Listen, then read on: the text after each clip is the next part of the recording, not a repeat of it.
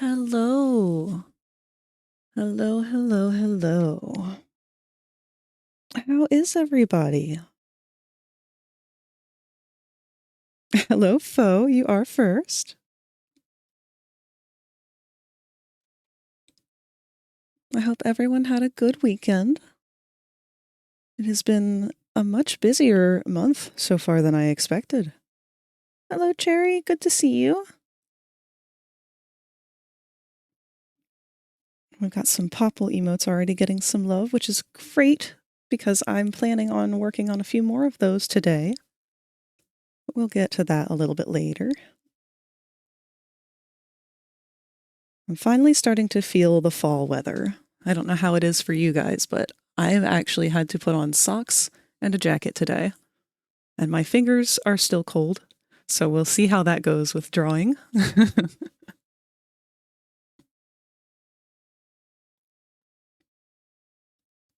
I had a friend come over the weekend, and I had considered going out to a pumpkin patch or something, but I don't know. As an adult in an area that is not super Halloween savvy, I think I'd rather just do the fake pumpkins so that I can put the same one out. I do love carving pumpkins, though. Bronx loves it too. She likes to eat the pumpkin guts and stuff that she can get a hold of before we can get all of it thrown away. Have any of you guys carved any pumpkins yet this year? Last time I carved one was a couple years ago, and I went with a gargoyles theme. Actually, maybe it was more than a couple years ago. It might have been when I got Bronx. Because that's what she's named after, is the dog gargoyle. I had carved Goliath into my pumpkin, and I thought I was doing really good until I lit it up. It's funny how much that changes the image that you think that you're making. Not yet. That's good though. Honestly, the more you wait, the closer to Halloween, the better, because in the past I have been known to carve a pumpkin a bit too early, and it was, well, it added its own elements to horror by the time Halloween actually rolled around. That and the squirrels, man. The squirrels can be so aggressive towards pumpkins.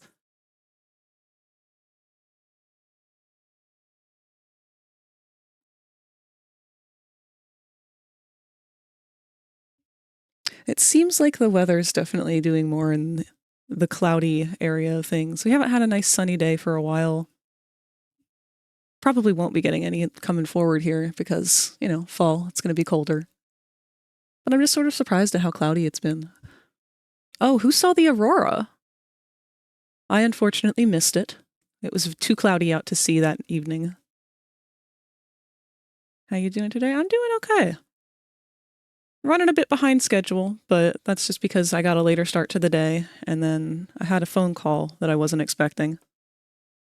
That went on a little bit longer than I anticipated, but that's all right. I'm flexible. Nothing is set in stone. I like being able to kind of maneuver around the obstacles. Thank you for asking, by the way. Oh,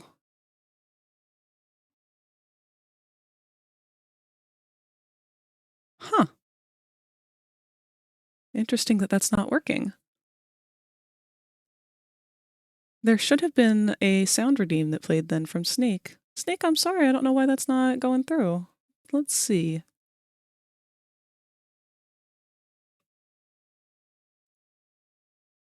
Well, everything should be working.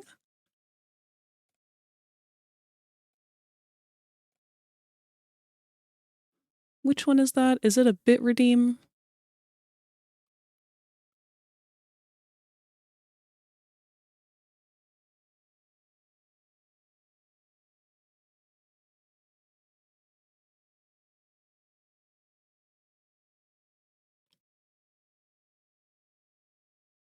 Hmm. Let me redeem another one and see if that's just that one that's not working or others.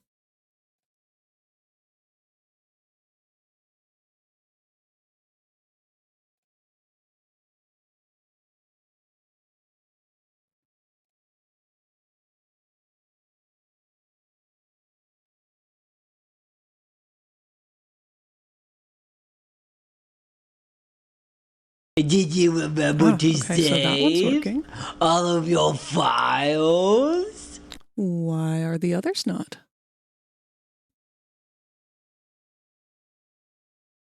Glad you're feeling good today. Oh, thank you. Mlem.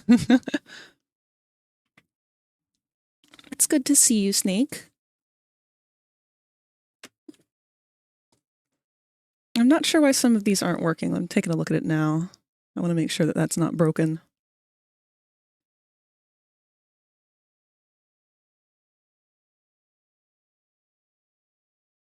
Let me check and see which one is running some of these redeems. It shouldn't be trigger fire.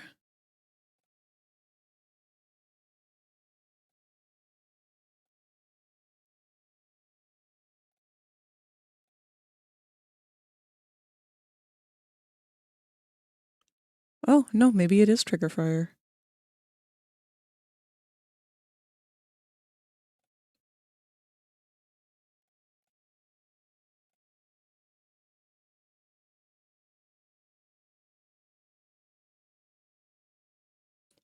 Sound alerts is working.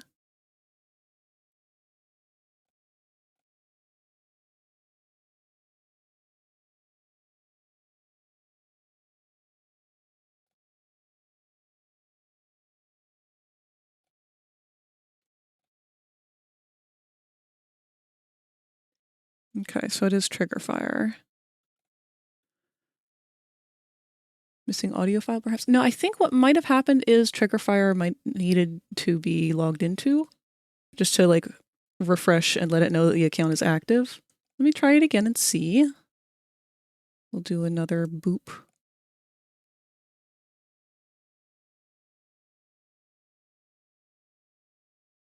Still no. Refresh trigger fire.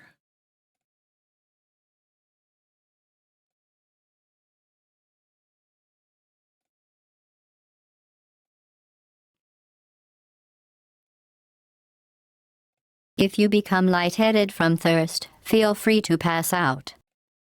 Oh, that one worked. Question is, was the hydrate done through trigger fire? It should have. There it goes. Okay. Thank you guys for helping me with that. I don't know why it decided that it needed to be refreshed and have it kind of reactivated, but I'm glad we figured that out. Also, hello, Mala. Good to see you. We got a boomer!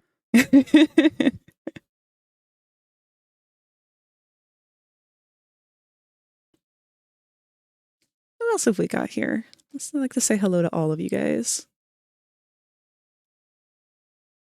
Hello, Akka. Good to see you too. It's been a little bit. I hope you've been working on that picture again. I was excited to see it finished. And hello, Morbid Mime. Frag, did you see the pictures I sent in DMs? The updated pictures? No, I don't think I did. Did you send them over on the Discord?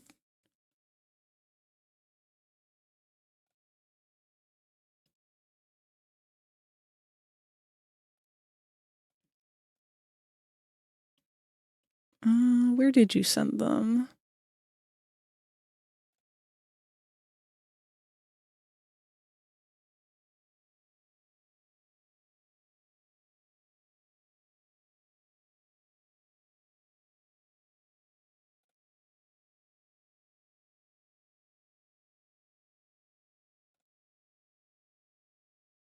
Oh, I think I see them here.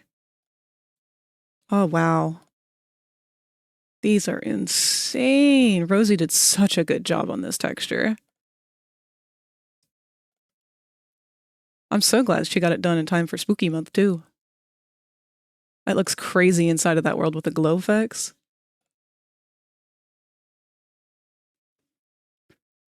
Getting closer, not been able to work on it much over the past couple of days. Too much happening. Boy, I feel that. Somehow it feels like this month has been like super, super busy for a lot of us. And then on the other polar opposite side of the spectrum, for other people, it feels like it's been completely dead and they've not been able to get anything done. I feel like that's pretty common when it comes to seasonal shifts. It's either overwhelming or underwhelming. There is no in between. Really appreciate you checking it out, though. Oh, yeah. And I love all the art that you guys share. I wish I had more time and more energy to focus on like just every individual conversation with you guys because I really do enjoy it. I enjoy getting to know you guys and seeing what your skills and talents are and your hobbies and interests. I saw Terrifier 3 on Sunday. Oh. I know Spooko would be very interested in chit-chatting with you about that. I've never seen any of the Terrifier movies. I feel like I would probably like them, but sometimes certain gore elements do get to me. And I know those are like the top tier gore fest.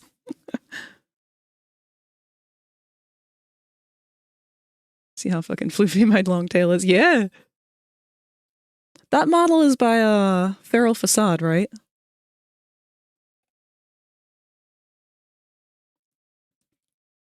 Half tempted to design a Parseval PNG tuber earlier. Oh, that'd be cool.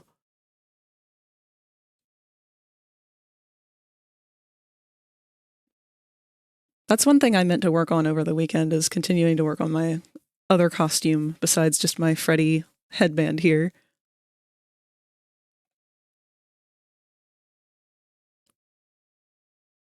"100% Gorefest. Some unnecessarily gory from others." Yeah.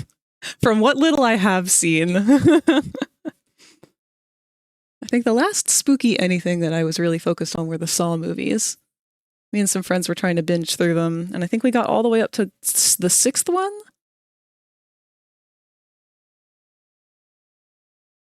Oh, Ectopimp is the one who made the Grinner. Okay. Thank you for including that information. I definitely recommend that artist. Their models are very unique. They're almost... They're not quite feral. They're like a good hybrid between anthro and feral. So they kind of have that like perfect level of creepiness.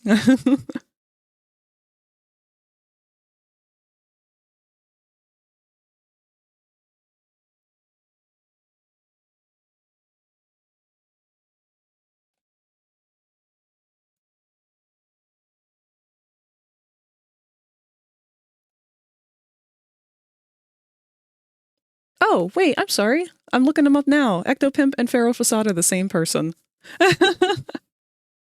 We were both right.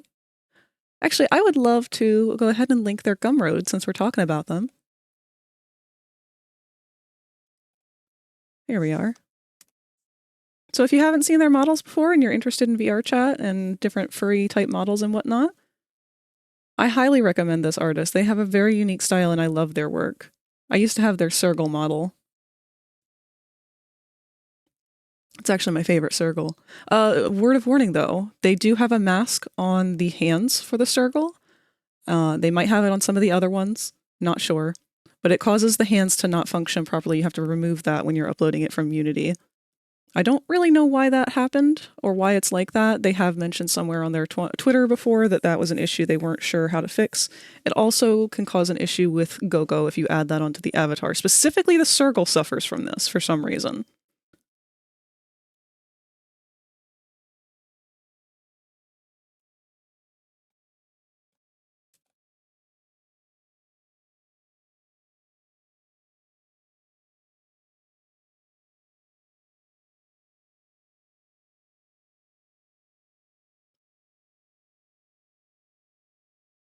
Oh, you've posted it in the show frag dump? Let me take a look. I've been trying to keep that one open so that I can see things that you guys share while I'm live. Oh, that Tavir, yeah. I like that one a lot. I like when people do a really unique kind of shape on different critters. Constraints can do some really awesome stuff. The only thing that I don't like about that one is it has like a gobbler. It's got like a turkey gobbler thing on it, which is a really, really cool feature to have. But something about the way that it wiggles like kind of freaks me out a little bit sometimes. I think it's fun. I love when people do unique stuff like that on avatars. Even if it's not quite for me, it's cool to see.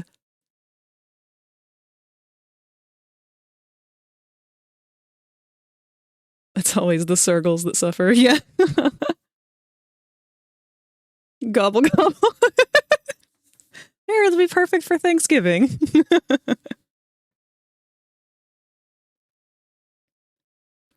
Actually, I don't think I've ever seen a turkey fursuit. Or a turkey sona.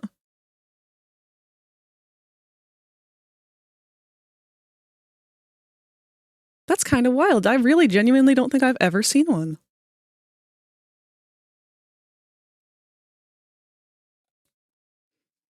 I did do, oh, this is a while back. Back when I was doing regular tabletop games at our local comic shop, I ran a one-shot for our D&D group for November, and it was a play on Thanksgiving. It was something about Plymouth Rock or whatever. And one of the big bad boss options was to go fight this giant turkey dragon creature. And once it was slain, it would be offered to the opposing factions and create peace amongst them. It was a silly little adventure. I love one-shots like that, though. I always wanted to do a one-shot of a Krampus-type story as well.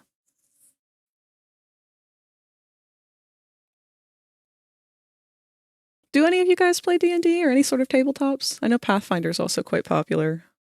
Warhammer is popular as well. I never got into that one. Mostly because of the price tag. It is very expensive to get into Warhammer. That, and I'm just not really, like, big on the war element of it. The thing that appeals to me about D&D and Pathfinder and all that stuff is being able to play an individual character and flesh that one character out. Bitch! Hey, bitch! I see Tot has joined us. It's good to see you.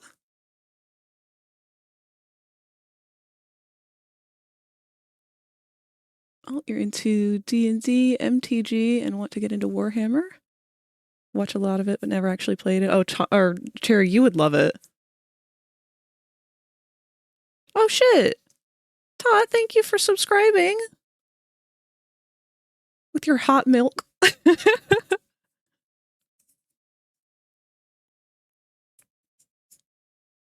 Honestly, Cherry, I feel like you would be great for DMing. You seem like the kind of person, you and Foe both, from what I know of both of you, would be fantastic for world building and writing a like mainline story for others to follow. Currently have a non-binary changeling in the works. Ooh.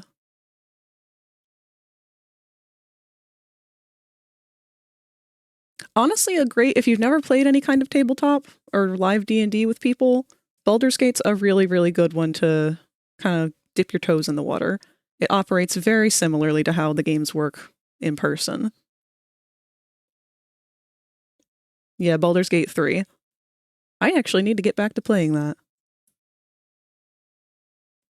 I put 150 hours into that. Okay, so I don't have to tell you guys. You already know. You guys have more experience with Baldur's Gate than I do. All right, the real question is, who did all of you romance? 250 plus hours.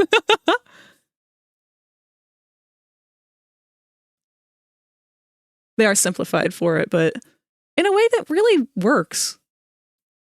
Oh, you both went for Karlach?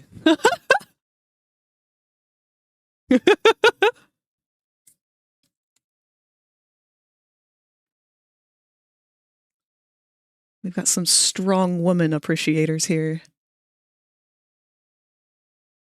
See, I'm frustrated because I'm not that far into the game, and I feel like right off the bat, what's his name? The vampire dude. Oh, shit. Y'all know who I'm talking about. What is his name?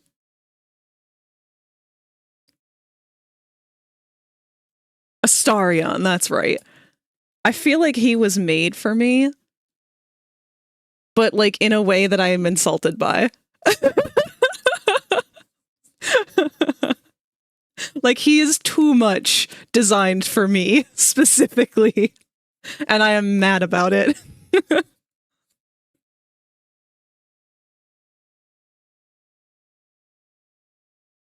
Your first one was Shadowheart. Oh no! Oh, Cherry, no! I don't see the appeal of Shadowheart personally. She's cute. She's pretty. But she's also, she introduces herself as a racist, and that's a big no from me. She does get better throughout the playthrough. Poof. But man, she gets off on a real bad first step.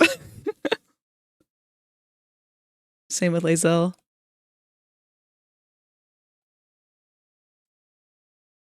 Yeah.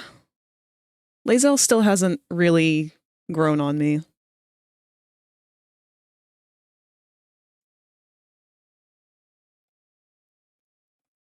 Welcome back, Sneak.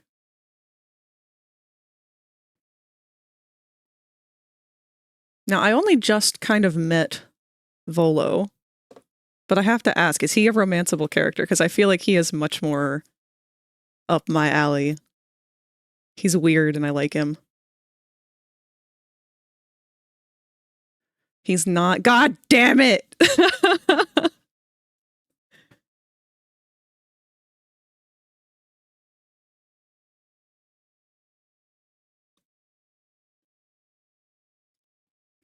Yeah, he does hang around. See, the first time I played through far enough to get to him was with our buddy Locke. And the first impression that I had after we got a hold of Volo, Locke immediately talked to him and had Volo stab him in the eye.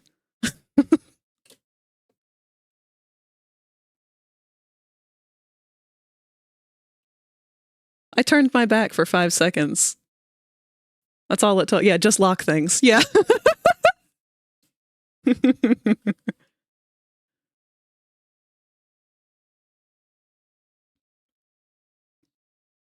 Well, if he's not romanceable, I guess I'll just have to stick with the shitty vampire.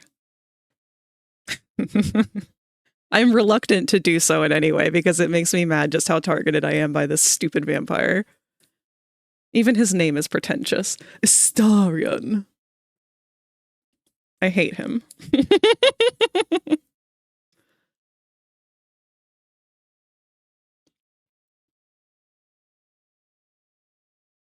Oh, this makes me not even want to draw and just go straight into playing Baldur's Gate. This is why I can't talk about that game.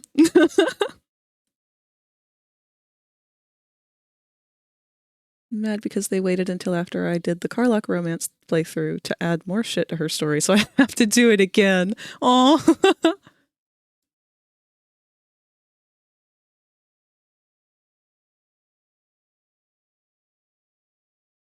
It makes me miss painting miniatures, to be honest. I haven't painted any in several years, but I have a ton of them that are still ready to be painted.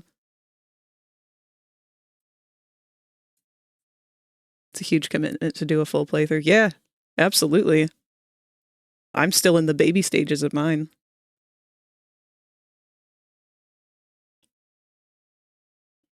I just told you guys, some of you guys over the weekend, some of you that I see over the weekend, about how I had to rage quit my last time I was playing.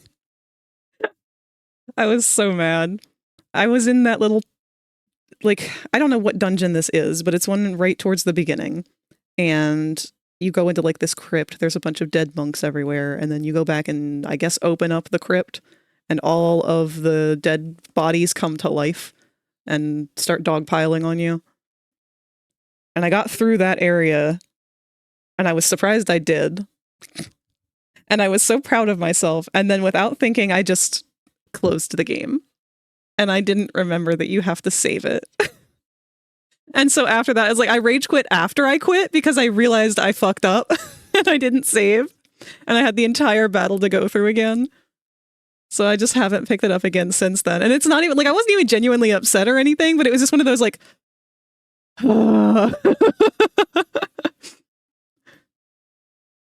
I save every 3 feet. Yeah. I did. I had the biggest brain fart with that. I've done that with Pokemon before and it's heartbreaking. Yeah. Well, especially for Utah, because you do all of like the shiny hunting and stuff. You do EV breeding and all of those crazy things. I can't imagine how much progress can get lost with that.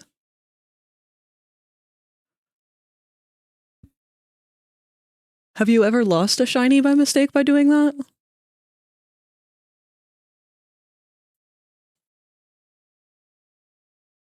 I've been told that in the newer games, shiny hunting is much, much easier.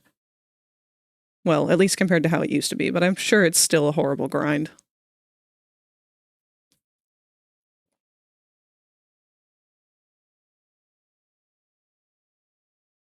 It's disgustingly easy in SV. Oh, what are those? Ooh. Violet? What fucking Pokemon are out now? Scarlet Violet. Right. That was like the Hispanic themed one, wasn't it? I did not play those. Oh, that's the one with Toothless. The Toothless Pokemon. Your legendary bike.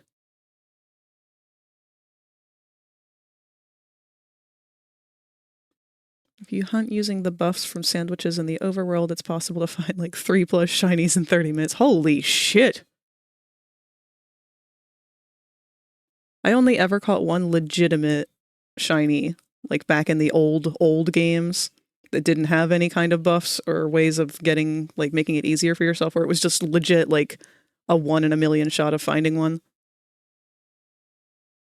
It's not Hispanic, it's based on Spain. Oh, okay.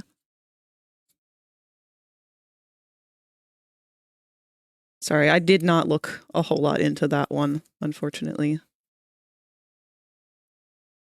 Not for any real reason. I just kind of lost interest in Pokemon when the games started being very similar. I hear that that one's a lot different, though.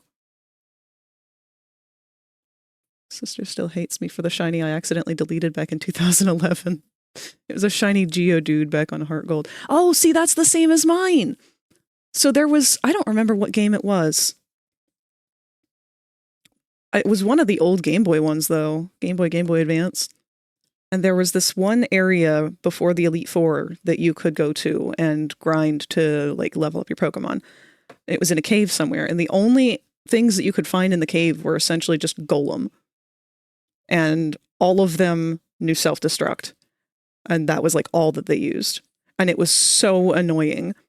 So I would go in there with my Gyarados and just fucking wipe everything that I found before it could kill itself to try and get my level up to the right spot. And then doing that, I had found a shiny Golem.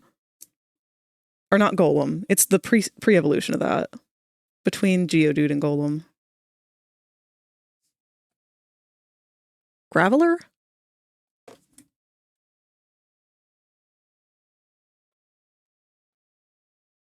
Yeah, Graveler. Y'all know what a shiny Graveler looks like? It's brown.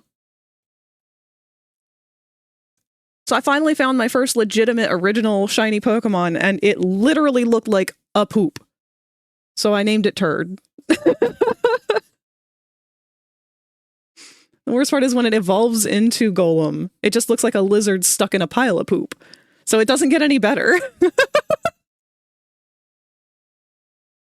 It reminds me, I did have a shiny Rowlet kill itself in SV because I forgot it had Brave Bird, and I false swiped it to 1 HP, but I saved it next to it, so it wasn't really lost. Played Baldur's Gate 1 and 2, but couldn't stick with them long enough to finish.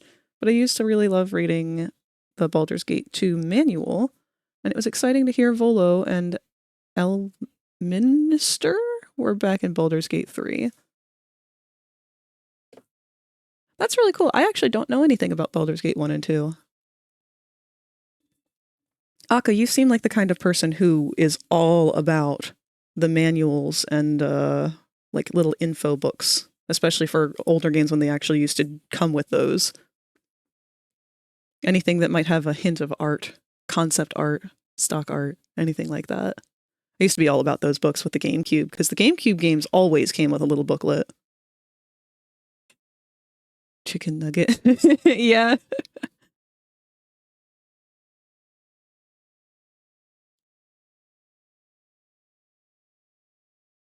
A lot of characters return from the older games. That's really cool. It's good that they didn't just kind of walk on from them. You're 100% correct? Yes, I knew it! We pick up on those art instincts in each other.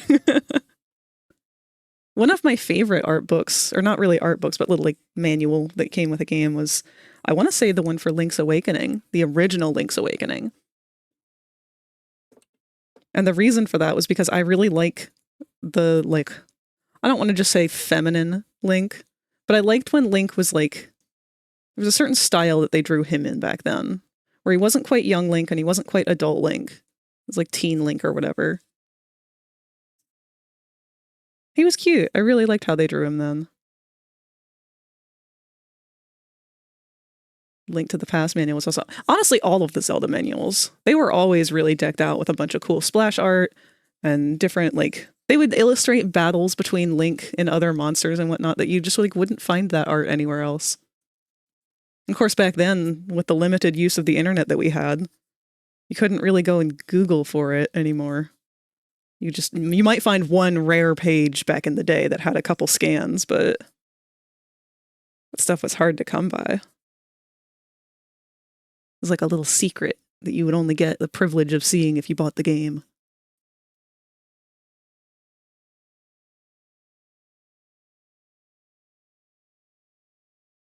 My poor Sonic Adventure 2 manual. That thing got read so many times, word for word, front to back, to the point where, like, the staples were desperately trying to hold on to the pages. The cover was barely hanging on anymore. That was an early, undiagnosed autism hyperfocus that I don't think anyone really picked up on. I would bring it with me to school so that I could sit and look at it and try to draw the pictures from it to learn how to draw Sonic characters.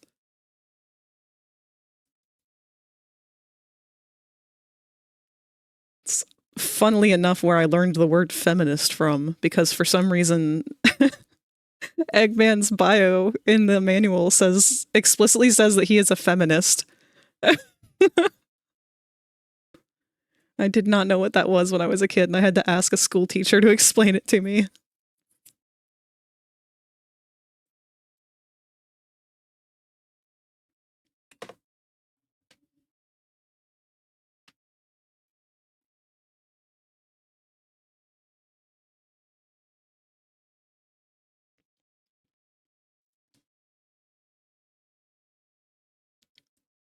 Well, let's see here. We've got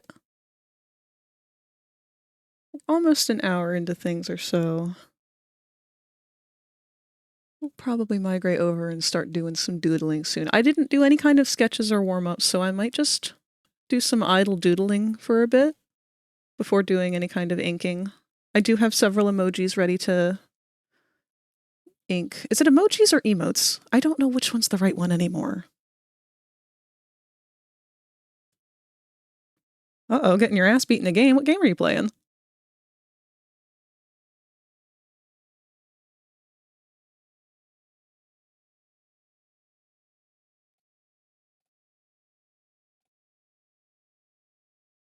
I'm going to preemptively pull up my Pinterest pose folder.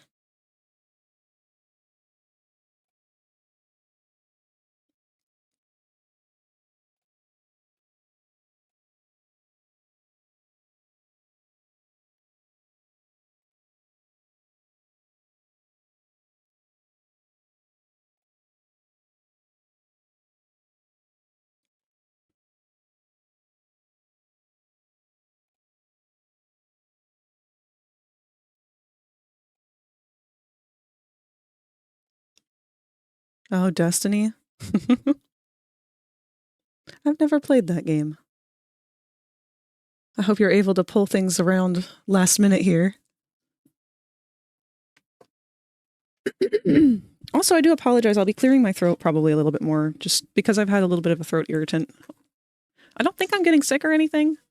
Just sort of seasonal change. Something about the Link to the Past manual art really helped it feel like Link was coming into being a hero and going on the big journey. Yeah!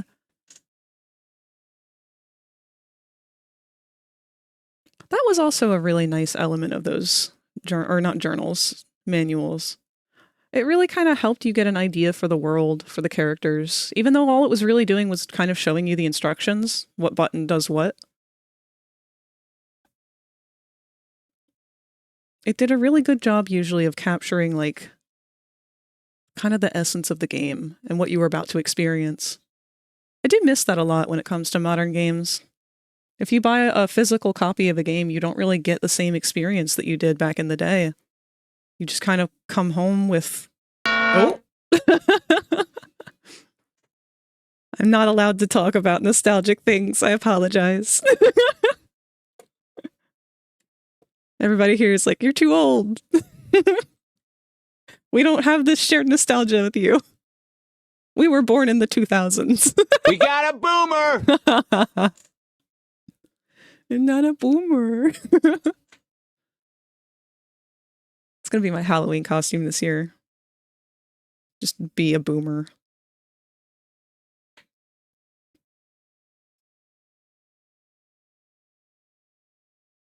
Getting to see art of stuff you would eventually run into helped convey the feeling that you should feel. Yeah! It built up the anticipation. Honestly, one of the games that I've played more in modern times that felt very much like an older game, like the experience of playing Zelda the first time, was, you know that Crypt of the Necrodancer crossover that they did?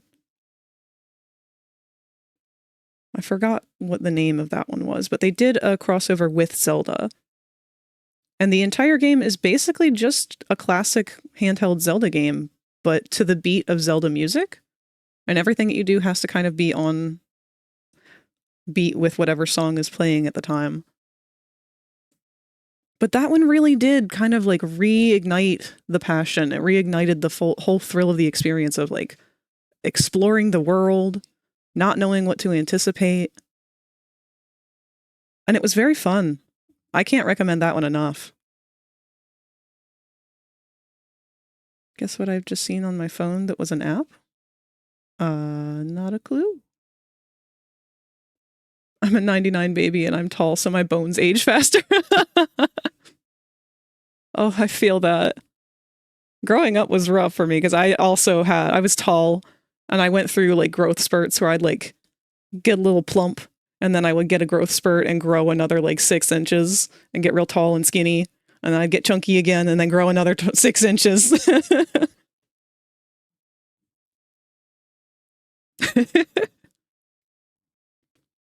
From someone who had trouble with Crypt of the Necrodancer, Cadence of Hyrule was so much more playable and enjoyable.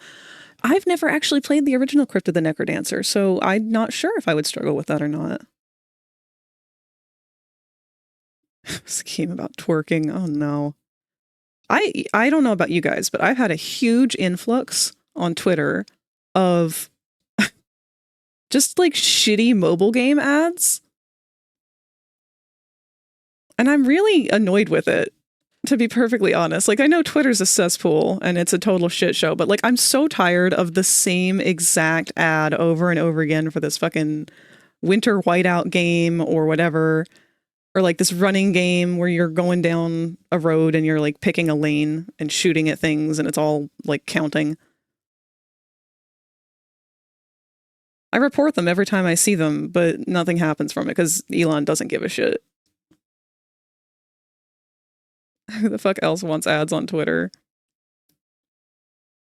Like, I'd like to know genuinely, do they actually even receive any kind of benefit from these ads? Like, are people actually buying into this? Are they actually downloading the app to play? And is it even the same app that they're advertising? Because 9 times out of 10, it's not.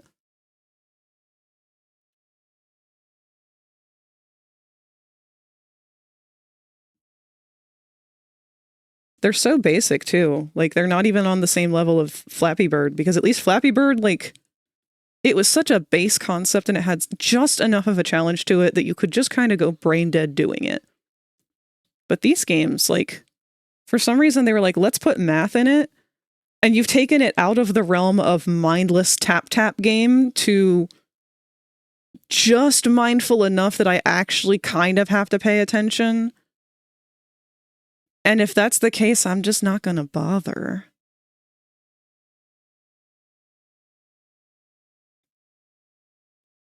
Literally just a winter township, basically. I think they're mainly just looking for like a few whales that they can get to play the game. Yeah, I'm yet to meet anybody who's bothered with them or actually has a genuine interest. We lost the match. Oh no! Fo, the games that you play intimidate the hell out of me. Like watching you guys play Warframe. I can't even begin to understand that game.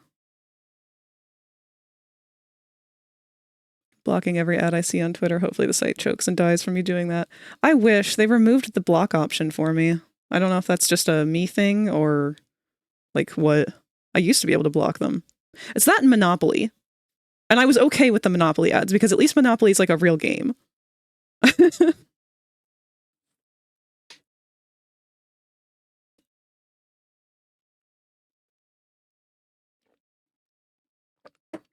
Just some ads that don't have a block option. Yeah.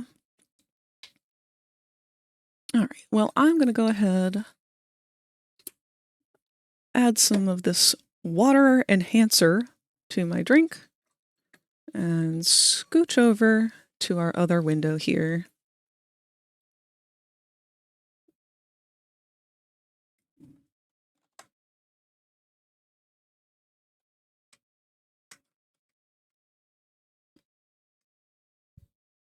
I was going to say, where am I?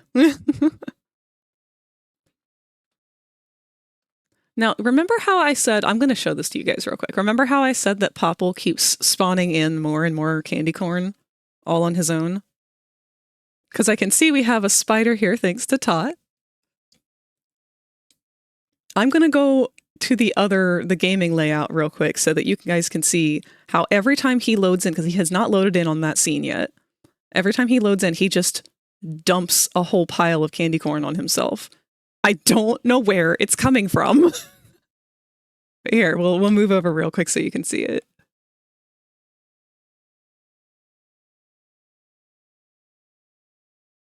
Oh, there it goes. I don't know where it comes from. It gets more and more every time. In the beginning, it was just 4 pieces.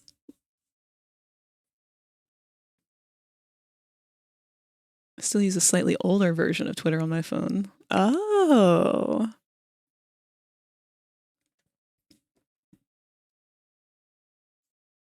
All right. Give me just a second to adjust the tablet screen here, because I did not get that preemptively set up.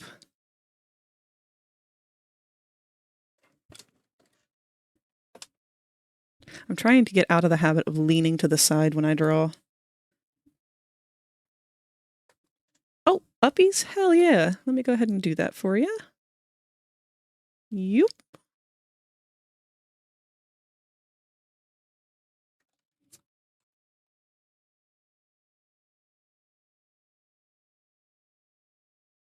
Oh, missed the hat by a little bit, but that's all right. You're just precariously planking.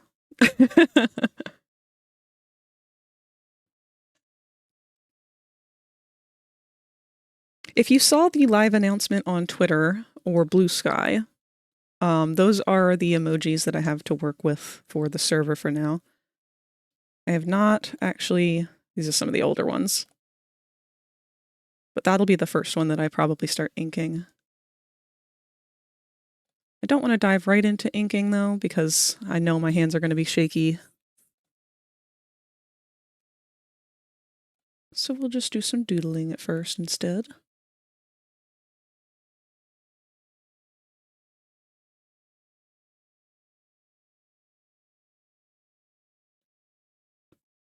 Real trouble is just trying to find some inspiration.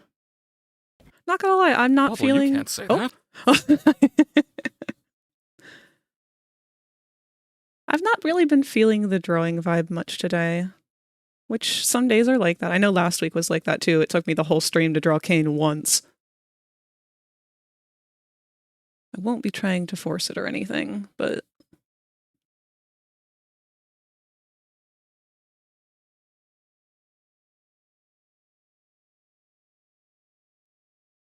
Oh, I can always tell when I've gone through a phase in my pose folders because I'll have like... Clearly I was trying to draw some kind of like couples picture where they were snuggling or interacting in some way that was cute and fluffy. So I'll have an entire section of my pose folder of just like couples poses.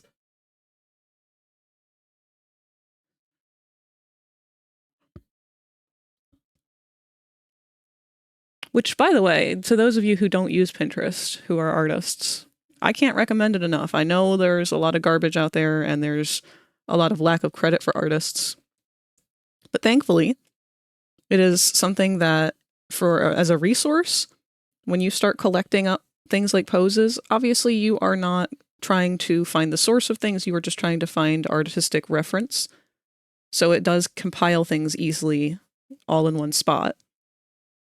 And if you really need to, it's really not that hard to reverse Google search things. A lot of the time you can find it within the matter of like 1 or 2 pages. This is art. Oh. You will hear a buzzer. When you hear the buzzer, stare at the art. Thank you, Mala. Even though this is just a blank canvas for the time being.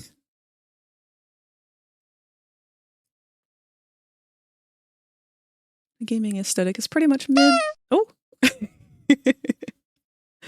Mid to late 90s. Thief Gold and Half-Life, essentially.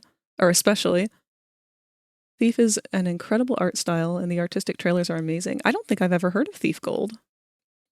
But I do agree with you on Half-Life. Let me check that one out real quick.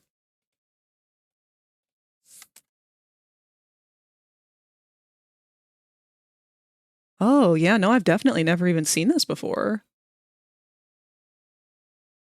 Ooh. I'm definitely going to look into this one more. This is very cool. It's kind of like if a point-and-click adventure style game, like a Sierra game, was made for PlayStation 1. At least at a glance of these images.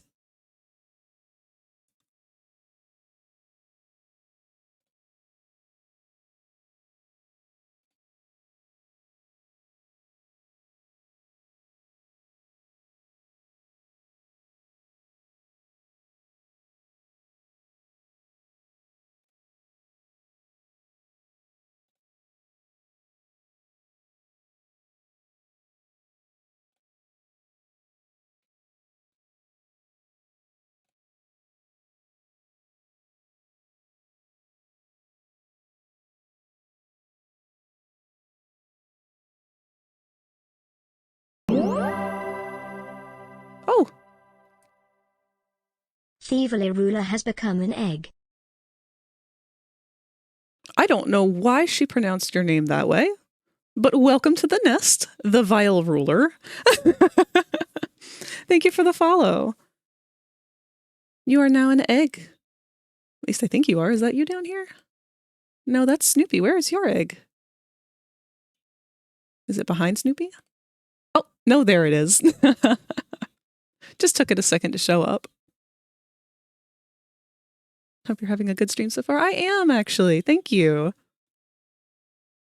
If you would like to hatch from your egg, on desktop, if you float your mouse over the twinkle beside my head, there is a Stream Avatars logo. You can click that. It'll give you a list of dinosaurs that you can hatch from. It'll also have another page that you have a controller on that you can interact with other people on the stream. If you're on mobile, it's right next to the gift a subscription button. There's like a little +1 to the right-hand side. I sent the updated version of Half-Life, which is called Black Mesa. I sent one of the parts of my playthrough. Oh, okay. I'll be sure and check that out after the stream.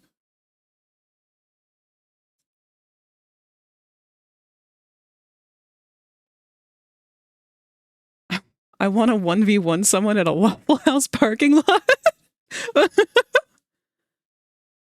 Thank you, the trailer for it after the stream. Yes, please. Yeah, the game looks very dark and like spooky, but like in a really cool, unique way.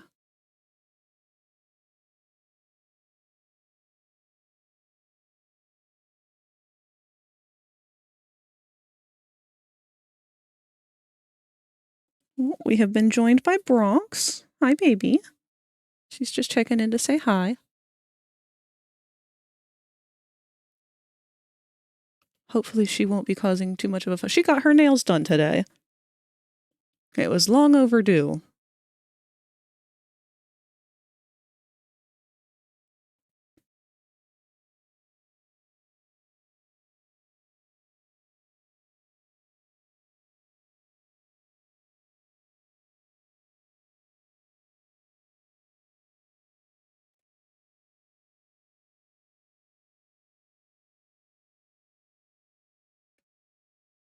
God, yeah, no, she needed it real bad. Her nails were starting to get so long that they were curling. And the reason for that is because she is a very big drama queen when it comes to doing her nails. You can't even touch her toes without her freaking out. And given that she's a 60-pound pit bull, she's not like aggressive. She won't do anything. She just squirms. And when she squirms and flails, I can't hold her. I has good news. Please share it with the class. Also, hello, Katsu. I hope you had a good weekend. I'm not doodling anything at this point. I apologize. I am very much trying to scrape together some inspiration to think of anything.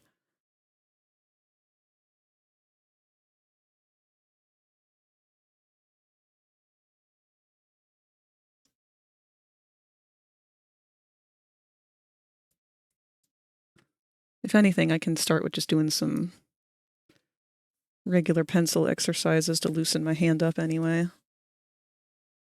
Go with what you want to draw. See, that's the problem, Fo. There's not really a whole lot that I want to draw right now. My brain is just drawing a blank.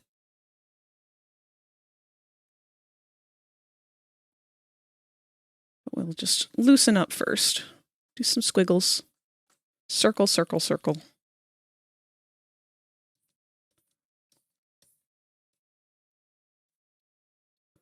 Just some regular cat scratch over here to try and get my hand used to these motions again.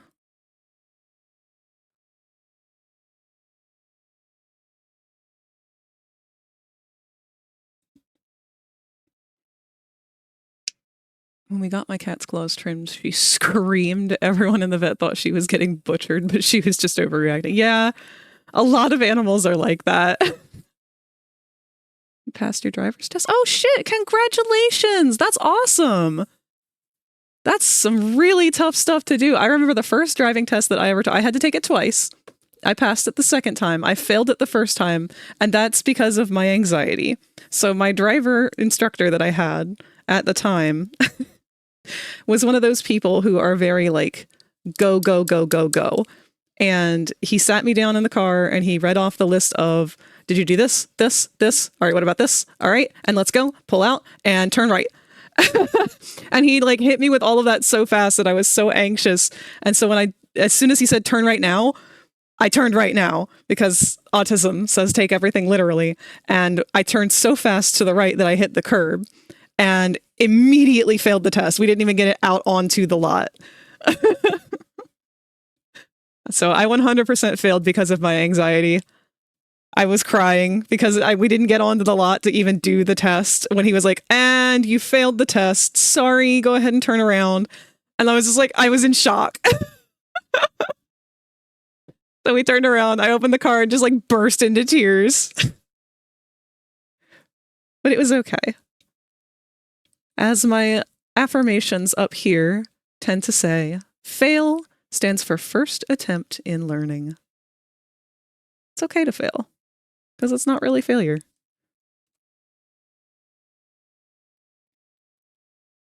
Popple doing the why can't I hold all these limes but it's candy corn. Popple punching Kane in the fucking face.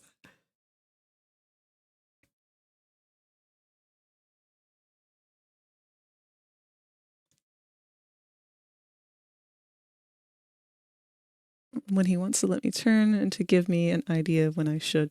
Oh, yeah. Oh, and you know what? This is a good opportunity. So ads will be starting in a minute. During that ad break, I will buckle down on figuring out something to doodle here.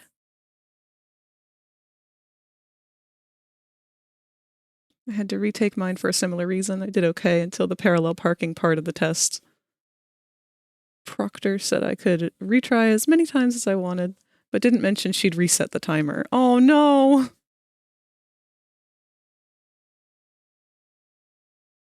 It was so cramped for my legs that I had to have my mom drive home. Oh. Listen, you had just passed a driving test. I think you were entitled to be chauffeured home at that point.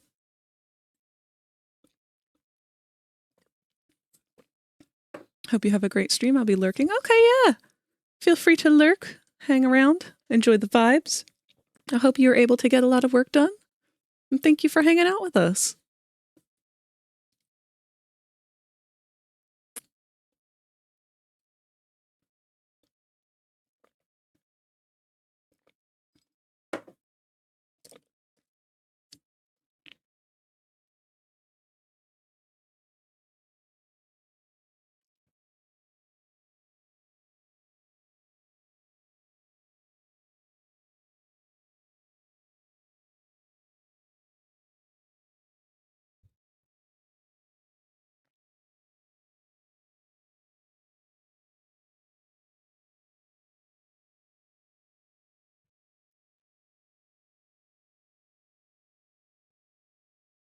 Okay.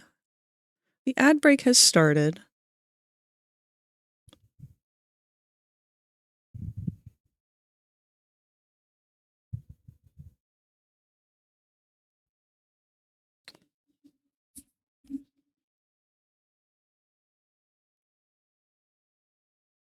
Take a look at my folder here and see what other recent doodles I've been doing. See if anything draws my eye.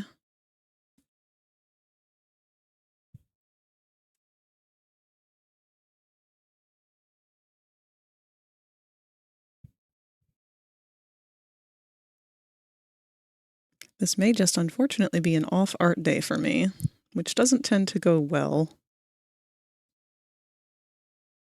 That's how we ended up with Kane taking 6 hours last time. Hopefully it won't be that bad. If anything else, maybe I'll just try and go right into inking. I know that's not the best thing to do, but...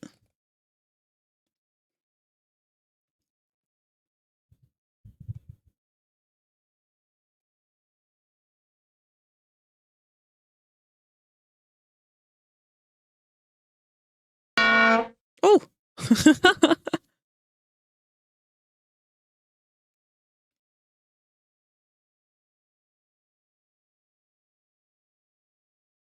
Forgot ads don't pop up as a sub. Yeah! That's one of the many benefits of subscribing. Spent like 4 hours drawing a cursed fish, Alistair.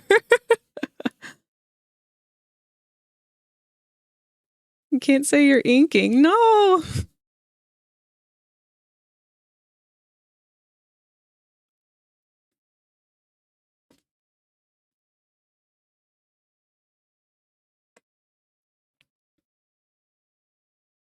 Just draw some goofy skeleton heads. That'll be something anyway. Give myself a couple different fun shapes to play with.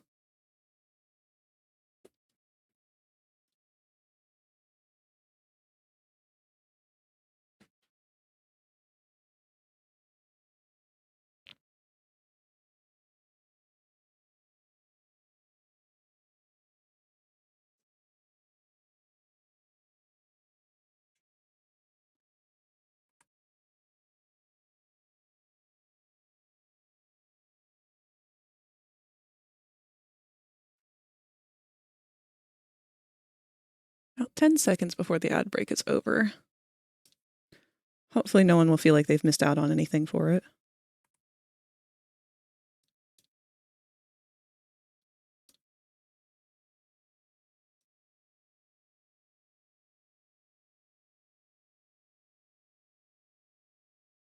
Welcome back to those of you who are on the ad break.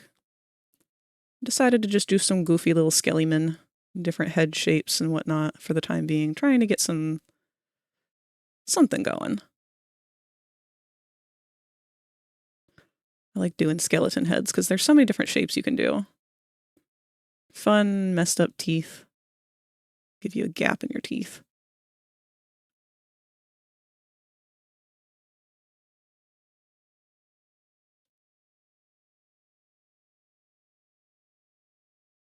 What's that one game that was about the skeleton that had like a fucked up kind of head? I don't think he had a bottom jaw. Medieval? I want to say it was something evil.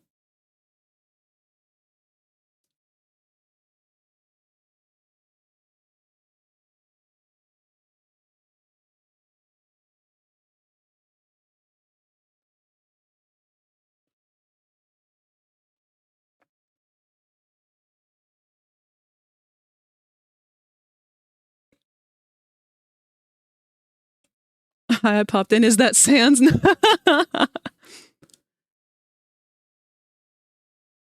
Want to see the whip stream starting screen that I'm working on? Maybe it might give you some... Sure, feel free to share it over in the Discord. I can take a look at things over there. Just drop it in the show frag dump, because that's the only one that I really keep open while I'm streaming. Need to draw skeletons more, they are fun. It is not Sans, no. I'm just doodling some random skelly heads, trying to get some warm up in before I start doing some inking on these emojis. I was not corrected in any way when I said emojis or emotes. I'm still unclear on what the current lingo is for it.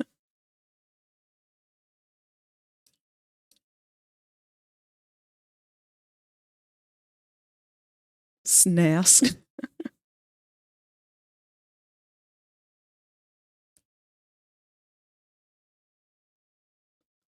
Twitch calls them emotes? Okay.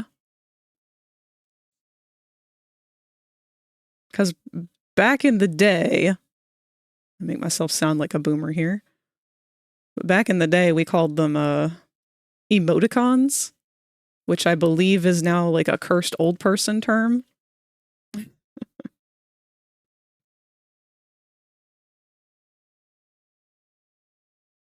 give you like...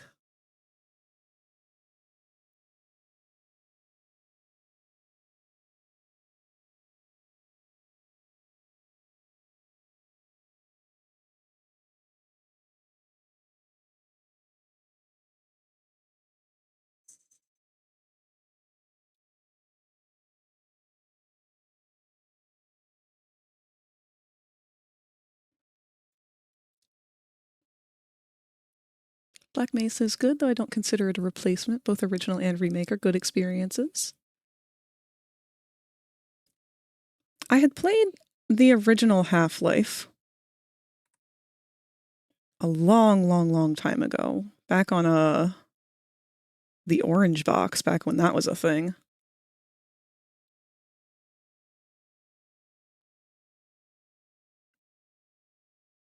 It's one of the first times I ever remember getting jump scared, actually. There was a part where like you're in a boat and a crabhead zombie pops out from underneath of a log or something while you're in the boat. And I don't know why that one scared me so badly, but that was just like a very vivid memory.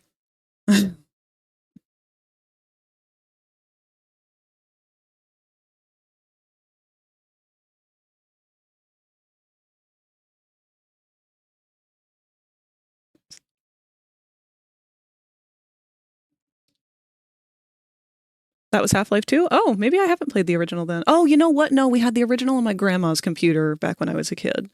And I had watched my cousin play through some of it, but we never got through to the end.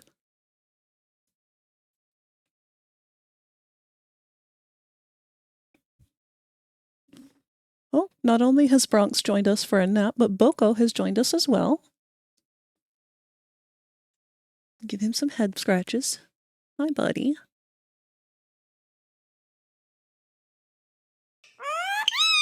Thank you, baby. Hello, Chauncey. Welcome home. How was school?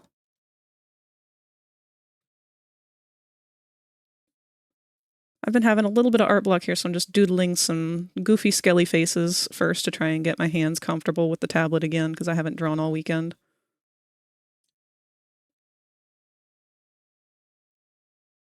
Revisit Half-Life 1 every so often, getting one of my friends to play through all of the expansions for it. There's expansions?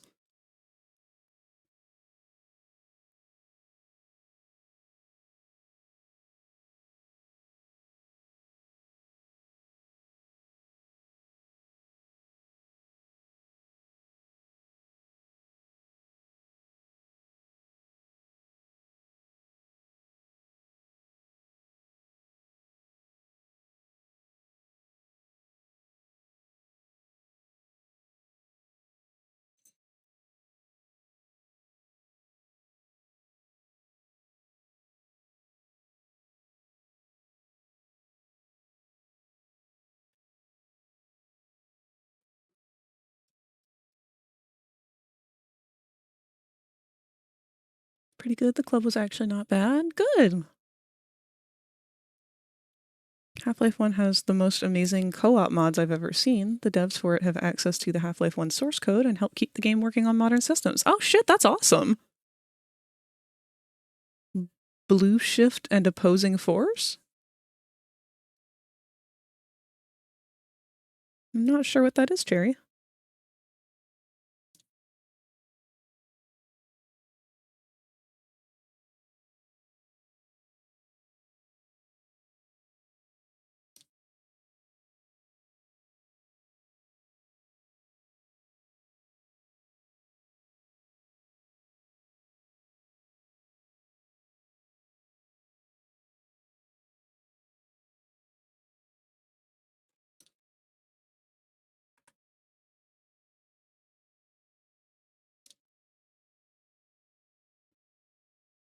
I've played all of them and they are so good.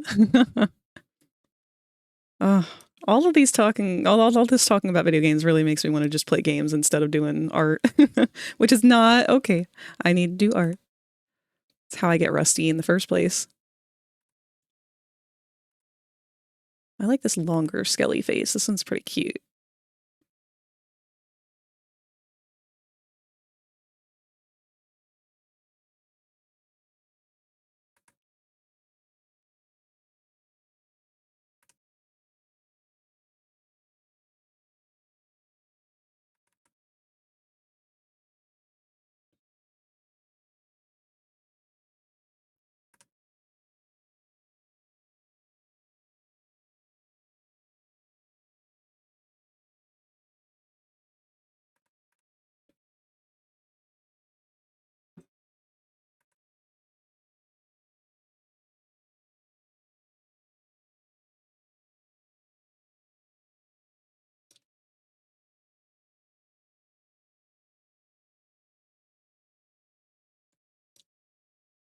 Make this one a girl skeleton. By giving her cute lashes.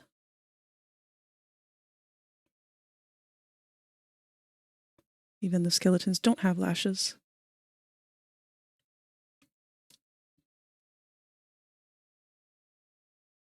I'll make these side teeth a little bit smaller so that these front two kind of look more like lipstick, like a kissy, heart-shaped kissy lipstick. Maybe she would have like a sun hat.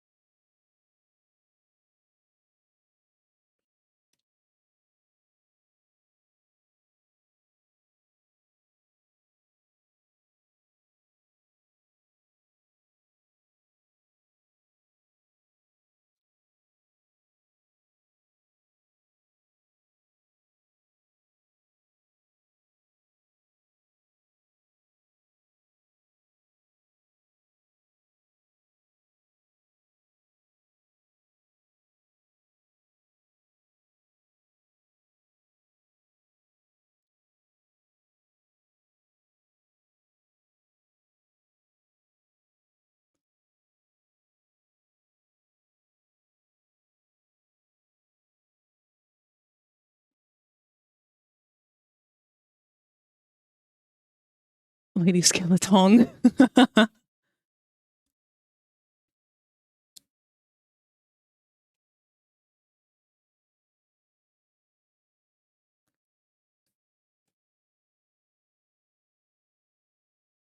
Oh, why is my scroll not working on the chat? I can't scroll up. Hold on.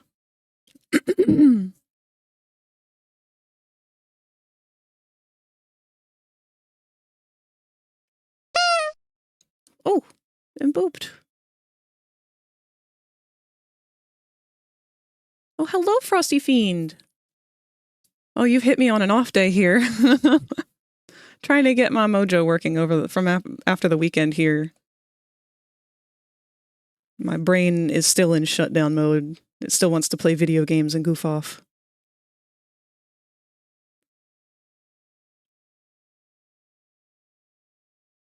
If you could have any Pokemon as a companion or pet, what would you choose? Oh, that's so hard.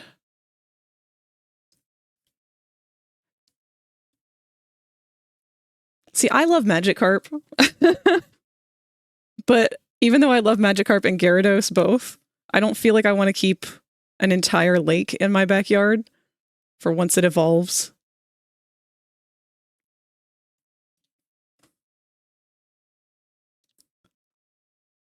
At the same time, Scolopede's a pretty good one. You could ride that one to work.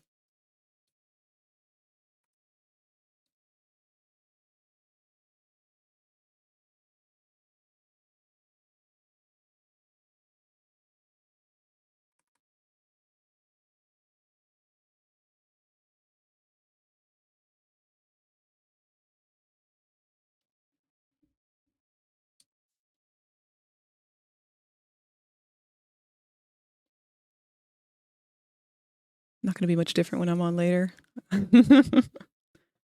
Be lurking often, but I need to get more. I need to catch your streams more, because you're streaming more often than you were before. I feel like I can never catch you when you're on. Will you be streaming later this evening? I'll be wrapping up closer to around midnight Eastern. If you're still live by then, I would love to raid out at you.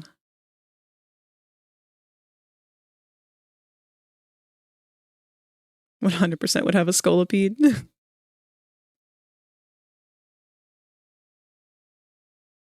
Character on the left is my whip. He's a human, but has a whole dark sci-fi. His name is Ava, short for Avatar. Oh, that's cool.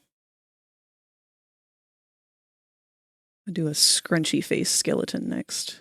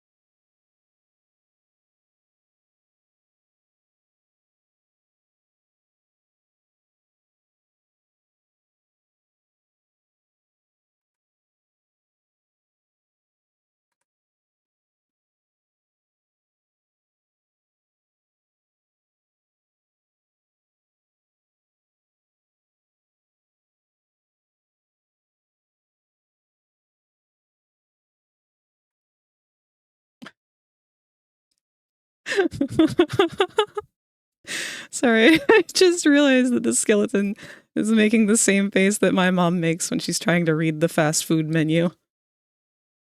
She doesn't have her glasses on.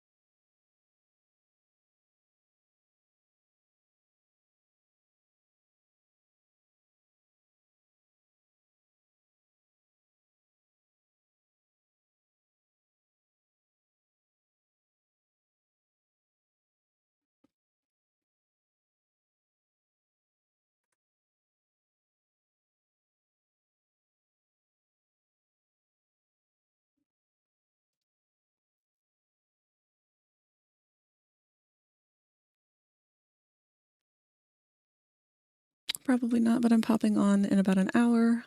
I'm cooking a roast, so might be later. Well, I hope you have a good time for while you are streaming, and I hope your roast comes out good. Do papyrus? Enemy team hates me for freezing them a lot with this grenade launcher. You show your parents a meme on your phone. Skellen looks like she hasn't had chocolate. The roast of the skeletons begins.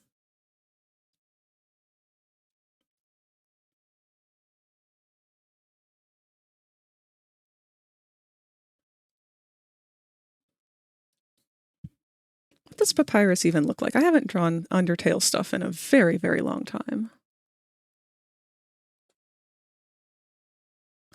Let's grab a picture of these two.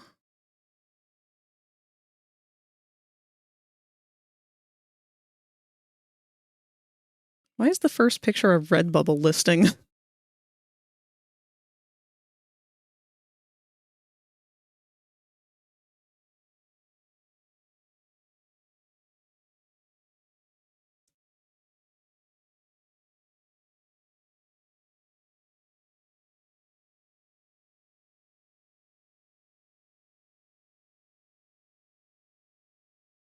One of my favorite jokes the Undertale community used to do is they would draw comics and stuff with Sans and Papyrus. And Sans would make some stupid joke. And then Papyrus, like, it would go to a panel of Papyrus where he just, like, got hyper realistic in response to the bad pun. This is the only one I could find easily of their sprites, but it's on an iPad case on Redbubble for some reason. So we'll just crop that.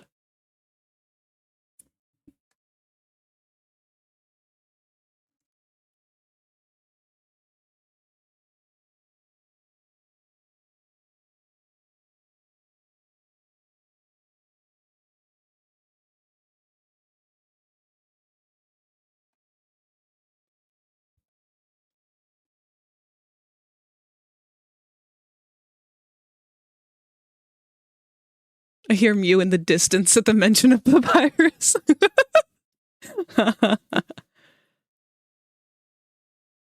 Yes, I am drawing them. I make no promises that it will look good.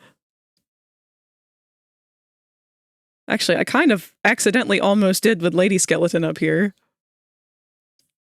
She looks very much like Papyrus.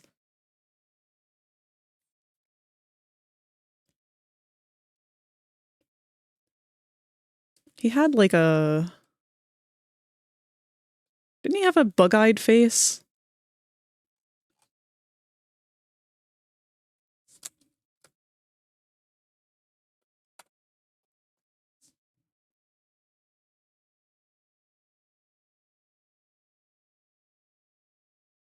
Yes, he did. Okay, hold on. Let me get that.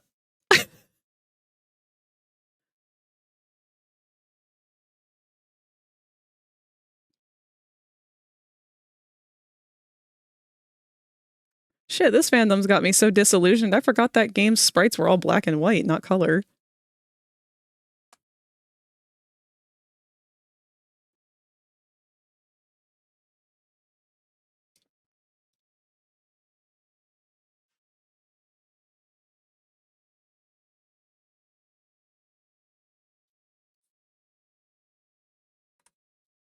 What was his whole deal? He wanted to be a hero, didn't he?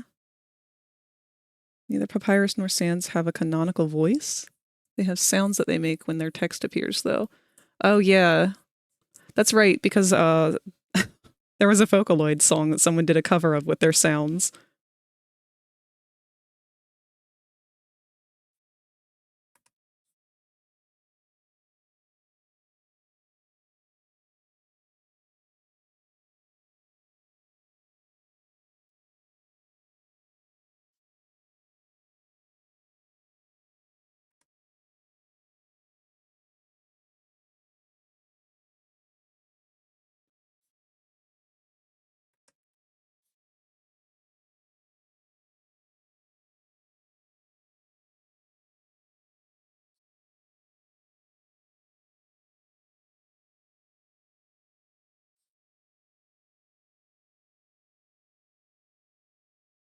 Oh, yeah, he also made spaghetti.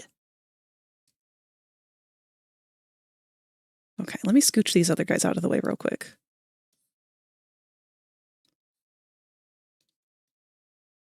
You go up here.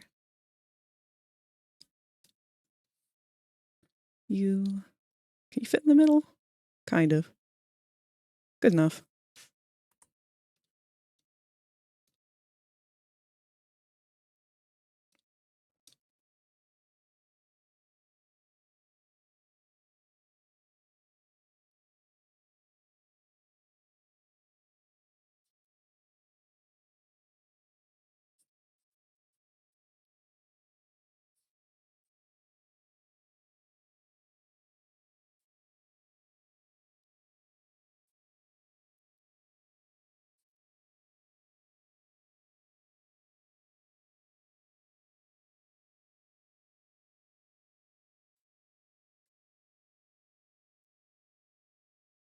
What is the symbol on his shirt? It's like a weird triangle.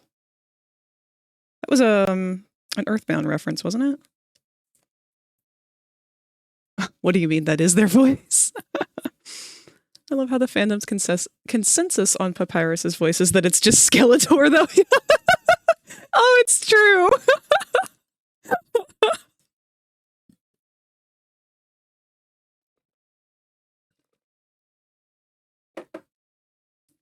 Because of how forgetful I am, if there's something I have to or want to come back to, I write a little note in their color to help me remember.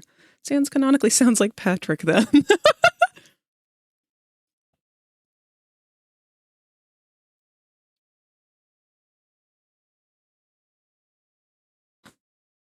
He dropped a Dorito and then never picked it up. That's my headcanon.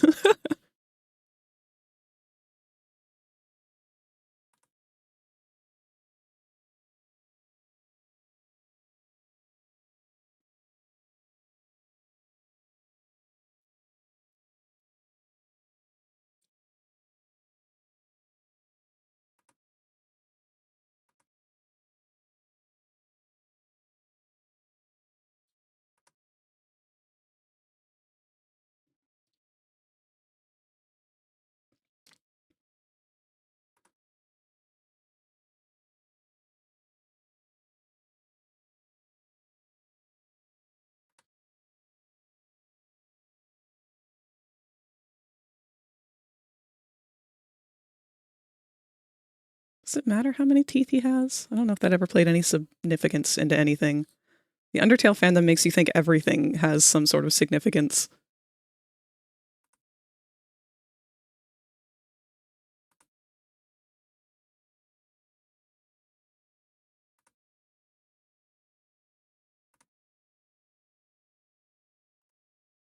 Oh, actually, on the topic of Undertale, I want to ask you guys something. Because this has come up a couple times now, and I'm just curious. Give me one moment.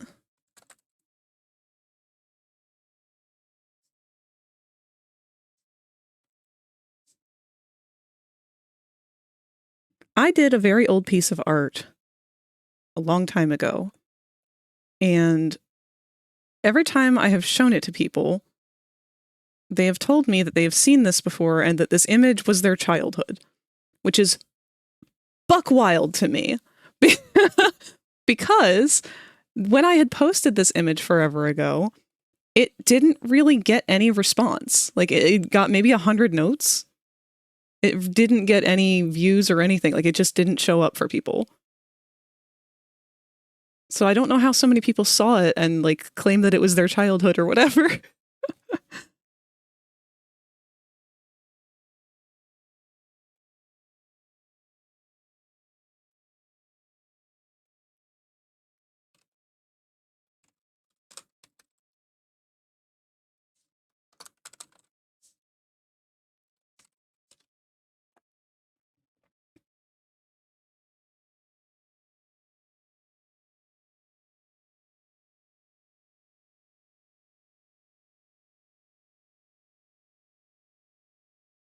Oh, it's deep in the archive.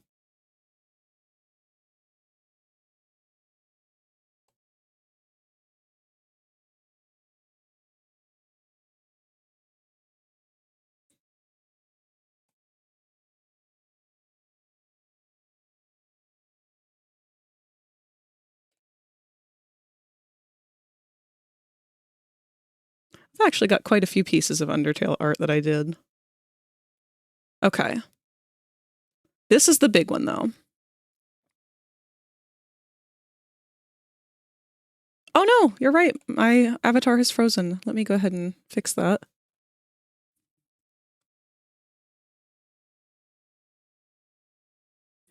That does happen every once in a while.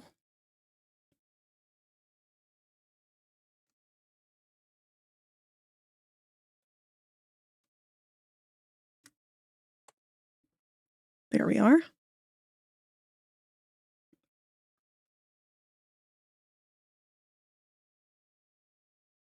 I was thinking so hard that I stopped working. You were semi-active in the fandom, so I'm curious. Yeah, okay. All right, here it is. This is the big one that I did that everyone has told me they recognize or has seen before. This was a traditional piece that I did way back when. Do I have a date on this one?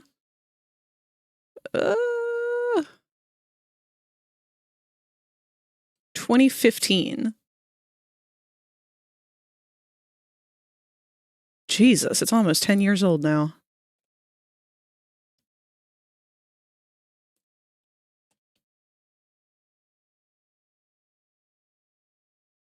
You do remember seeing it.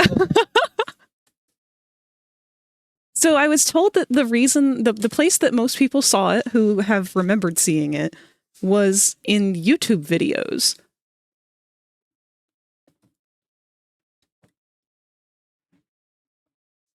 Which I definitely did not make any YouTube videos with this, though. If you guys know of any that have it, I would love to see. Oh! Well, hello! Vic Creates has raided the channel with 6 creatures. Hello, Vic, and your 6 creatures. It's time for beans. Oh god, everyone's going everywhere. Pink's Pixie has become an egg. Oh, thank you for subscribing. Oh gosh, that means that you're going to be an egg somewhere here. Are you familiar with stream avatars? If you're not, let me know. I'll show you how to hatch from your egg.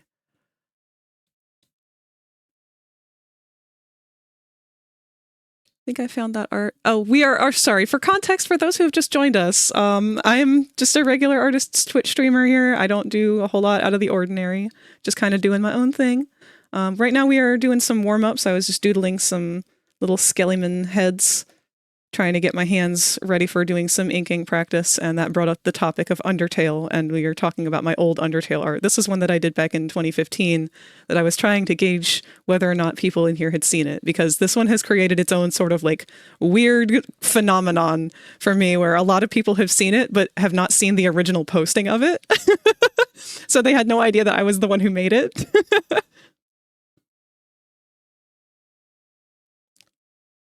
I think I came across it trying to look up art of the skulls, Gaster Blasters or something. That would make sense, because there definitely was not a lot of art of just the Gaster Blasters at the time that I did that. I've struggled so hard trying to find references for them. Similar one too. Yeah, a lot of them do look the same. Like, I'm not to like insult it or say that like, oh, they all look the same, but it's the same concept of like, it's that final fight scene. So they will start to blend together since it is the same character, the same scene, the same everything going on. But if you do recognize this and you know where you recognize it from, please let me know. I'm very eager to see. It's so old at this point that I'm not really concerned about like copyright stuff. Unless somebody's making money off of it, I kind of don't really care. I do still love this picture. I actually have this one framed in my house. There's a couple others that never really took off too, and I don't really blame them because they weren't my best work. This is another one. This was an art trade with my friend Shiro, or Orenji Beetle. She wanted me to draw Metaton and Undine.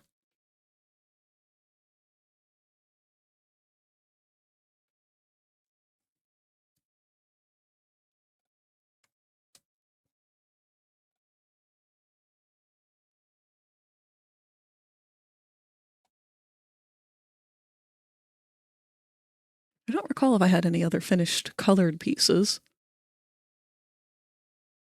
For Undertale, anyway.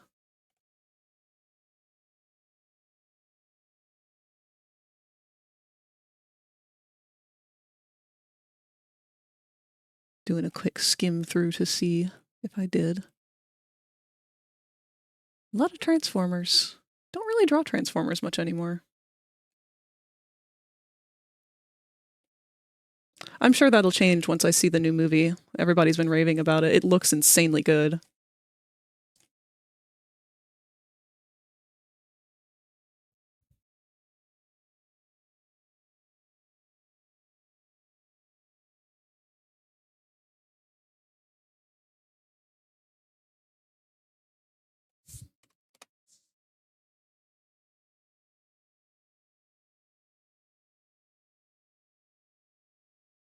Oh, that was something else that I did every year.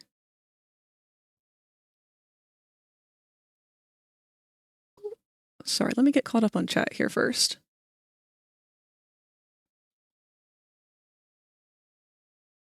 My Twitch audio cut out. How do I hatch? Oh, are you on desktop or mobile?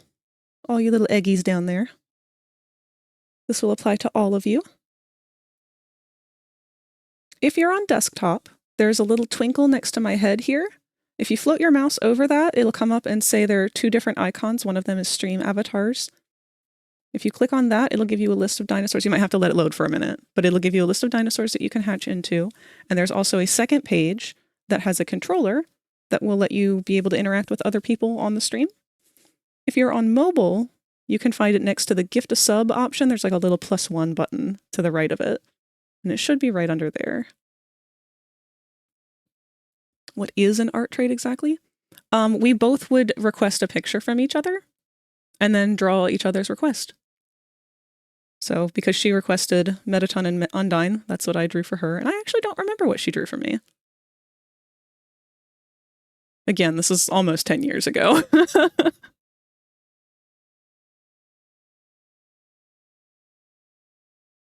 Also, let me know if you're having any trouble with the stream avatars. I'll do my best to help out. You might have to refresh if you came here from the raid. Like refresh the page, because sometimes raids can be weird about that. Oh, I just noticed, Frosty Fiend, when you raided, you added a skull to Popple's head. We've got all sorts of fun Halloween stuff to redeem and be added in there.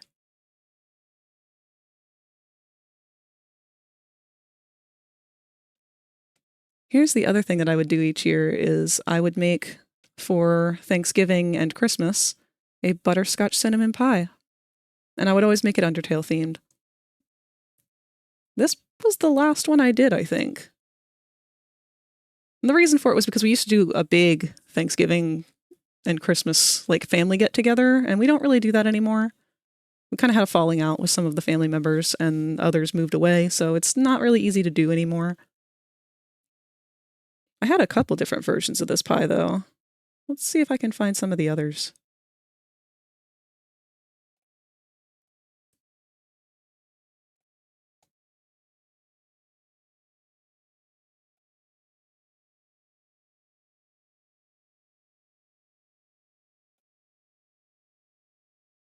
I know I did it 3 different years in a row.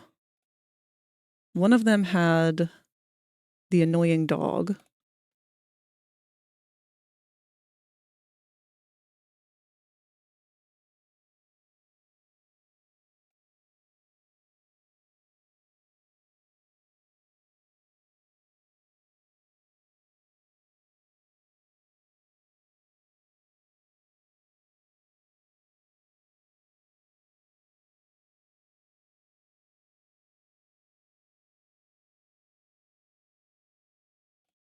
Ah, there it is. This was the last one I did. This was 4 years ago.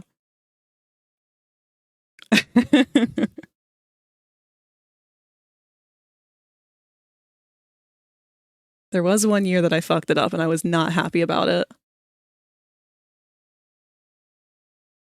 See, the thing is with doing any kind of sugar work with baking and whatnot, you have to be so careful because if you are trying to caramelize sugar and you don't get it hot enough, it will make it grainy.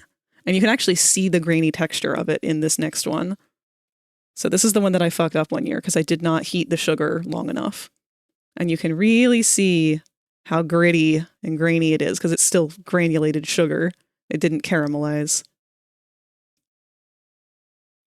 But on the other side of the spectrum, if you get it too hot, it burns. And sugar does a really fun thing when it burns where it just violently erupts out of the pot like a demon being summoned from a fucking pentagram. And I didn't know that at the time. I learned that one the hard way.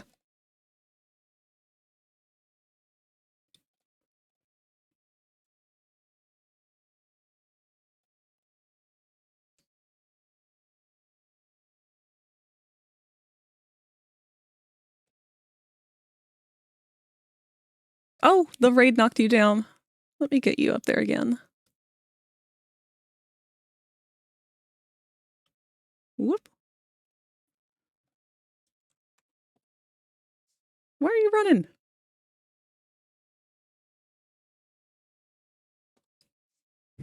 There you are.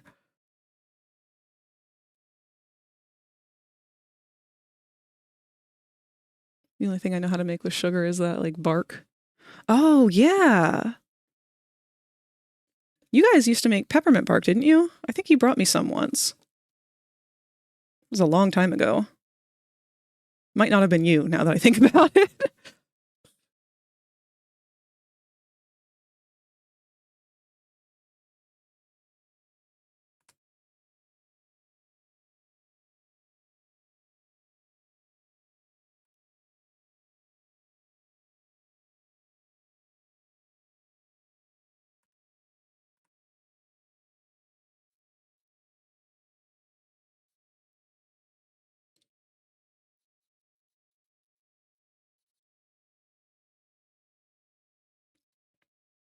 You've never made it with peppermint?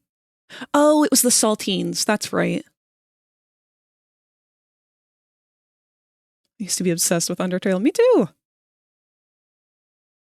I unfortunately was not present when the fandom took the wild direction of doing all of the AUs, though, so I am so lost when it comes to talking about all that stuff. I was there for when it was just Undertale and nothing more, and then apparently all of these headcanons and AUs popped up long after I had since left the fandom. And not left, like I didn't storm out or anything, I just kind of lost interest and was focused on other things.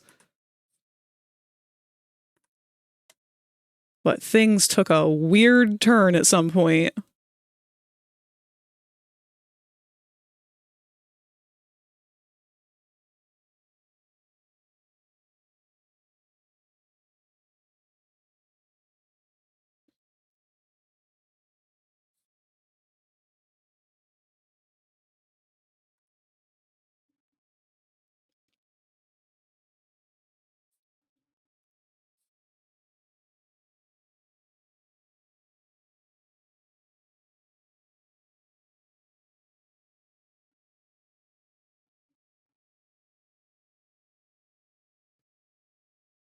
I remember the dawn of the AUs. Somewhere interesting.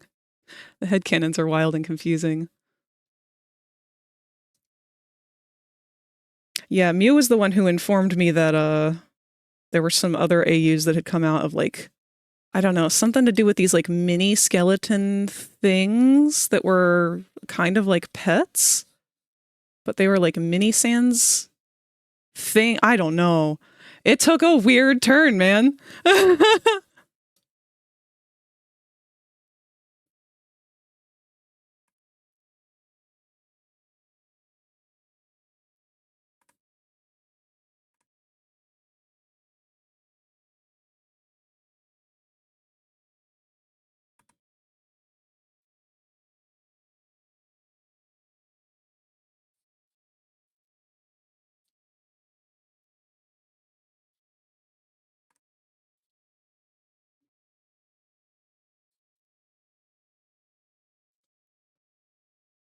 Bitty Bones, that's it.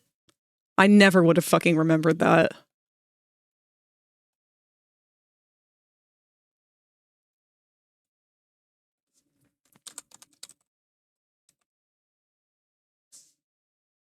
I can see that our Halloween lo-fi has moved on to regular lo-fi, so let's switch back over to some spookier theme.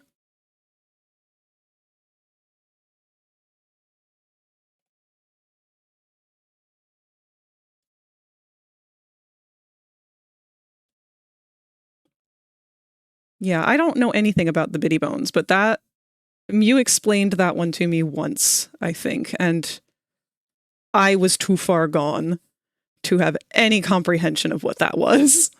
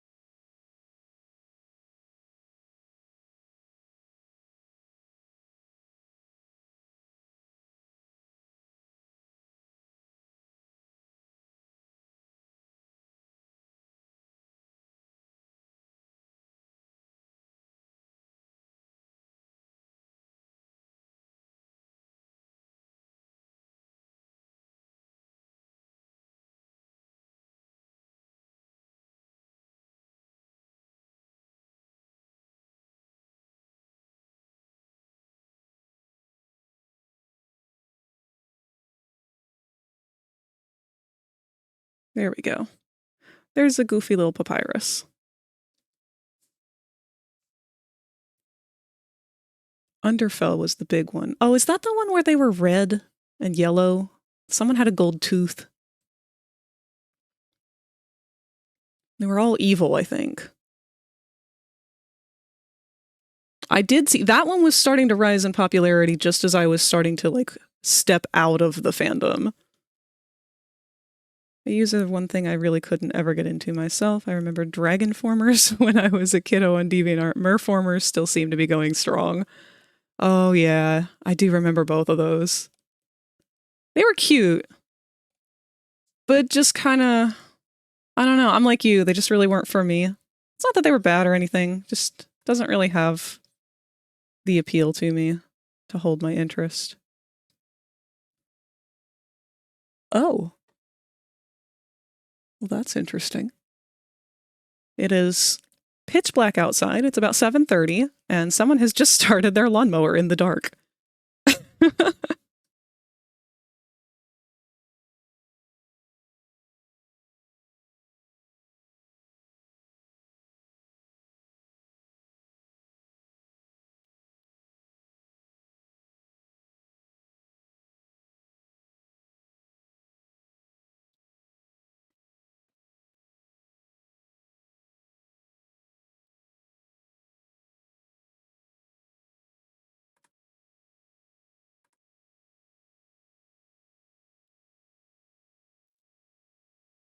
There's one thing I do remember, though. It's that Sans had a very continuous energy that I can only describe of a chocolate bar gradually melting in someone's pocket.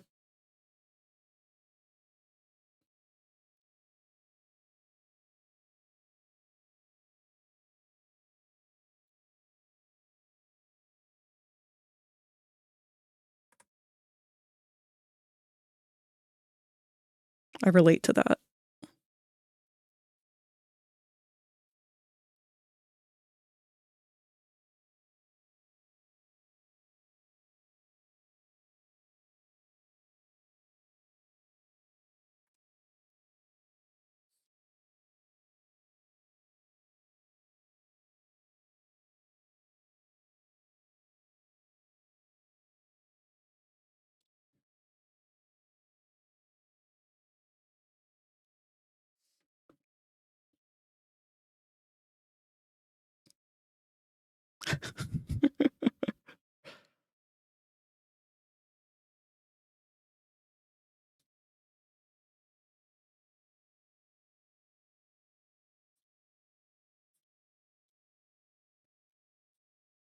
He's hanging in there.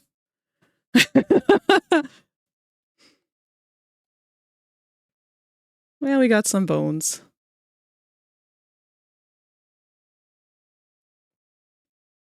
I do this hypothetical thing when I'm bombarded by something I'm not into, I start to hate it. Oh, hypocritical thing. That's why it took me so long, or a long time, to play and appreciate Undertale myself, even though I'm that person that always won't shut up about something I like. Kind of do that too, I think, because it's hard to think about something without influence if everyone's talking about it. That's very true. I also do that.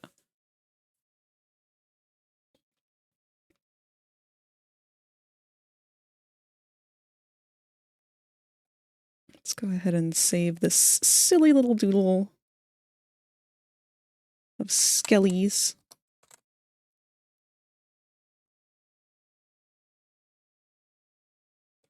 And it looks like in about 8 minutes, we will have our next ad break.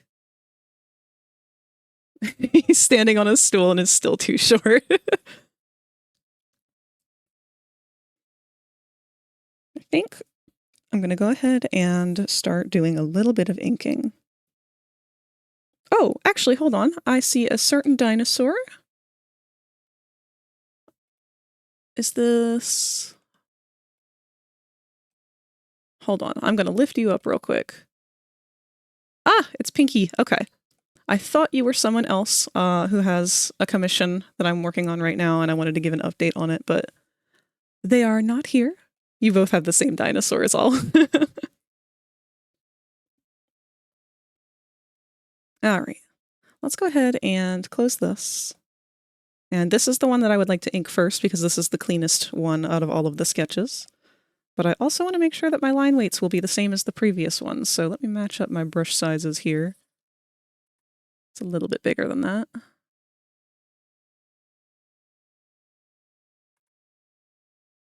A little bit smaller than that. So maybe I was using a size 8 brush. Yeah. And I will keep these two off to the side so I can kind of make sure that I'm matching the aesthetic of things.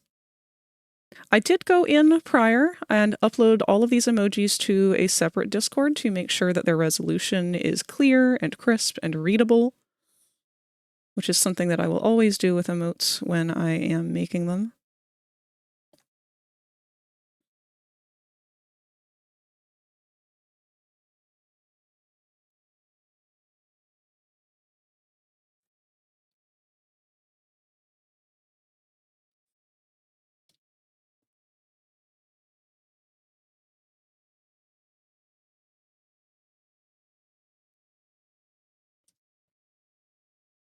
Oop, and I have lost my mouse. Where did it go?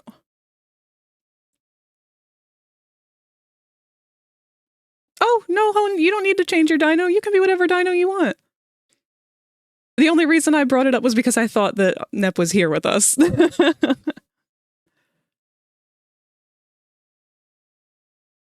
you are allowed to be a duplicate of somebody else's dino. There are no rules against that. That's why they're there. Do you think a lot of that from me was specifically because of Tumblr, though? Friend would reblog like 20 things of something I didn't care for and not tag it. Yes. Tumblr was kind of a nightmare. I don't have any desire to go back to it because the tagging system and the way that people used it, I know it was fun, but I don't know. This might just be because of me and my tism, but I'm kind of a stickler for organization. So when an organization system gets turned into a comment section and then not used for organization, I get very frustrated. And then they added comments and nobody used them. People just continued to use the notes or the tagging system for comments. It just didn't really make sense to me. It's very frustrating. I miss DeviantArt. Yeah, DeviantArt was the best back in the day.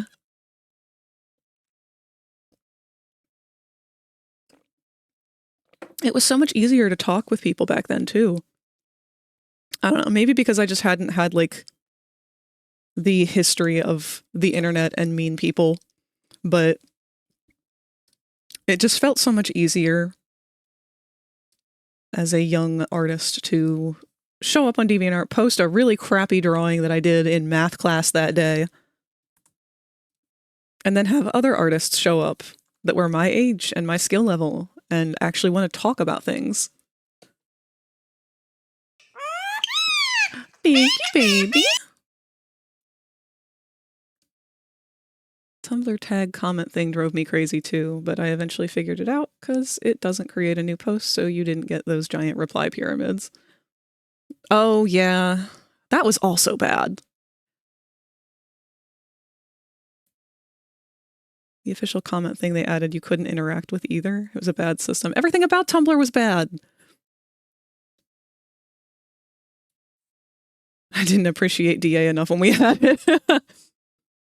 I don't think any of us did, and now it's really gone at this point.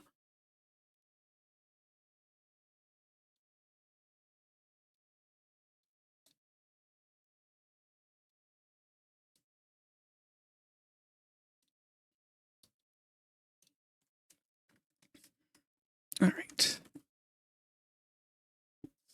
Do you love the color of the sky, Tumblr trauma? No! Oh my god. I fucking hated that post. Tumblr really was just a hot mess. No! You were waiting for me to say something worse than that.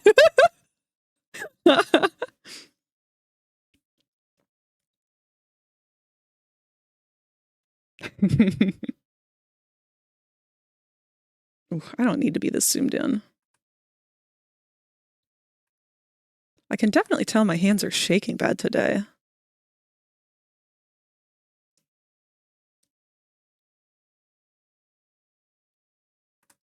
But again, part of that's just from lack of practice, going too long without doodling. Oh!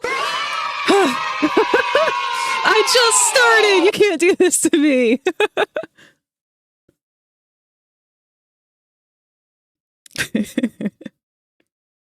I've yet to find social media, whatever, that doesn't piss me off. That same. I really wish that there were a place for artists that wasn't dependent on like all of the needs of actual social media like Twitter.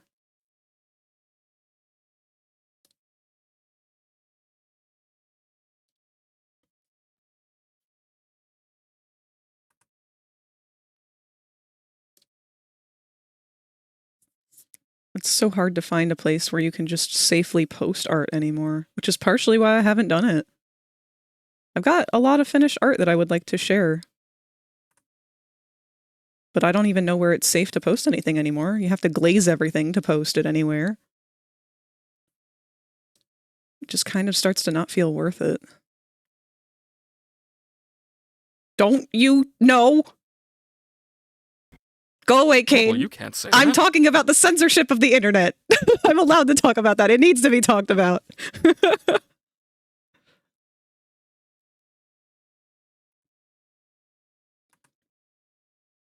I'm excited for this AI thing to blow over. In whatever way it does, it's going to disappear at some point. Oh, and again, reminder, ad is coming up in about a minute. They run for a solid 3 minutes straight so that we can so that we can have an entire hour uninterrupted of the stream. So just bear through it. We'll try not to talk about anything fun or exciting without you. I'm just too timid to post mine. I crave validation from people, but also don't want to be perceived. Yeah, mood. To be honest, that's probably what killed my love of making 2D art. I'm trying real hard, but man, yeah. It's so frustrating. You really think AI will leave? I don't necessarily think it'll leave, so much as it'll be integrated in ways that actually will be useful. I think it will always end up being prevalent. It is something that, despite the evils of it, it is being utilized in certain ways for good. And I do think that there are benefits from having it. I think that as an artist tool, it could have been a very good thing. I do believe that it should be adapted for being a good art tool. As somebody who is like, you know, I have one picture, a perfect example actually. Let me find it.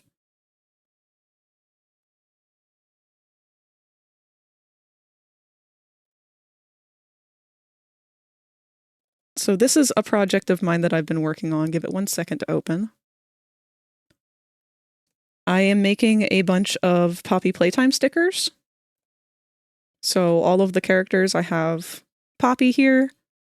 I have Bonzo Bunny, Cat Bee, Candy Cat, Brawn. Don't have any of the smiling critters yet, but those will be added. Big problem though is that when I made this, I accidentally merged Mommy with her sketch layer. And now that means that my lines all have these excess pixels in them. So if I want to just select an area, hold on, I have the wrong settings set up here. Sai has a really good selection tool, but you know, I can go in and I can clean it up kind of like that. I can try to anyway, but odds are, you know, there's a lot of spillage and overflow that's not really going to work well. My line art quality will drop in my attempt to clean this up, no matter what I do. And this is a case in which having AI to look at this and be like, okay, very obviously, we just want the black lines. We just want the line art. The layer was merged. It's wrong. We can clean that up. That is the kind of thing that I would like AI to be used for. To remove all of that without dropping the quality of the line work that I put into this. Or something similar along those lines. You know, things that can actually be beneficial to artists. This is the sole reason why I walked away from this project, was because once I found out that I had done that and there was no coming back to save it without meticulously going in and erasing each little bit and then trying to hide any of these overlaying pixels, like, it was just a lot more work that I didn't want to do after I had already cleaned up all of my line work and gotten it done. So things like that, I think, really will become the standard and regular practice. But the AI-generated images and whatnot, I don't feel like those are going to last. I mean, we've already got the whole dead internet thing going on. I said I wouldn't talk about anything interesting while the ads were going, and then I immediately dove down into this topic. I'm sorry. I'll hold off. We've only got about 40, 50 seconds left.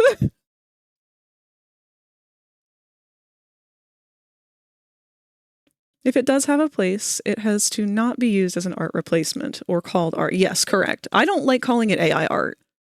It's AI images. But it's not art. Art cannot be made by nothing.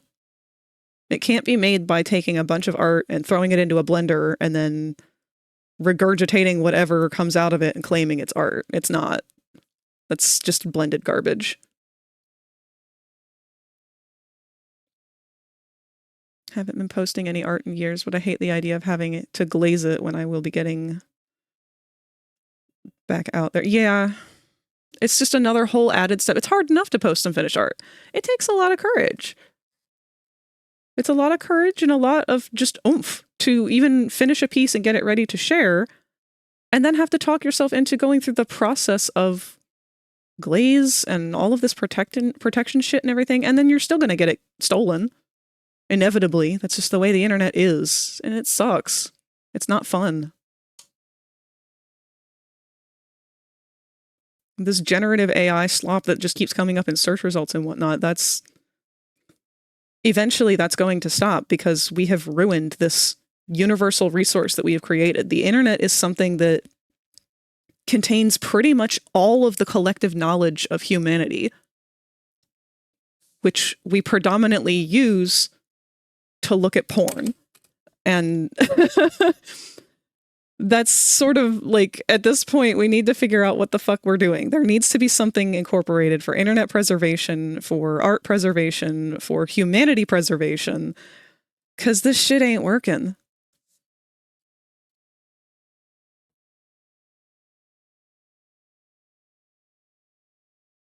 The dumbest thing is that it isn't even AI, it's like the complex procedural generation. AI is marketing spin, and it's definitely working on people, which saddens me.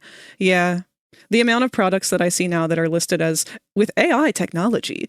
Like, okay. What does it do? It's a toothbrush. What the fuck do you mean it's got AI? You're just using buzzwords at this point.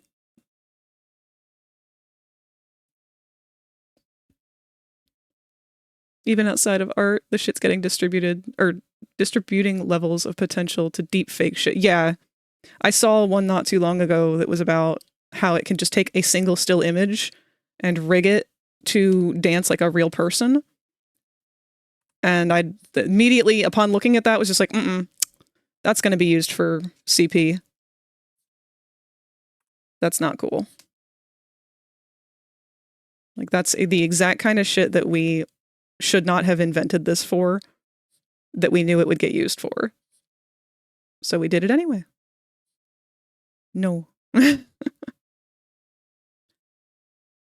It scares me because, you know, used to be we could prove things in the court of law by video footage and whatnot.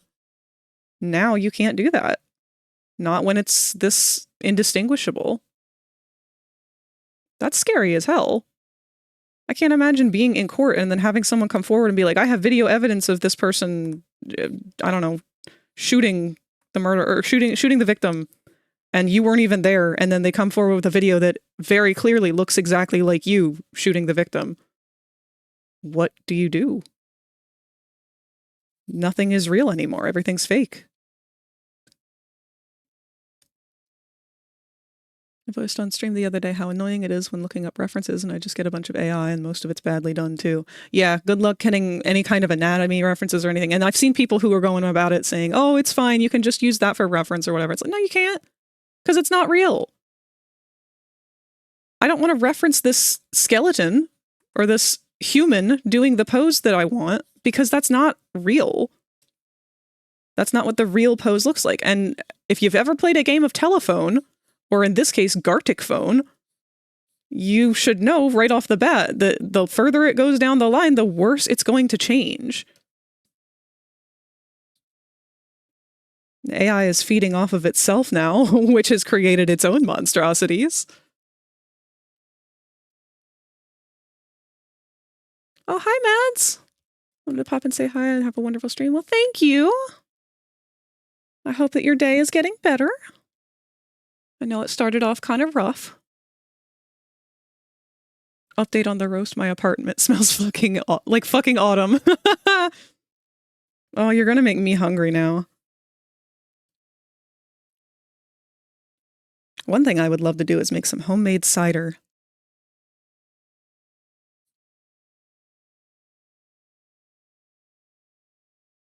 That always smells good. Get that in the crock pot.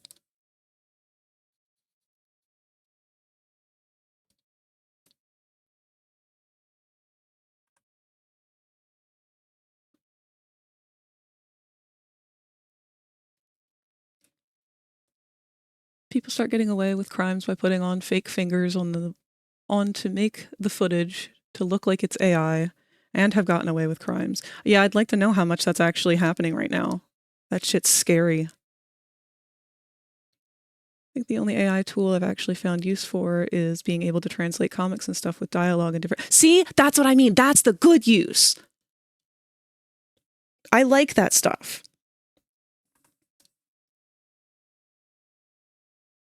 I mean, one form of AI that I'm very, very curious about and very excited to learn and see where it goes, as long as it's ethical and done correctly and done respectfully, is NPCs for video games and stuff. I do have slight, well, it's not real AI. It is part of Stream Elements, and it's kind of like the bare bones basics AI for Popple, who will respond to certain prompts. Like, I know if Q were with us right now, we would have our daily insult from Popple, but I'll go ahead and trigger one here. What are some of his prompts? Popple, tell me a story.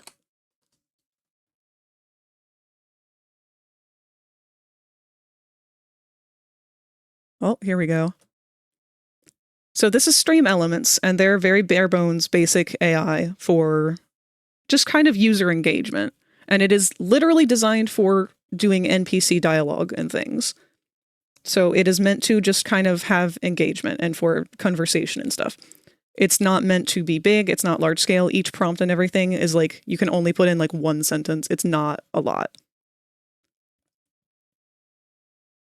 But I would love to see stuff like this expanded upon, specifically for video games, for the immersion. It's not necessarily like I would want it to be made by whoever the character belongs to. I would want the system to be based on their writing, on their personal views of the character and everything. I wouldn't want it to be something that would just be like fed prompts from books or whatever, because again, that's not ethical. But I would like to sit down and be able to sit with an AI and write my own stuff for it and set it up so that this OC or whatever for this game could be realistically interacted with and have conversations with you based on what I have written for it. Just for the immersion's sake. Actually, I didn't even read what he wrote here. Oh, he's talking about himself in third person again. So the other day, Popple rolled into a funky world where gravity went sideways. I tried to dispense gumballs, but they just floated away, and I ended up chasing them through a rainbow maze. Turns out, I discovered a secret gumball recipe that turned me into a speedster. I zoomed past flying keys and dancing cats, and then a giant broccoli monster appeared. All I could do was throw gumballs at it and hope it became a friend instead. Spoiler, it didn't. Yet I'm still super positive about the next adventure. Let's go, Gumball Crew! So, like, obviously it's not very good, but I'm not able to have the control over it that I want. Because it's just sort of based on, like, just Twitch chat. That explains all the emojis and whatnot.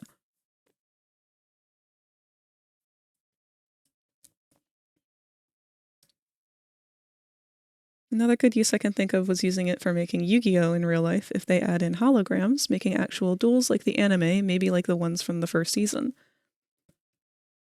Yeah, see, I could see that. I would still want all of the art and assets and whatnot to be created by people.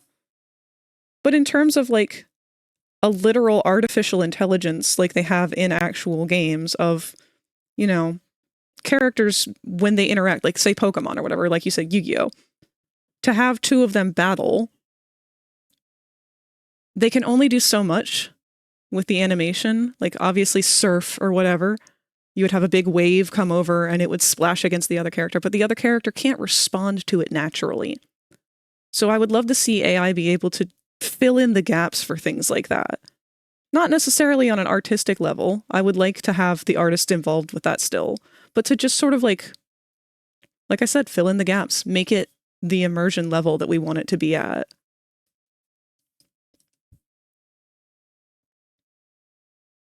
Is that who you're drawing? Yes, this is Popple. Popple is just my little guy. He's currently an Amazing Digital Circus fan character, but he is kind of becoming his own thing. I will be branching out on him to be his own story at some point, but for the time being, he's just here. And he's very goofy, very fun to draw. These will be the emojis for my Discord server, which there is a link to the Discord server down below. And holy crap, I'm just now realizing I ignored my note. I have a sticky note on my wall here that says to create a command for stream elements that will tell you guys what the Discord is. I will try to remember to do that either during stream or shortly after, because that is a good resource for you guys to have.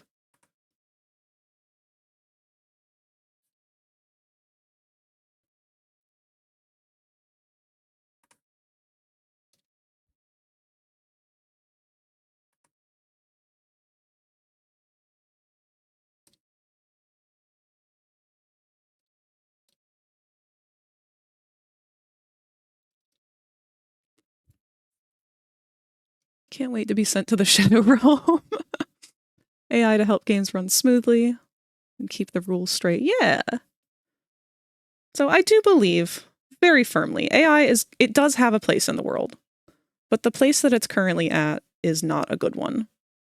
It will get there. I do firmly believe that it will. But we kind of just have to adapt right now and let it go its course.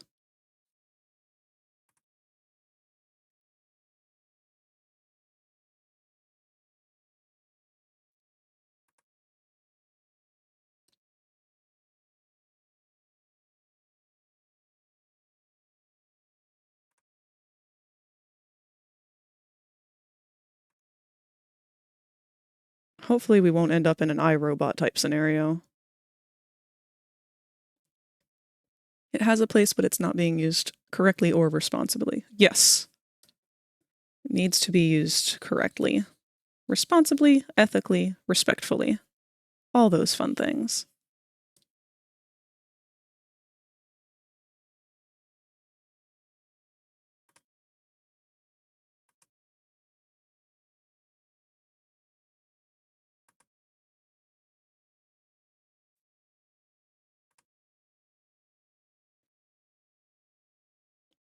Like when it got used to make nudes of Taylor Swift, if I recall. That doesn't surprise me.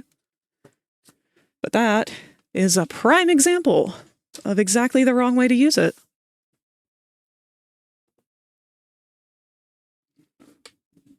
No, it's not okay. It's super upsetting, too, that that's... I don't know. I want to believe that, like, people aren't as bad as I feel like they are. And every time I start to kind of have faith that, oh, humanity's not as bad as it seems, stuff like that happens. It's like, well, we suck.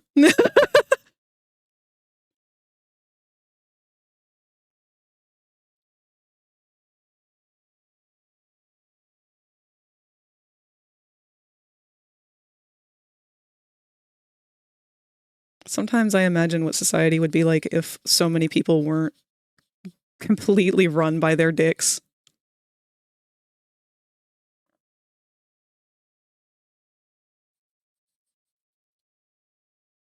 Like, if you're horny, that's fine. I don't give a fuck. But, like, maybe just don't do that.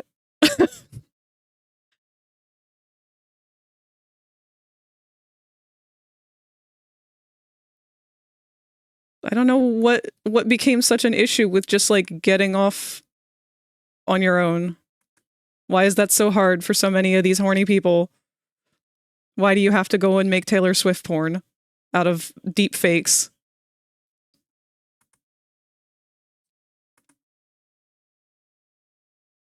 Also, was Google just, like, not enough for you? It was right there. You could have just Googled Taylor Swift tits. I'm pretty sure you would have found something with that result that would do the job for you.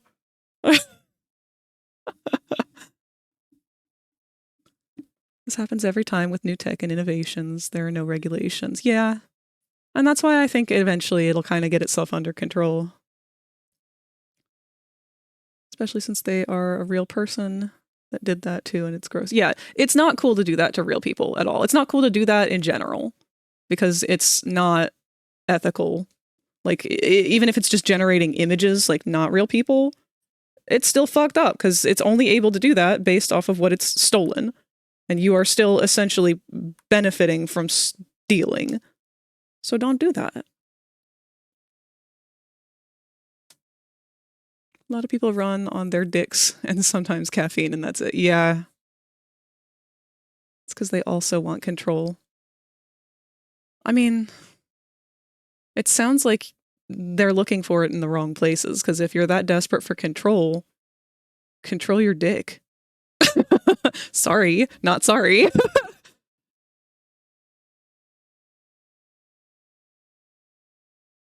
On some level, it's probably more than just wanting porn. They probably just want to target and harass people. Yeah, that too. Which, like, that in itself, go to therapy.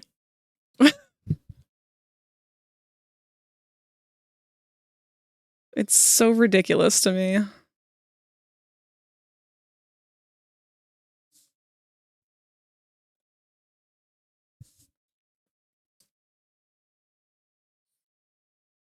I don't take joy in other people's suffering. I don't take joy in making other people upset. If I do, it's because they're a close friend and we are both mutually joking and teasing with each other.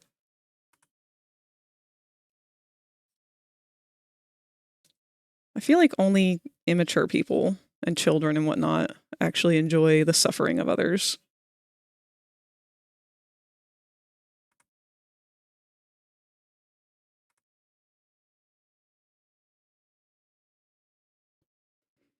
Unrelated, does anyone know how to turn off Twitch censoring chats? I'm an adult, I swear. I think that's somewhere in your settings. Pisses me off when people use AI to fix people's art. Oh no, is that a thing they've been doing? That's not cool. You can't do that. Remember to save all of your files. Not save this one. Thank you, Rosie. Rosie, how are you? Big stretch. Oh, I need to do a big stretch. If you become lightheaded from thirst, feel free to pass out. And hydrate. I'm doing a lot better with the hydrate, actually, because I got this fucking stupid drink enhancer flavoring stuff. So I'm not just having straight water now. I mean, it's mostly water, but it kind of tastes like strawberries too now.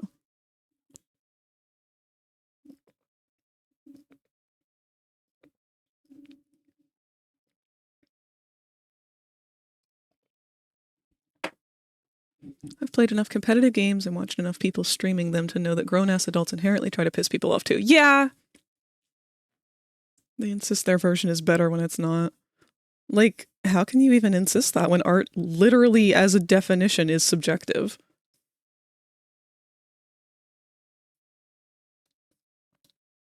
This is the problem with being autistic, because I don't see those ways of thinking. Like, I literally cannot comprehend it.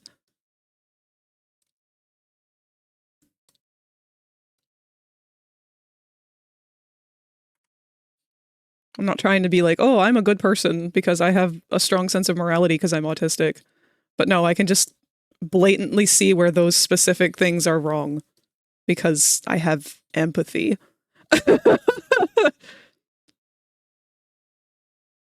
Don't steal. Don't be mean to people. If you get joy in being mean to people, get some help.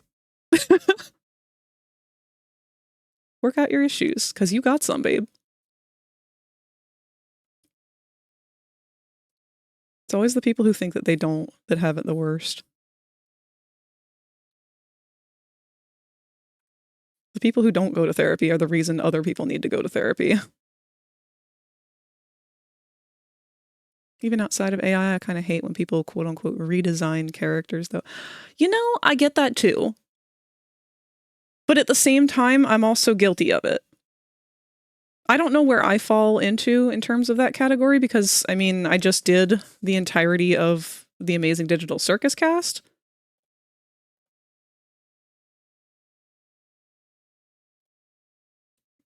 But I didn't really redesign them so much as just drew them in my natural style.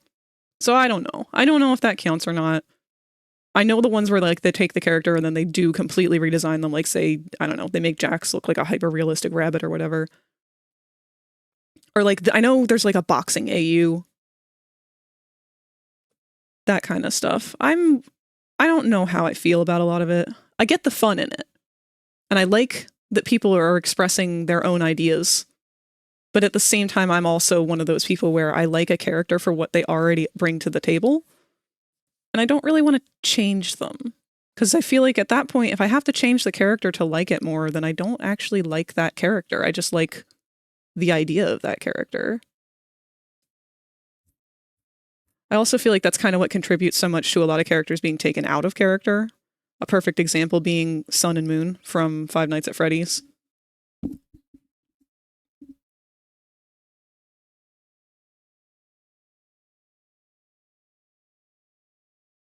It feels very malicious a lot of the time. Agreed. I like to troll, but I try to do it with, ooh, scrolling. Let me get back to that. Friends. Or if not with friends, I try not to do scummy things like that. You know what I'm talking about, though. Say it's fine if the character is very vague in design, like Minecraft mobs. I don't have an issue of redraws, but I think the word fix has some ick to it. Yeah, that I agree with for sure. I like an interpretation of it. It has potential to be fun, but I've seen it done so often with an air of, well, this design sucks. Here's how I would have done it. Yeah, I do pick up on that a lot, especially with the has-been ones.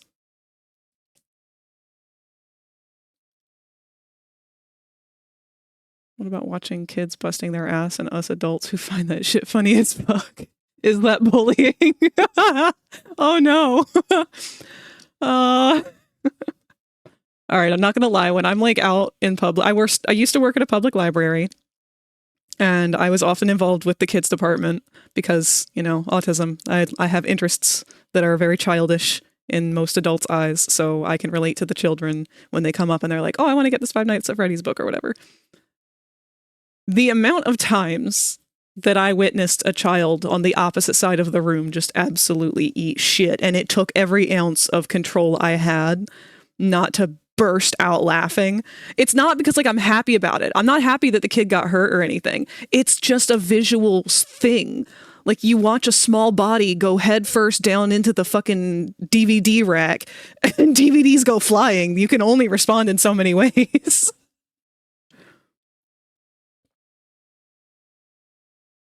Drawing a character in your own style is not the same as redesigning. Yes and no. I mean, I did change elements of characters, particularly Kane. I feel like I changed the most.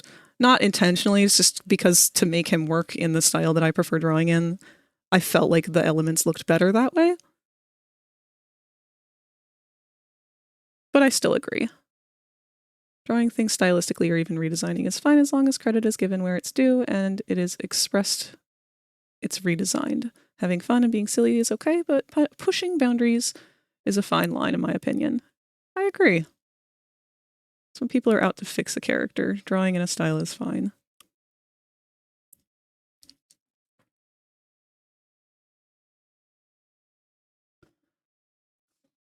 Couldn't work around kids because kids swearing and ragdolling is so hard not to laugh at.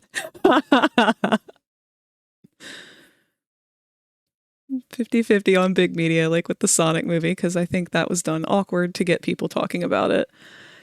Honestly, that's a good one to talk about because I genuinely don't know what to think, if it was intentional or not to have the whole, like, drama of this ugly Sonic design. I don't really think it was the scheme that many people have accused it of being. I don't think it was intentional to make him ugly. I think that they genuinely thought that that was just the only way to do it. Because for some reason, there's this weird stigma in Hollywood, or at least there has been for a very long time, where producers and directors think that they can't actually do anything, quote unquote, childish. They can't do anything that equals or is the same as the child's media that they are trying to recreate in movie form for whatever reason. It has to be realistic to justify it being on the big screen. And that makes no goddamn sense to me. None whatsoever. And it really hits like an uncanny valley.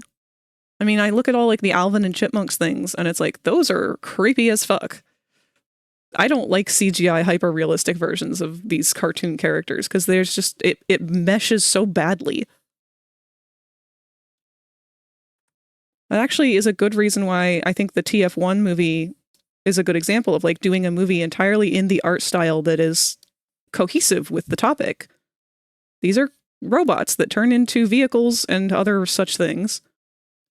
But they have human expressions and stuff. Like the Bayformer movies, making them all hyper-realistic and stuff, that was cool. That was interesting. It was a stylistic design that had never been done before at the time. But it didn't garner the same reaction from me specifically as the cartoon did. The cartoon hit me in a different way, and I don't tend to personally connect very much with realistic things. I don't like a lot of live action. Because I'm an artist, I am a character designer. I prefer cartoony styles. I prefer unique styles at that. I've had people mention before that my style is a very unconventional style. For a while, unconventional was not the word that was chosen.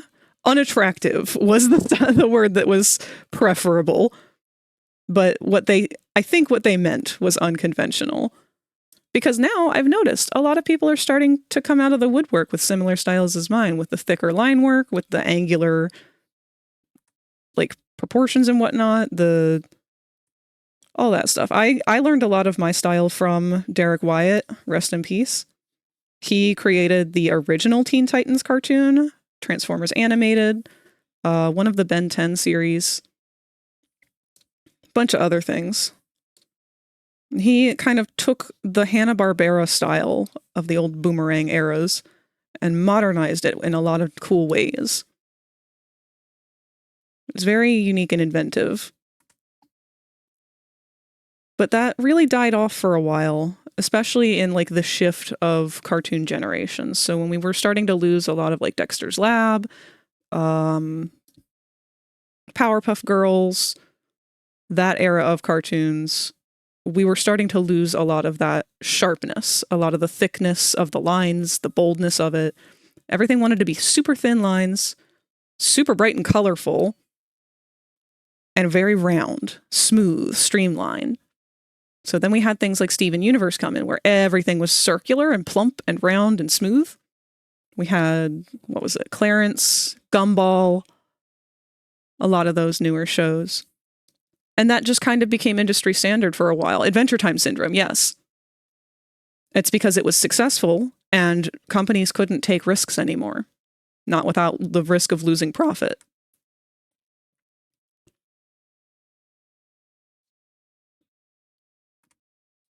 But now, because companies are dying out at this point, and animation as a whole is dying out, we all are kind of based back on indie things, and indie artists want to experiment. We're all going to have something different because we don't have a company telling us, hey, you got to do it this way.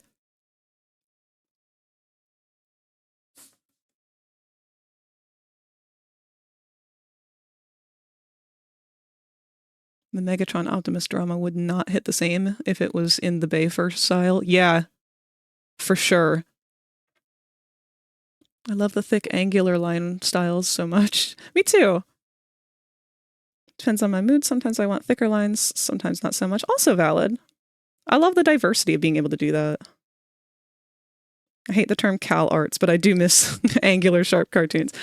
Yeah, I don't like that term because I feel like it generalizes it too much, but it kind of does capture the idea of it. It just kind of became the standardized industry practice.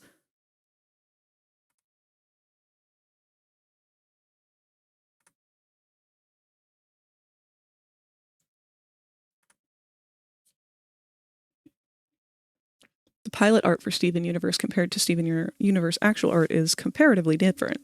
I remember that. I don't want to say it was better or worse. It was just different. I liked both. That's why I loved Rise of Teenage Mutant Ninja Turtles. Everyone called it ugly, though. That's what I mean. Okay, there is an art to ugly. And I'm going to use the best example for this. I hate what the fandom has done to Sun and Moon from Five Nights at Freddy's. There is an entirely separate character that is the fanverse Sun and Moon versus canon Sun and Moon. If you look at the fan art for them, they look nothing like how the actual character looks. Because people have forgotten that the reason that we liked this character is because he was uncanny. There was a weird thing about him that made him stand out. His eyes were too far apart. His mouth was too big. He had these ugly, horrible lips. He had a huge nose. All of these, like, puckers on his face that kind of was almost a little bit tryptophobic. Like, there's something about this creature that shines through the ugliness, though. It's captivating. And that's what we all liked about it. But then you see artwork of it, and that's not the same thing. It's not the same character anymore because people have erased those features and they've taken only what they want from it. And that's a huge insecurity that I've noticed with a lot of artists, is that they can't stand to make something ugly. They want everything to be attractive and pretty and likable, and that actually ends up making it disappear.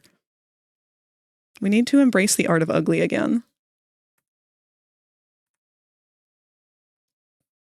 I've had a couple of opportunities with Popple where I could have gone the route of making him more appealing in terms of a character, but I didn't want to do that.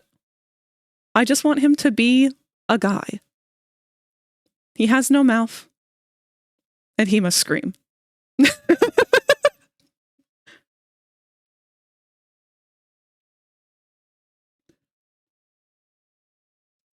Despite my art, I really do like the stylistic approaches to cartoons or CG. I mostly just draw as I see. That's really cool, though. Akka, you have an absolutely astounding style and an amazing eye for detail. I really do feel like your art is much more suited for doing things like the concept art for entirely, like, really in-depth world-built games or movies. Things that require a lot of that, like, predetermined structure for the world itself. Little details, like, in the one that you were showing me, just the anatomical details. That stuff alone can say so much about the world that the character is in.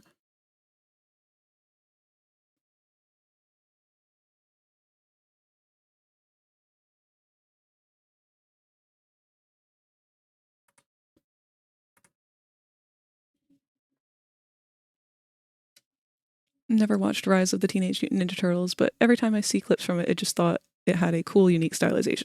That show, hands down, I've never actually sat down to watch it. I think I've only seen one episode of it. But I've also seen clips of it and whatnot. That show blows my fucking mind. I cannot grasp how it is a modern day cartoon.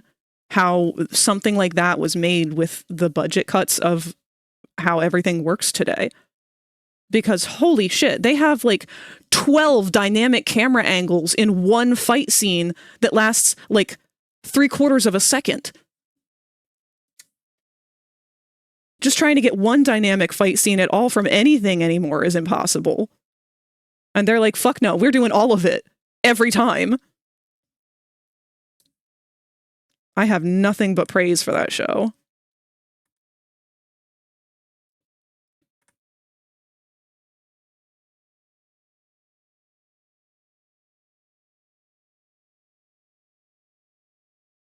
I remember hearing the makers of Final Fantasy doesn't want ugly characters in his games. Well, he's missing out. I've seen it so much. People being fans of the fan depictions of the characters more so than the canon. It's so frustrating. Because then not only do they erase the ugliness of the character in canon, but they also erase the ugliness of the character's traits. They kind of just create their own entire made-up idea of what this is, to the point where it becomes a delusion and they don't even recognize it anymore.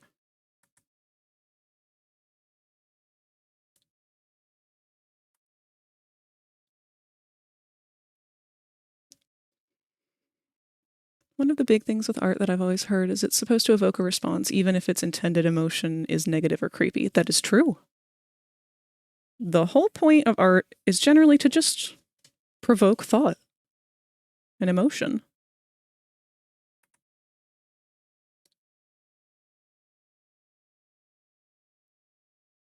And to create.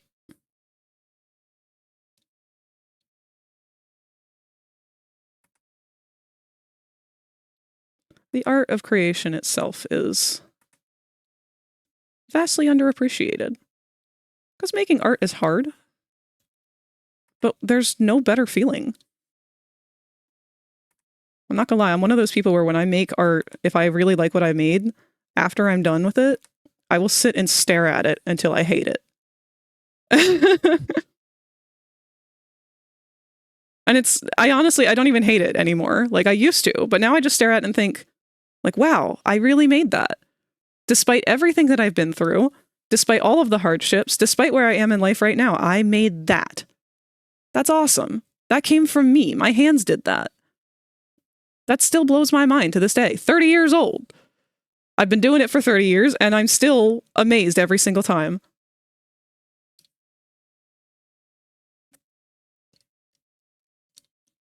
I do love world building. World building is why I learned to draw, because I had an OC and I had to make it exist. Yes, exactly. Feels so weird. Like, I love seeing people's art with different styles of character, but when I try to make something, I'm like, no, it must look like the reference. Media literacy is a skill, like people missing the point of ugly designs. Keep staring at mine and thinking, wow, I made that. And that's the other thing. I love being able to share in other people's moments like that. I love being able to see when a friend is just like truly captivated by something that they created or in awe that they created it to begin with. It's such a great feeling to get to share in. That's why this whole AI art thing drives me crazy, because these guys are sitting here, these AI bros or whatever. They're like, oh, I'm so proud of this image that I generated, this image that I made and I created by typing in some words. Buddy, imagine what it would feel like if you actually created something like that, though. And you can. Anybody can make art. I firmly believe that. You cannot make art if you're not willing to try, though. If you're not going to commit, if you're not going to learn how, you're not going to make art. Period. So how badly do you really want to make art? If you want to make art, prove it.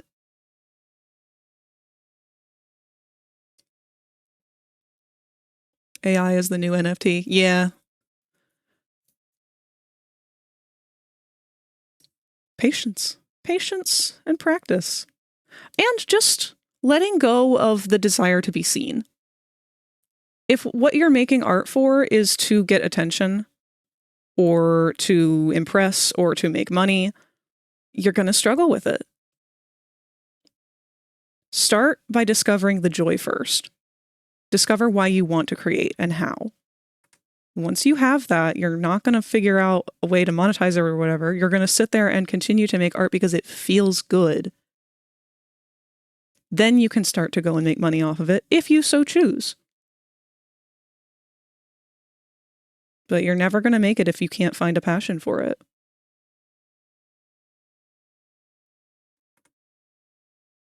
That's partly why I enjoy streaming, because I don't really enjoy doing commissions, especially with people who don't really understand that I'm drawing what I'm drawing because this is what I enjoy drawing.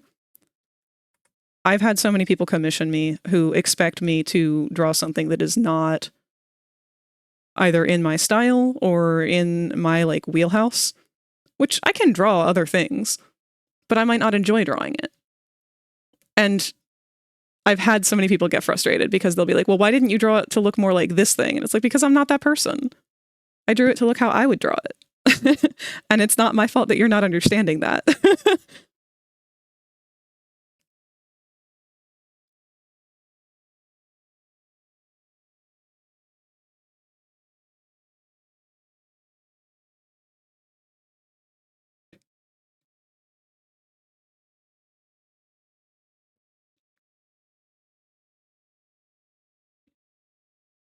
People that generate slop don't want to make art. They just want instant gratification. Yes. Anyone can cook, but in a Gen Z context. So, it's a good example. I used to play games with someone who frequently would install mods and stuff that would make the game easier. So Minecraft, for example. They would install mods that would let them know. Bitch! Hi, Q. Hope you're doing well. I was wondering if you were going to pop by today. We actually got raided by Vic earlier. I was shocked to see that you weren't there. But yes, they would install mods to be like, okay, now I can see where all diamonds are. And so within the first week of playing the game, as a group and everything, they would go and have I don't know, 10 or 11 different stacks, full stacks of diamond, and have mined every diamond in the area. And then within the week, they tell us, oh, I'm bored of Minecraft. I don't want to play anymore. It's like, oh, well, I haven't even gotten a diamond yet. I've been busy building my house or whatever. Maybe you could build something. Maybe you could actually join us in the game or something. And then that was never the response. They would just say, no, I'm bored of it now. I don't want to play anymore. I lost interest in it. It's like the reason that you lost interest in it is because you removed the obstacles of challenge for yourself. You just went in, got the end goal thing that you were after, and of course you got bored of it. I don't know what else you were expecting. When the whole goal of the game is not to get to the end, but to experience the story, the journey, and you're totally missing that. It's no wonder it's not working out.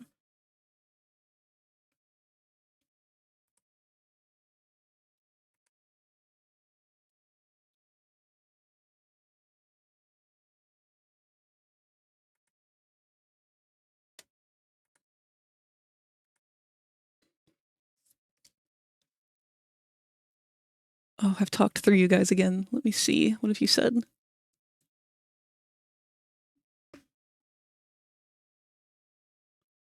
Fell out of love for drawing for a really long time after AP studio art in school, and I'm just now recently getting back into it 4 years later.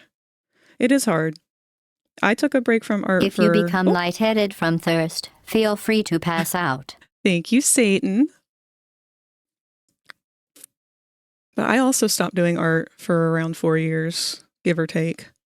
I went through a lot of shit, and 2 of my pets passed away within like a month of each other, and then COVID. So like all of it came piling down on me all at once. And it really wrecked me. I didn't really have a desire to create anymore. I didn't have a desire to make a career of it anymore. I didn't know what I was doing. Drawing didn't really bring me any satisfaction. It was a struggle. Even now, I'm still struggling. Like today, you've seen already yourself. I was grasping at straws trying to find any motivation and had to just kind of doodle those little skelly guys. Just to try and get the engine turning. But it's sort of like, I don't know, you kind of just find a vibe for it again one day. Other days, it's stronger.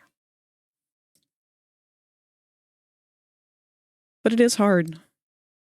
And with things like what's going on in the world right now, like with the AI art and everything, and not being able to make a career out of it that pays a living wage and all this other crap, it's very stressful.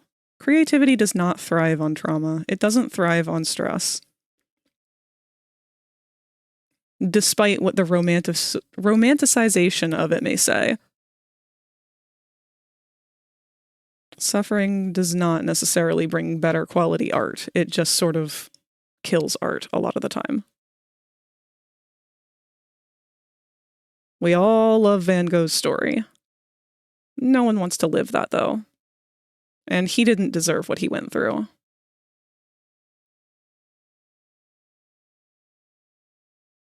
That dude just wanted to paint, and he should have been able to.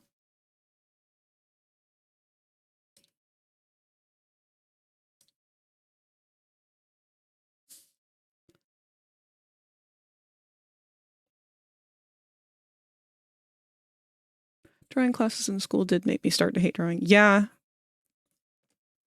I have a hard time with comms for that reason as well. I have a hard time drawing something that's not for me.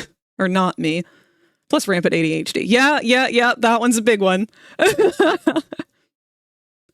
Don't get the people who talk about it being difficult to write Gen AI prompts. It's not like we haven't been.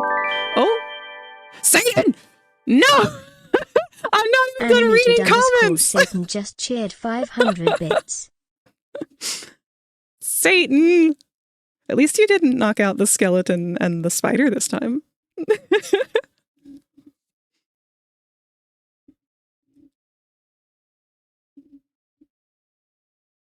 Oh gosh, now I don't know where I left off.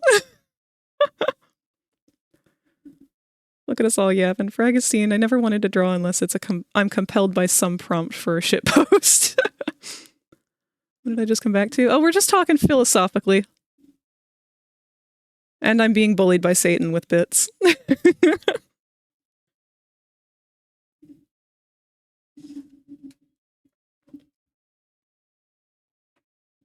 Where did how did I lose my I was just holding it.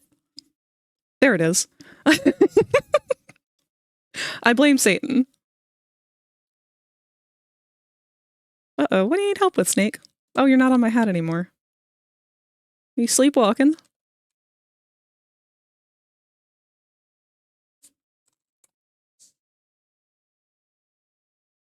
There we are, Q.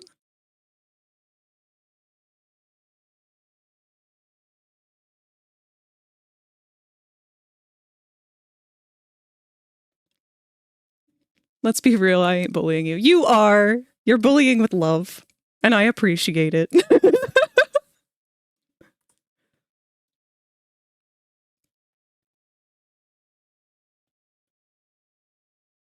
Beef scratched the hell out of your back? Oh no! What, did she try to jump up on the back of your chair or something? Little mountain climber. For context, Beef is a cat.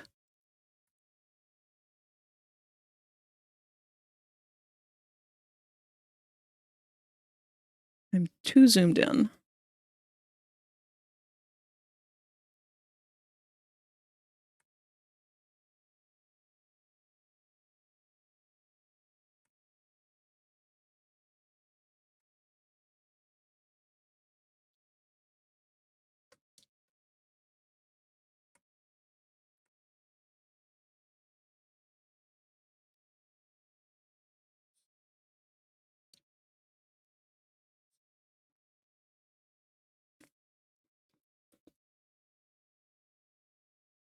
She was on your shoulders and decided it would be funny to scramble around. Aw. I had an old gray cat named Pinky, and her favorite thing on earth to do was to ride my shoulder. As soon as I would get home from school, that's where she wanted to be. But whenever she would get startled or decide to move around, oof, turned my back into ground beef.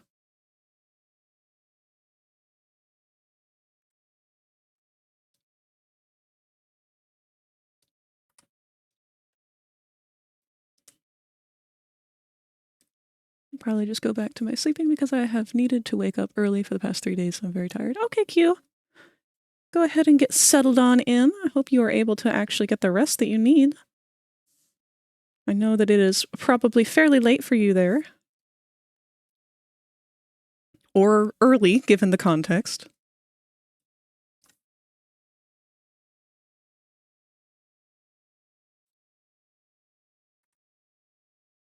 1:36. Yes, you need to get to sleep then. Take a few feathers for the road. You can make a pillow out of them.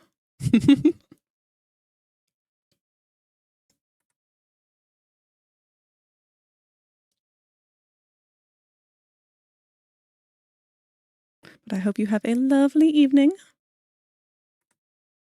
Pleasant dreams.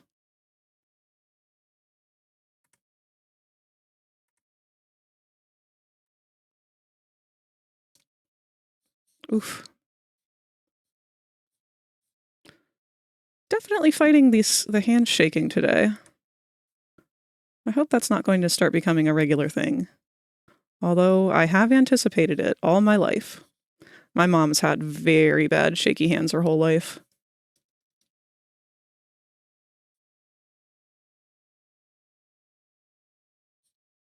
It is only a matter of time before that catches up with me.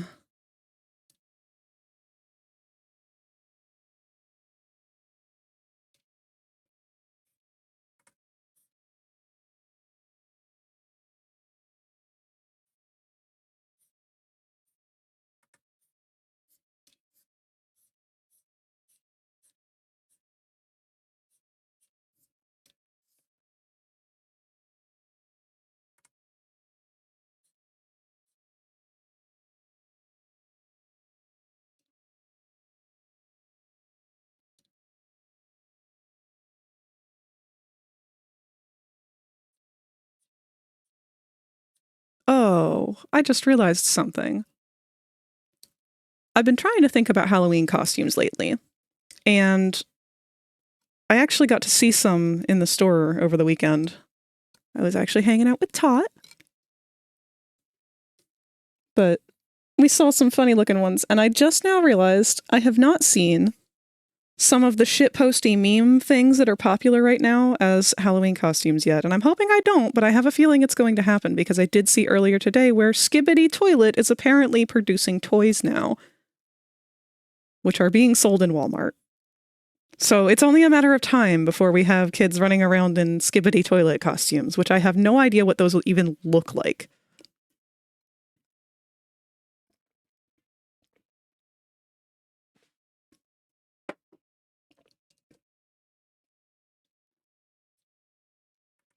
We did see a cute Glamrock Freddy costume, though.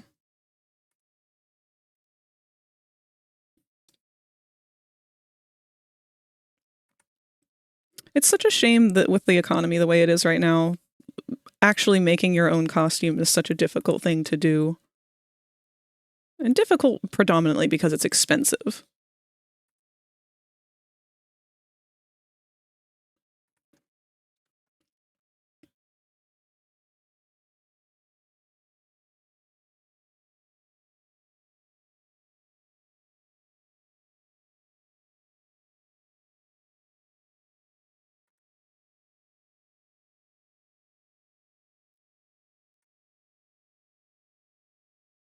I noticed that back with conventions lately. I've been seeing pictures of people's convention experiences, predominantly with the has-been hotel community.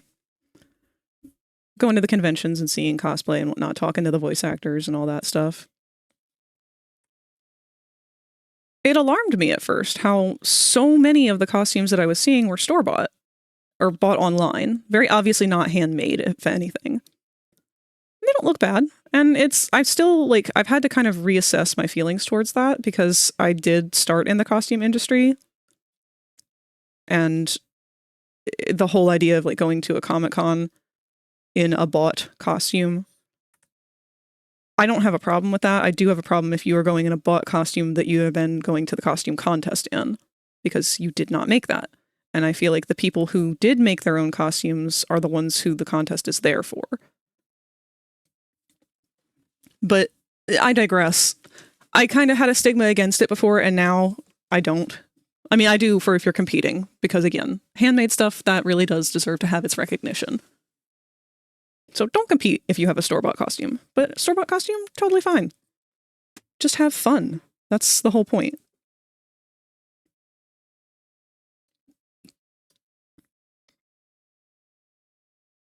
The only reason it's really a shame is because you'd think with something like TikTok being such an available resource for doing DIY stuff, people would have more access than ever to be able to make their own costumes and whatnot. I really do think it's just a matter of the economy, money. I mean, the big costumes from my day were big Warbler armor builds, Wonderflex armor builds and things, mecha suits and whatnot. Hell, even just EVA foam, that's getting up there in price too. You really can't afford to do the trial and error that you used to be able to do. Some of that shit's very expensive.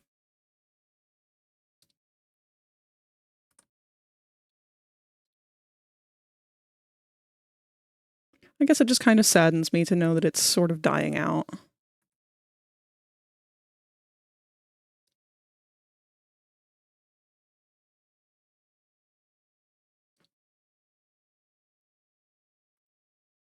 I'm hoping that as things get better over time, which I hope they will, that sort of thing will come back. I haven't been to cons since 2019, man. Yeah, I don't think I have either. I used to go to the New Year's Furry Ball in Delaware. I think that's the only thing that I would go to still. But I don't think I'm going to this year.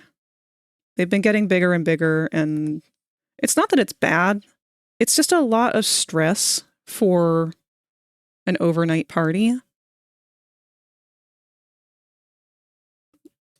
And to be perfectly honest, it's kind of a lot easier to just party on VR chat. I don't have to actually get all gussied up and drive in traffic or worry about having a ride home if I'm going to drink, and it's safe, it's easy, it's comfortable. Also, ads are starting any second now. I apologize, I didn't give a clear warning for that one. I wasn't really paying attention.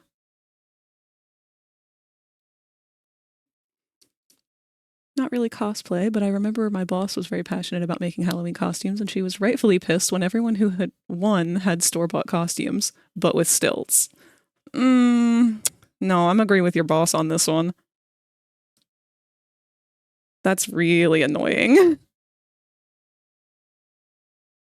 Stilt costumes are cool, though. I always wanted to make a stilt costume. Especially like the four-legged ones. I always thought those were cool. I like the novelty of the store-bought repurposed raptor masks when they first started showing up at furry cons, but there's so many of them now. Yeah, I also enjoy the novelty of them. I think that they're fun.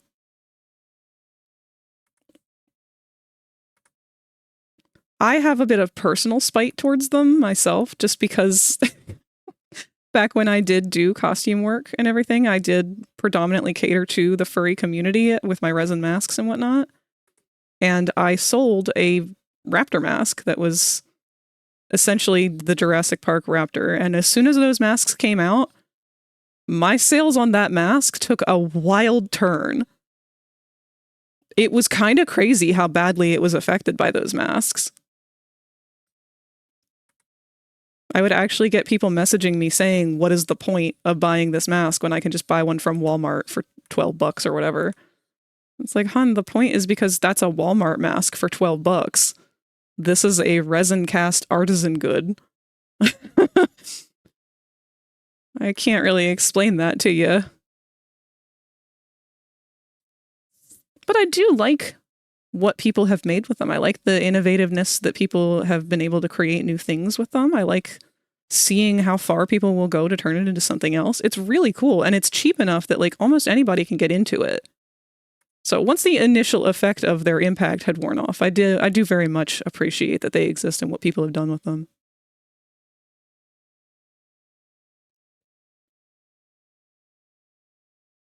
They've come out with a couple different versions too. Because I know we have the Raptor. There was a Theri.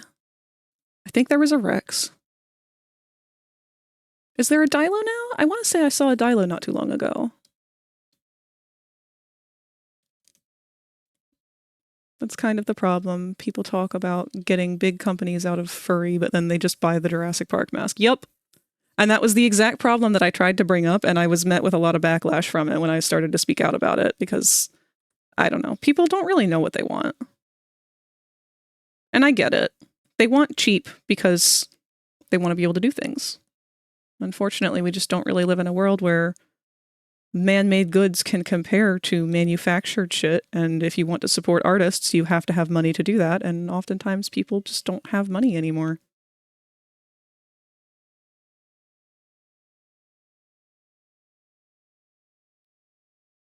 That's why I always say humans are a very complex species. We don't know what we want. We don't know what we're doing.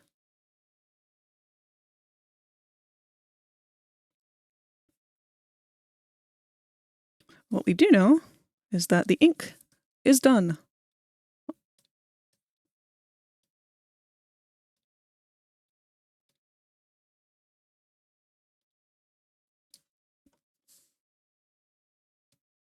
Oops. Didn't want to delete the sketch right away. Still have to know where the rest of his balls need to be. Let's go ahead and grab these colors and throw the flats on.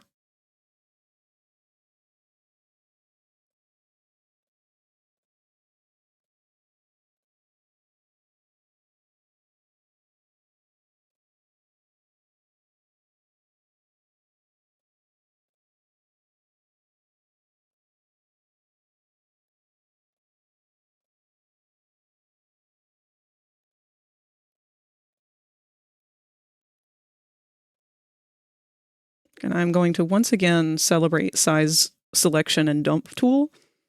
Out of every program I've ever used, size still to this day has the best. Nothing has been able to compare in my eyes. I used to use Photoshop before I used Sai, and I've used a couple other programs, but nothing has really been as user-friendly, at least not right off the bat. There's still a big learning curve.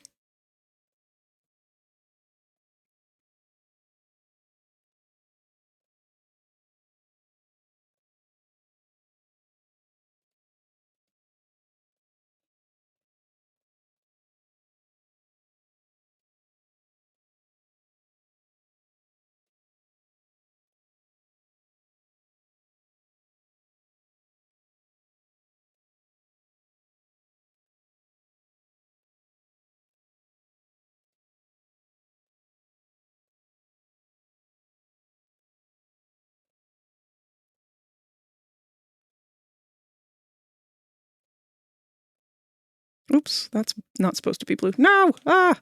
Wrong button.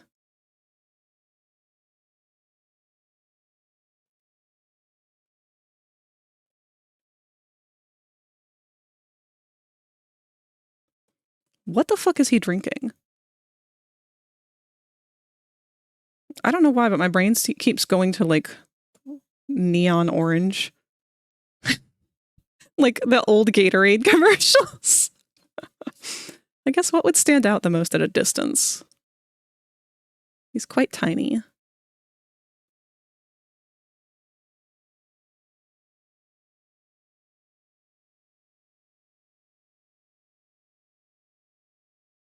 I think the original meme of this is like tea, so like brown, but that kind of disappears very quickly. The fuck would Popple drink?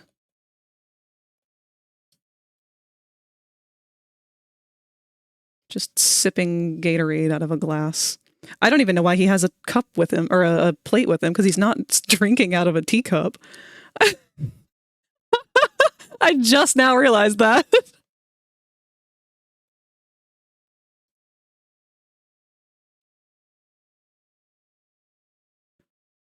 The orange does have the best contrast behind his, or in front of his bow tie. Maybe I'll just leave it with that.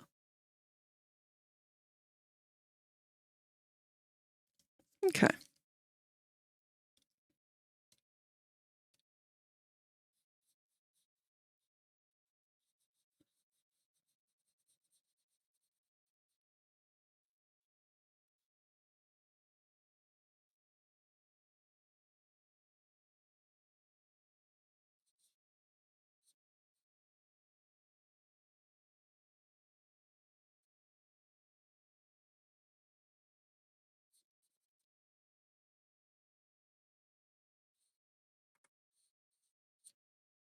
I don't know how glitchy things have been on your end of things, but I have had my OBS tell me, welcome to the chat 3 different times now, as though I have just now arrived at my own stream. So I don't know if you guys are receiving any weird things like that. Let me know if you are.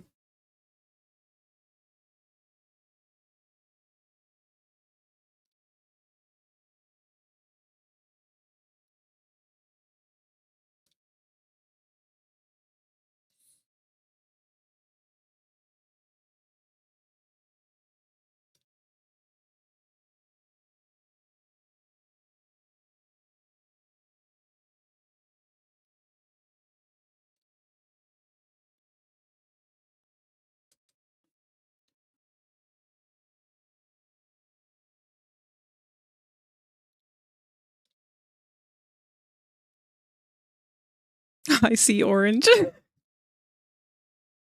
Milk? No! No milk!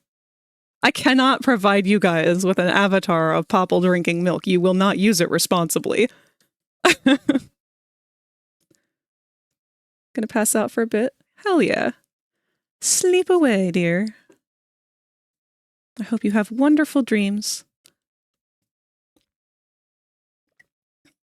Feel free to lurk or to dip, whatever works for you. Either way, I'm very glad I got to see you today. I'm gonna go ahead and refill my water.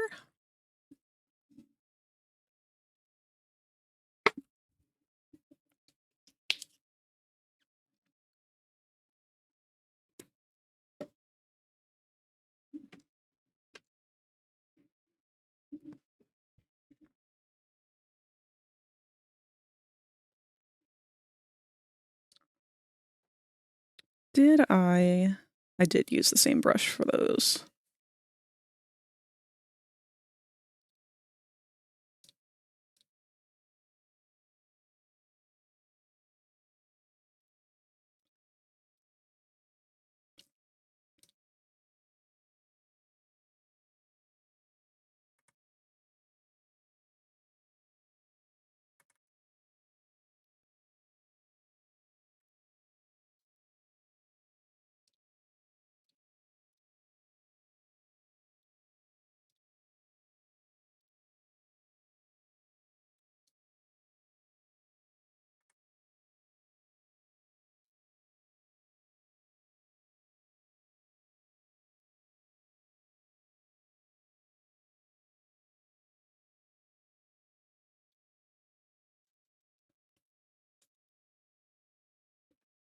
tried, chat. It is lagging some.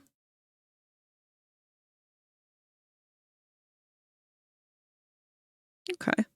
If it gets to be a really big issue or anything, I will try resetting the stream. But if it's not too bad for the time being, we'll just let it run and hopefully clear out on its own.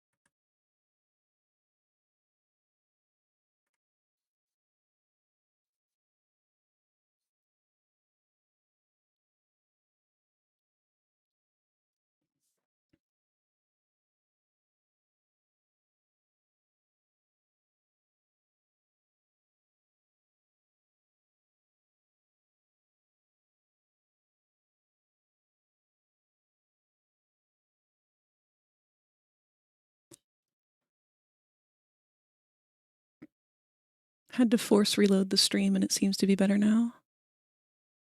Oh, the ad break. Oh, you know what? I've had that happen before. That is very good. Thank you for pointing that out, Akka. So anyone, if you are having issues with it, if it is laggy in some way, try giving it a refresh. Because I know I've definitely experienced that on my end before as well.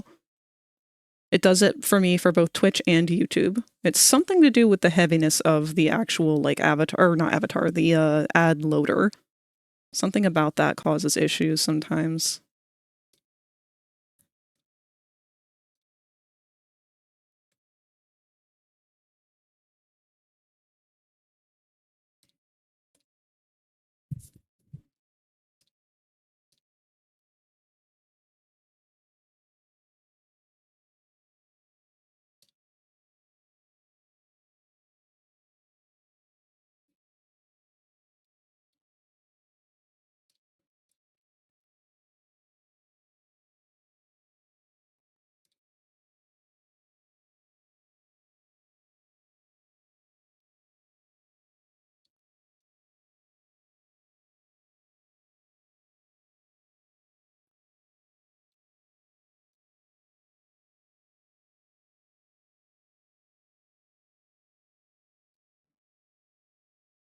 It's so hard fitting every color in him when he's going to be so small.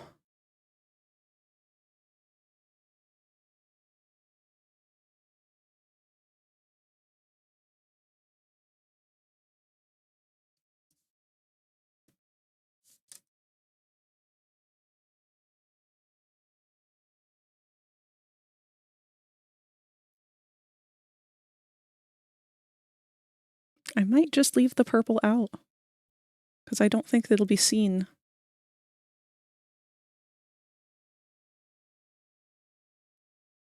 Or maybe just in the back like that.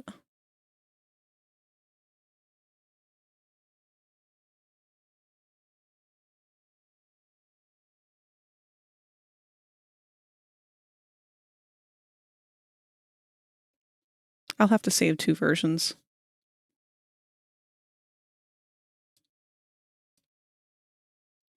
But I believe that marks this one as done. At least until I go and upload it and see what things need to be changed. Oh, you know what? I forgot the shading and highlights in his eyes.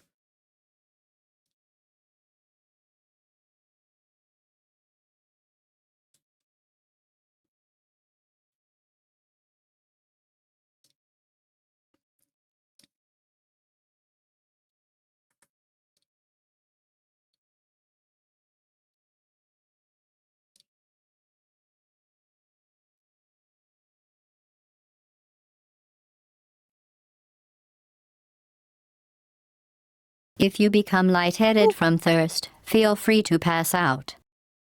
Thank you for the hydrate. Thank you, baby. Hi, Snoopy.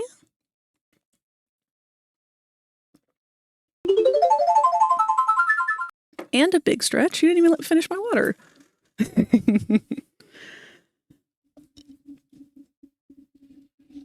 That was a good one. I did need that. Snoopy, you should be proud of me because I'm not shrimping. I wasn't shrimping. You will hear a buzzer. When you hear the buzzer, stare at the art. Oh, thank you.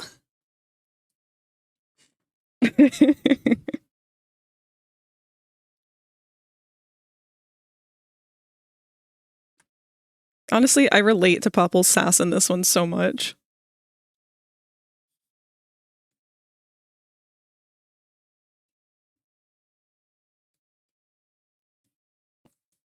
Oh, this is beautiful.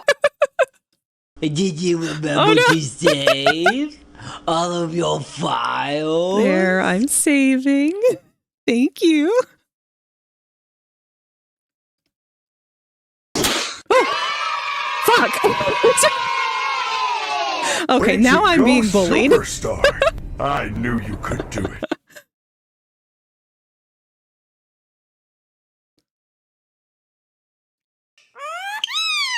Thank you, baby. Hi, Rosie. I hope you've been having a good day. Whose day is it today? Is it Victor's date night today? Uh-oh. Oh. Sorry, Popple. This is just his reaction to all of this right now.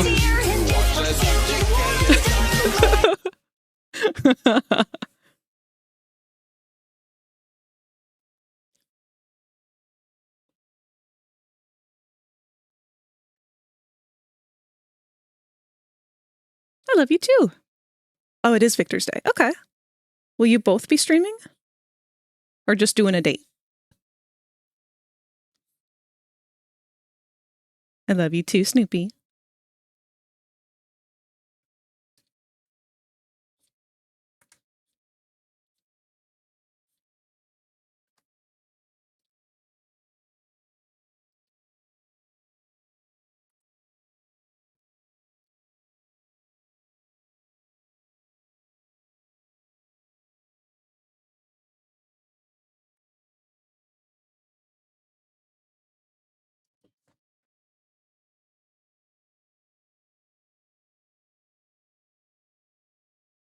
The sass from this man.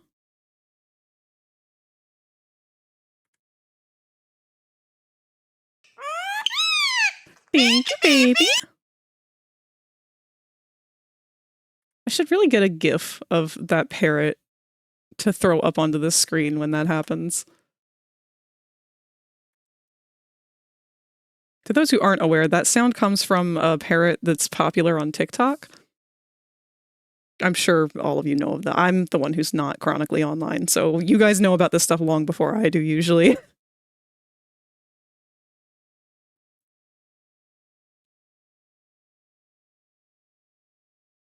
I'm going to go ahead and call this one done for now, though. We'll save this one as a PNG.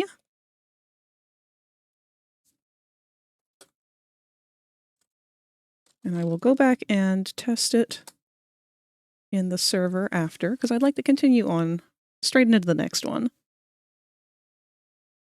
I will test these before I upload everything into the server, but if you are in the Discord server already, you will have the ability to use them right away. Well, once they're uploaded anyway. Usually I will test and make sure that everything's working properly. I might have to go in with this one and do something with the cup a little more to make it stand out and be a little bit more clear that it's a cup. Oh, wait, shoot. I forgot to color the line art of his dome. It is not ready after all. I forgot that on this emoji, the squinty one, but I just didn't feel like going back and fixing it.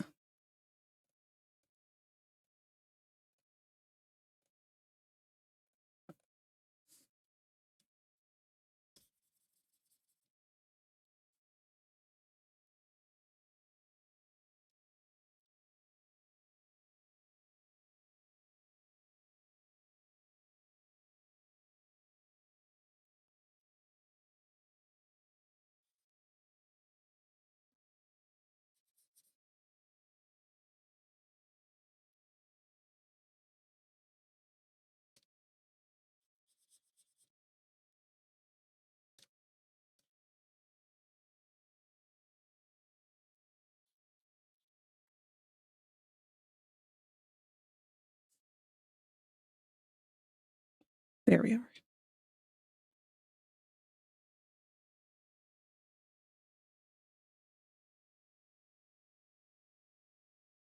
All right. I don't use TikTok, so I don't actually know a lot of the references there. It's a very cute ringneck parrot. I will find a quick link to one of their videos. I'm sure they've been re-uploaded to YouTube. I also don't use TikTok very much at all anymore. I got addicted to it for a really long time.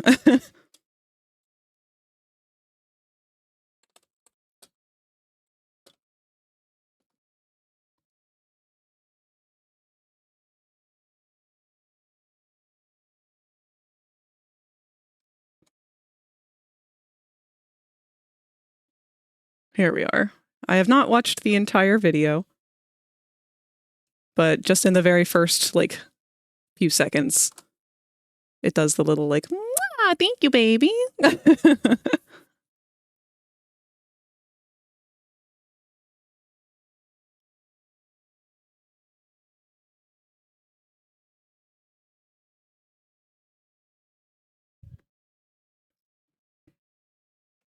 All right.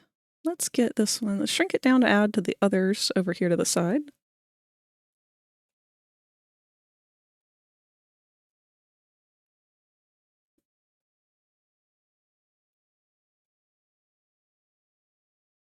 And we can start up on the next one.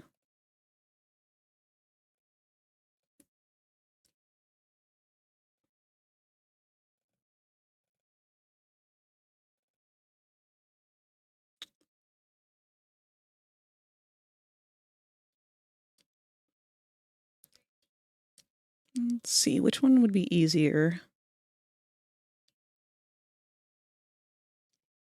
Probably the heart.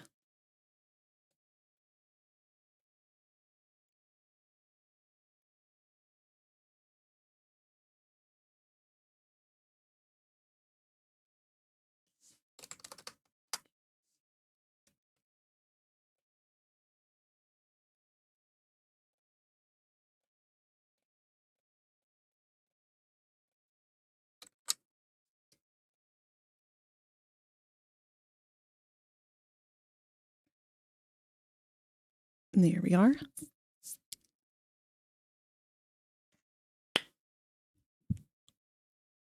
I actually really enjoy making emojis because you don't have to think about them quite as much. I mean, in order to get them to be good, you really need to consider the proportions of what you're working with. Usually the head has to be a lot bigger than it normally would be. You have to sacrifice details for things. His hat ends up shrinking a lot. But once you have your general layout, it's such a simple, easy little picture. It's nice. You can kind of kill him off pretty quick. I like having art go easy every once in a while.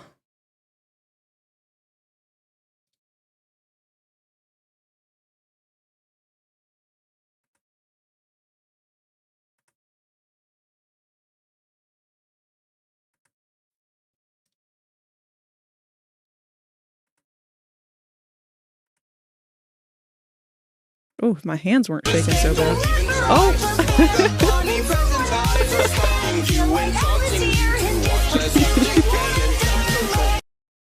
This is not the reaction that Papa would be having to that. I need to make an emoji explicitly for that.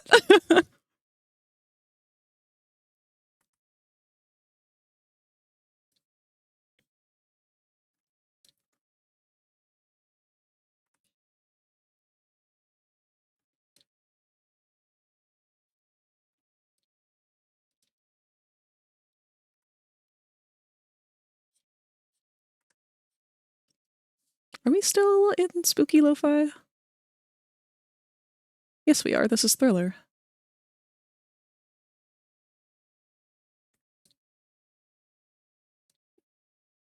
Ooh, I meant to ask. How many of you are familiar with Spooky Month? Like the animated show?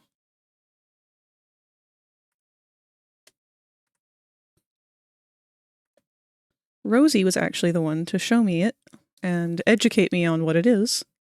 Rosie and Spook together. Which I then took to Tot, and we both got to experience.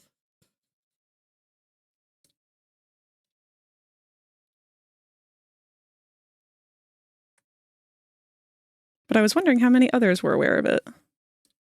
Because I had no clue it was a show or a series or anything until I had to have been educated by a friend. I thought it was just what we collectively called October.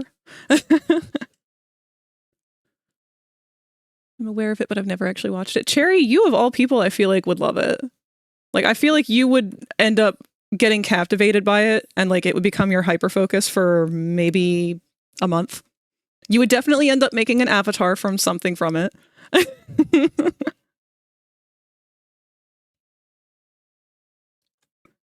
My money is on Bob.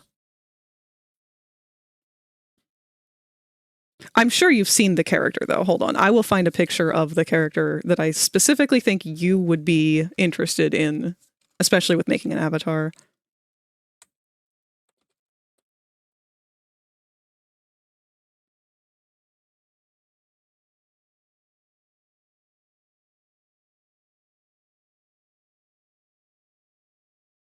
Oh, be careful Googling this character.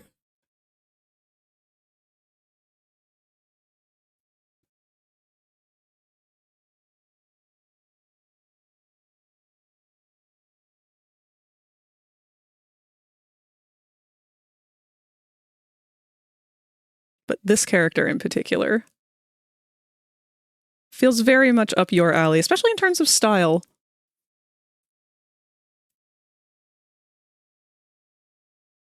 Yeah, you've seen him. Okay. This guy was all over Twitter for a really, really long time. People were very horny for him.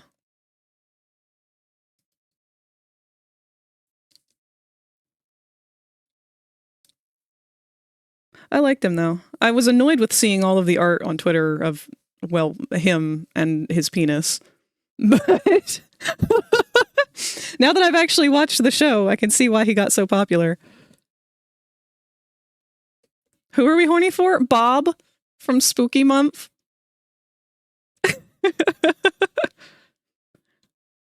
I wouldn't say I'm horny for him, but the huge portion of the fandom sure are.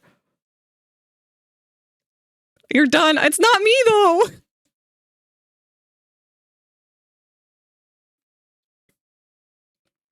He bothers me so much. Like, I swear I've seen a character that looks like him, and I can't tell if it's just him or if there is some other character I can't remember.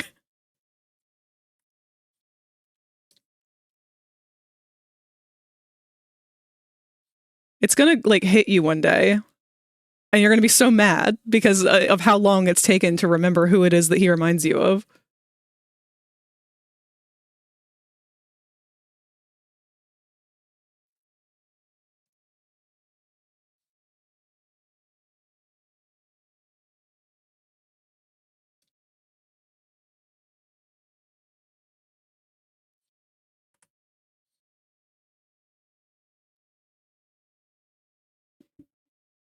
The way his face is drawn is just weirdly nostalgic for some reason. You know what? I have a small thought of what it could be.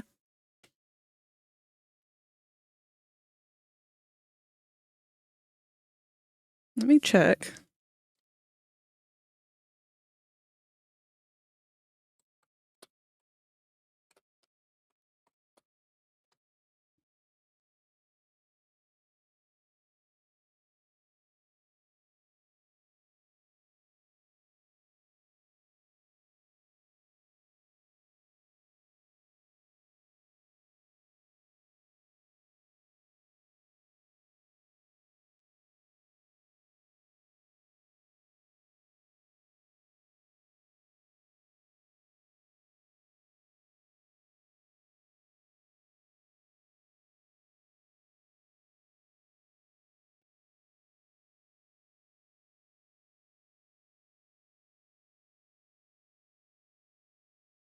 It's not salad fingers, right?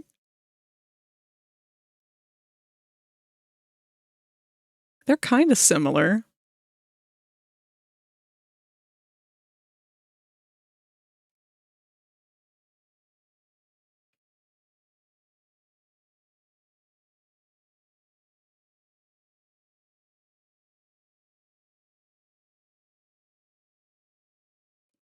The art style as a whole definitely feels extraordinarily familiar, and I think it's just because they have managed to capture an essence of a style that was like, this is how our brains remember it, but not actually how it looked, if that makes sense. So think like the Animaniacs reboot.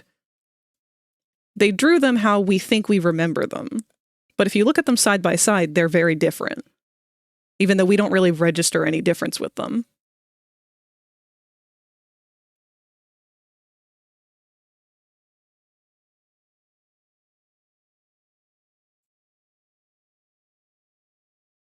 Reminds me of that Arrow game?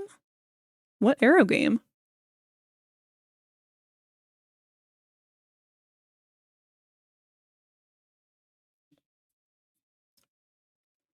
I also want to say it kind of captures the essence of like the uglier styles back in the day where they did a lot more detail in the lines and expressions of things. So like, I don't want to use Ren and Stimpy as an example, but Ren and Stimpy unfortunately is somewhat a good example of what I mean.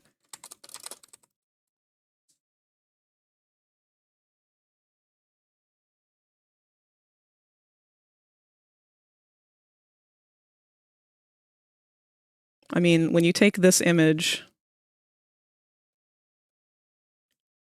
and then we take a random screenshot from fucking Ren and Stimpy.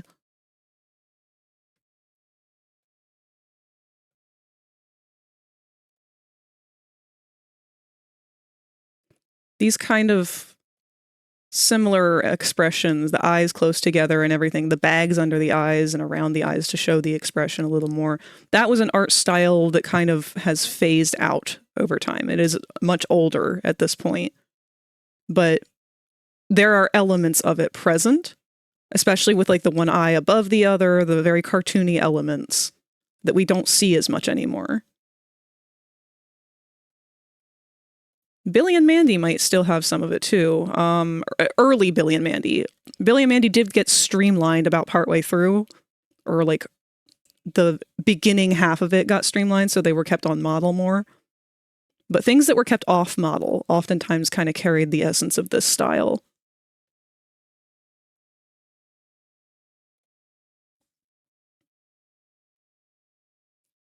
Funkin' on a Friday Night? That's the game I was thinking of. No, I don't think Tot or I, either one, are very familiar with that one. I know it's popular, though. That one's just sort of like DDR, but for keyboard, right? And apparently rap.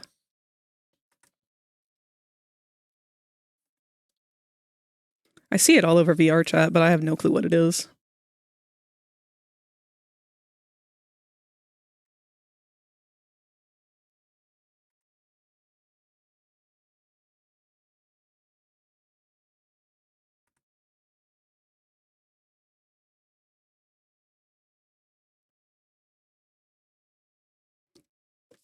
It's funny because what it reminds me of is something I feel like a lot of people don't know of or don't remember.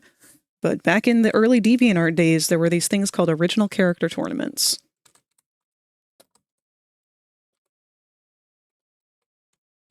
And the one that really took off the most was called End Zone. There was the one character who won the End Zone tournament was Climber. They were by an artist named Unknown Person. I fell the fuck in love with this character. And that's how their art style was a lot of the time when they drew these characters, especially in the expressions.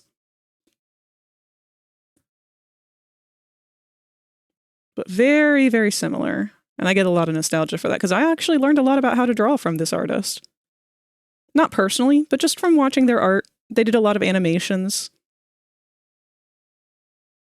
Actually, this is the Castle of Nations reference sheet, not the End Zone. Were they the same thing? They might have been the same thing. It's been a very long very long time since I've looked into any of that.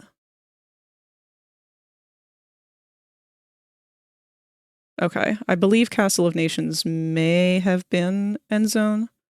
So I know they came back as a spectator in Law of Talos.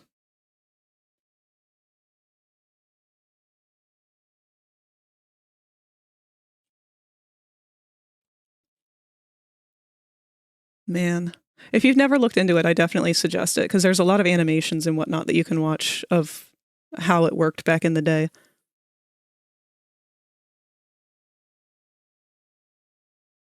And comics, I believe. It was half comic, half animated.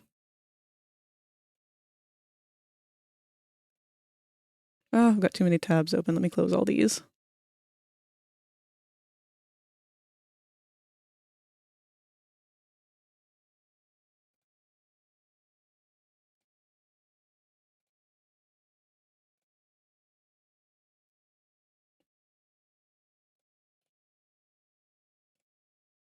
Also, I very much appreciate you guys letting me take a slower day today with things, kind of be more relaxed with it. I know I try to keep things exciting and interesting, but it's been a very tiring week.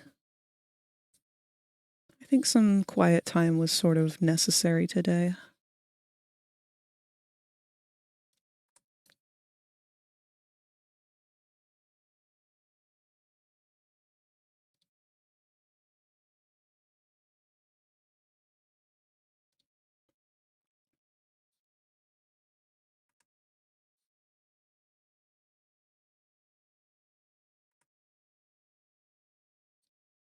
I know that's not something that I have to ask for permission for because it's my stream and I can do whatever I want. But I appreciate you guys hanging out for it. I enjoy your company as much as I hope that you enjoy mine.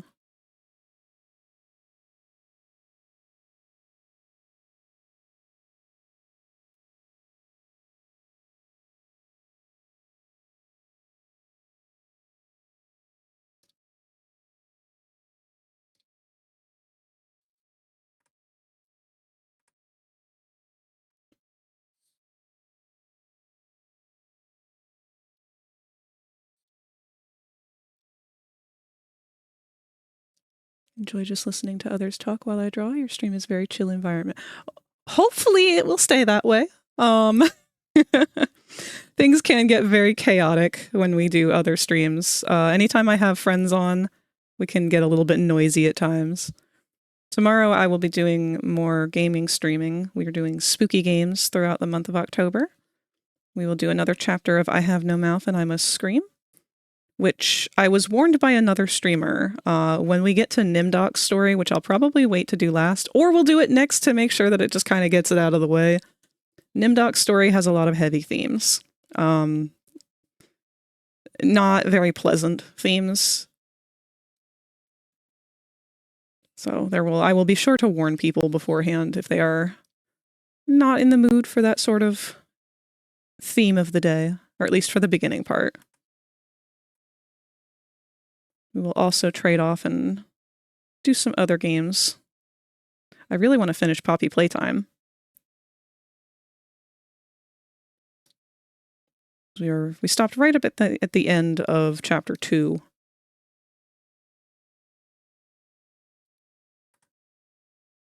And then Thursday, I will have 3D Thursday. That is where I work on avatars for VR chat in Blender. I've currently been working on Neptune's avatar. Neptune is who I confused you for earlier when you were the Brachiosaur.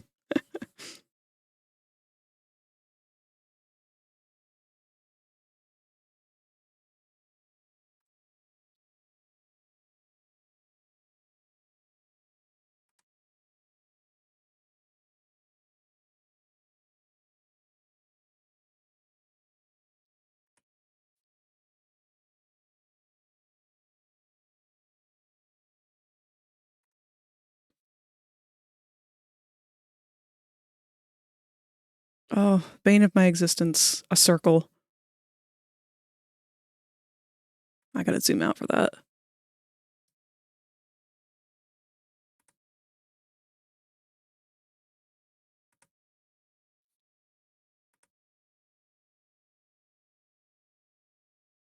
Let me bump the stabilizer up to 10.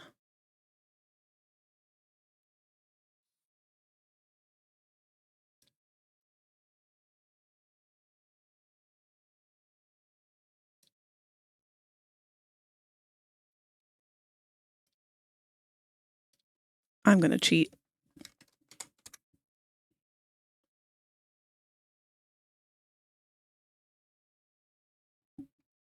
I could have just used the symmetry tool, but I feel like whenever I do that, it actually ends up taking away from the picture because I don't really like doing things perfectly symmetrical all the time.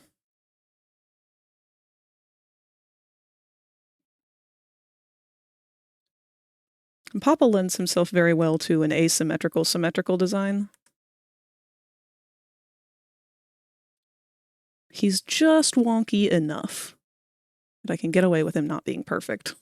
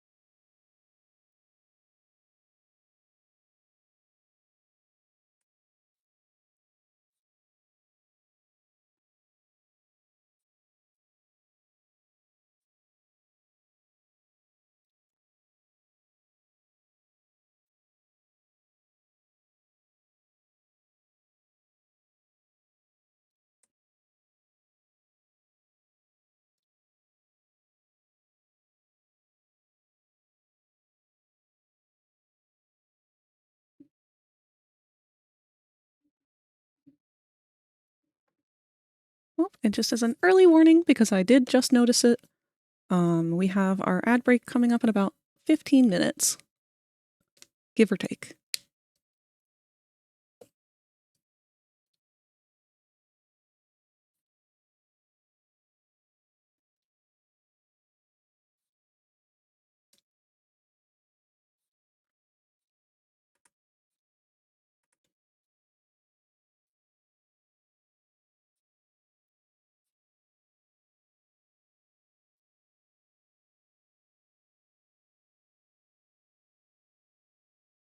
Oh, one thing I should warn, I will probably be working on Nep's avatar off stream as well, because I've reached a point with it where originally what I wanted to do was log the hours of it via the stream record, or the VODs, and use that to kind of get a gauge of how long it takes for me to make an avatar so that I can start doing commissions for other avatars more regularly.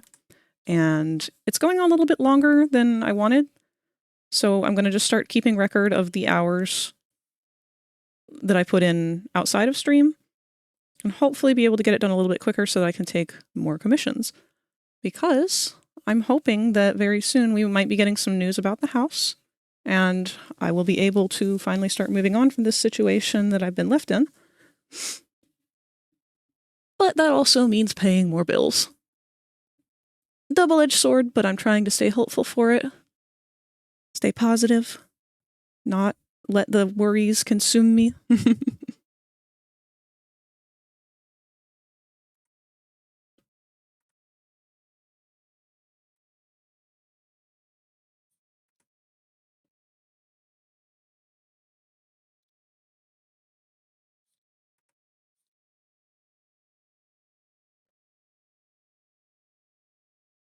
Awesome to hear. Maybe good news about the house, though. I know it's kind of been hanging overhead for a long time. Yeah. I didn't realize just how long stuff like this would take. But if all works out, and I'm hoping it will, then hopefully, we will finally be untethered to my uncles. Not have to have them in the picture anymore. We can finish going through everything in the house that belonged to Grandma. Kind of go more at our own pace. Because honestly, once the uncles are out of the picture, that's been the biggest obstacle.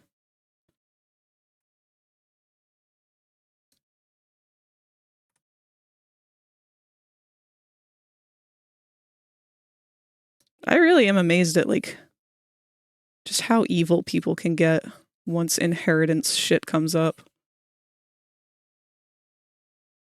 I wanted to believe that we were beyond that at this point in life, but some people, I guess, just don't mature.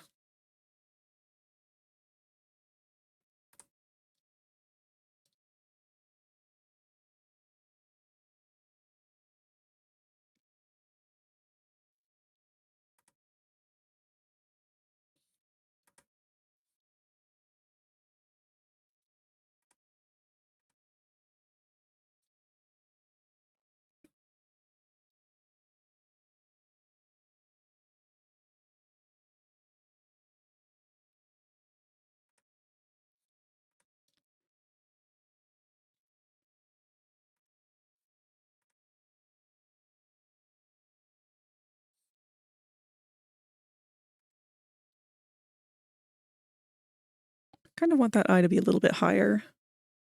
I guess I can always move it after I draw it.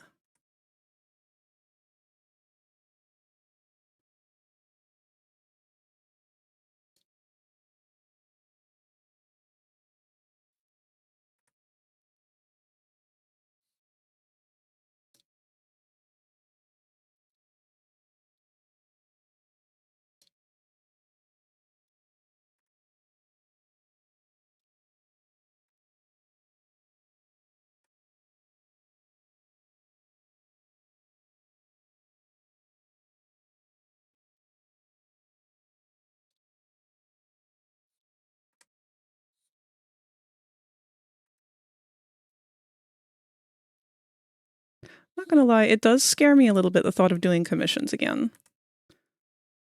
But having been streaming like this and having gotten to know some of you guys a little better and getting to know a little bit more about how modern online socialization and art and all of that seems to go, I know I've got support from a lot of you, which I greatly, greatly appreciate in every possible way. I know there have been several of you who have been very, very supportive of my work and told me things like, you know, I'm people who expect your art not to look like your art for a commission are crazy, which I appreciate the validity of that. Because I really did not have much of a frame of reference to go into it with, and it's difficult to kind of gauge that stuff on your own, especially when you're getting commissions from friends and whatnot, and they're maybe not giving the best feedback.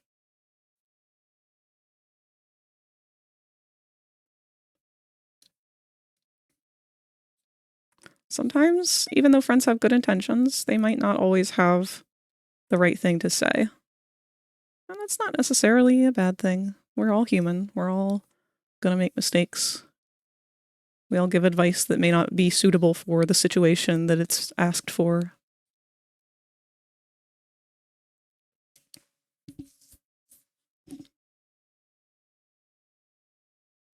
Obviously, it's easier said than done, but only accept commissions that you want to do / make you happy. Yeah, I'm gonna try and stick to that.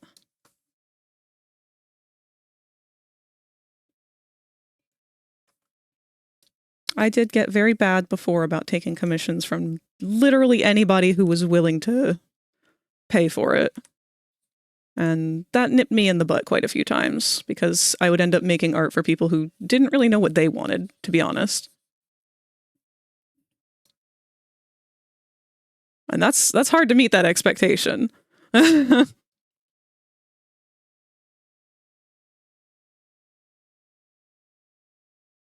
Oh, he got a little cross-eyed there. Let's shift this over some. We want just cross-eyed enough.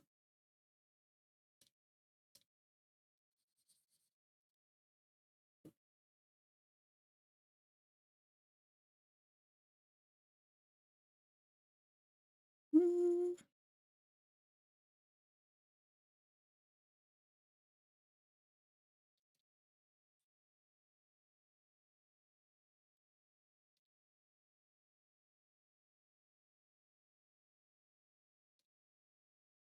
The wonkiness adds something to it.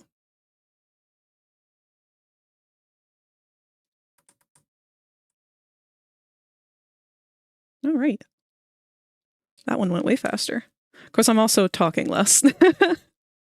I get distracted by you guys very easily, but that's not a bad thing.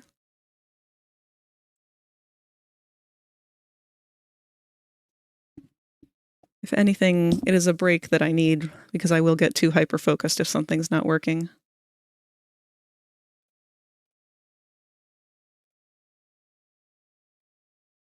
Let's go ahead and dump some flats on here. Oops. Nope, we need that to be on the right layer.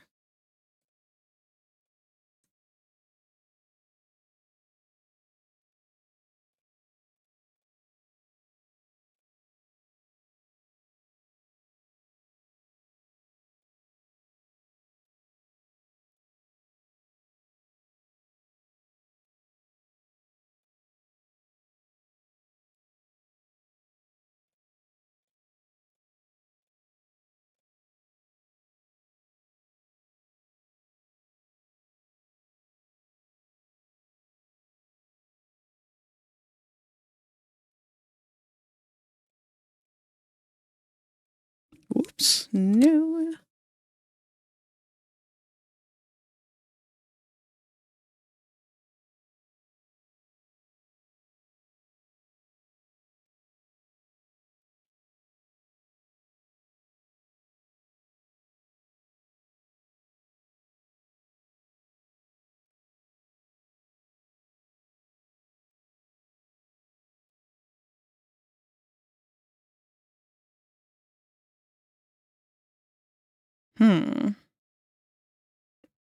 I miscounted.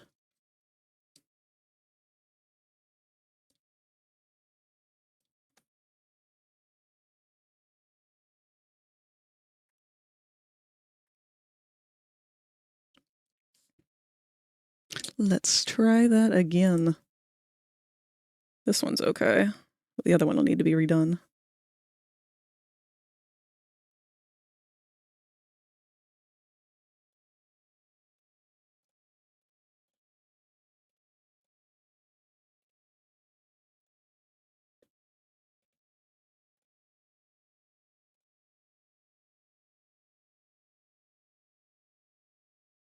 Let's make the heart more of a pinky color so it'll stand out more. I don't think he has any pink on him.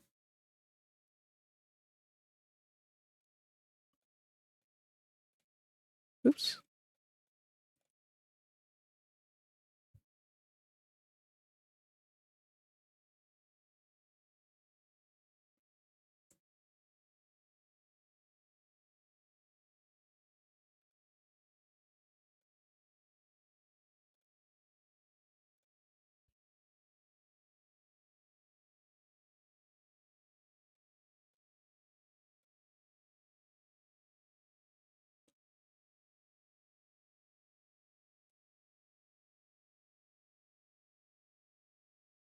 Okay.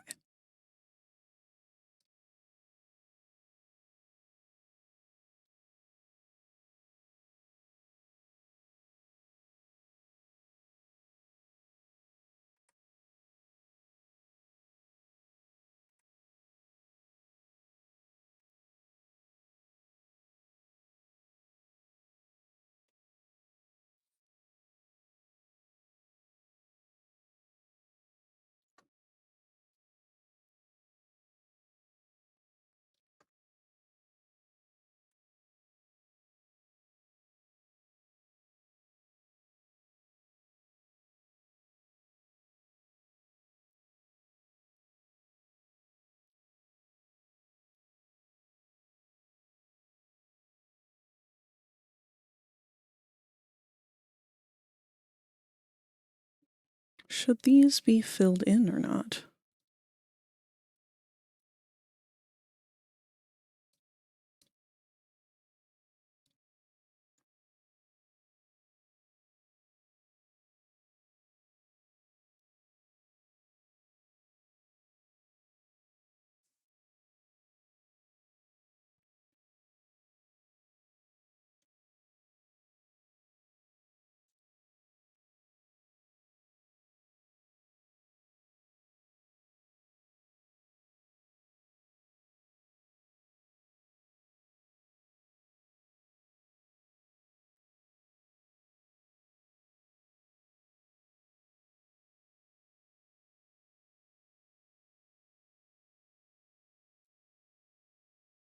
Maybe I'll do a spooky movie tonight after I'm done streaming. I haven't watched any yet this year. Well, I mean for Halloween. I've probably watched 1 or 2 spooky movies just for the hell of it throughout the year.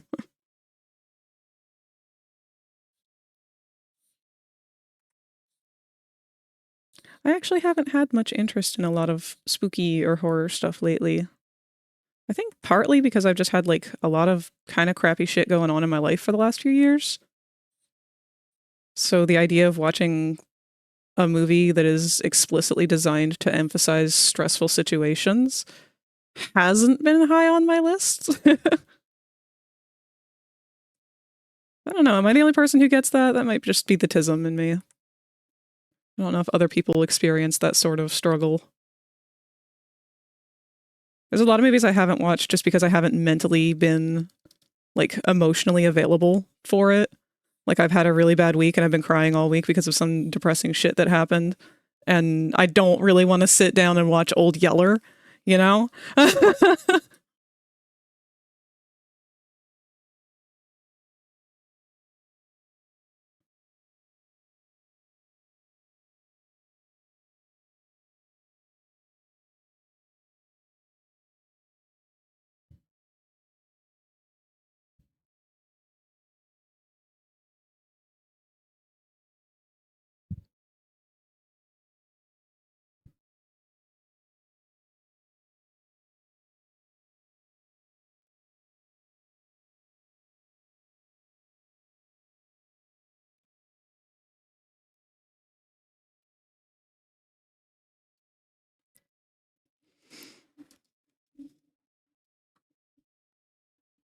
I hope you have a wonderful night. I've got to sleep. I hope I catch another stream. Oh, yeah. Okay. Have a good night to you too. Thank you for stopping by. Thank you for following. I look forward to seeing you again sometime. My streams are always on Tuesdays, Wednesdays, and Thursdays, and they start at 5 o'clock Eastern. If you ever want to get alerts for it, you can always join the Discord, which there's a link to down below in the About section. Just be sure to read the rules first when you join. That's how I feel might also be the tism, though. A lot of stuff I've had suggested that I can't watch because of stuff I've been through in the past few years, and I'm just too empathetic watching it happen. Oof. Oof, oof, oof. Big time. I feel that so hard. I can't actually watch my favorite movie of all time because of that. Also, ads are starting in 15 seconds, so I am told. Probably maybe closer to a minute, but be aware. But yeah, I love Howl's Moving Castle. That's like one of my top favorite movies of all time. And The Wicked Witch of the West, of the Wastes. I forget what it's been so long since I've been able to watch it. But whatever her title is, when she starts to kind of go senile after she loses her magic and whatnot, that's way too triggering still for me to sit down and watch. Dementia really fucks up everything.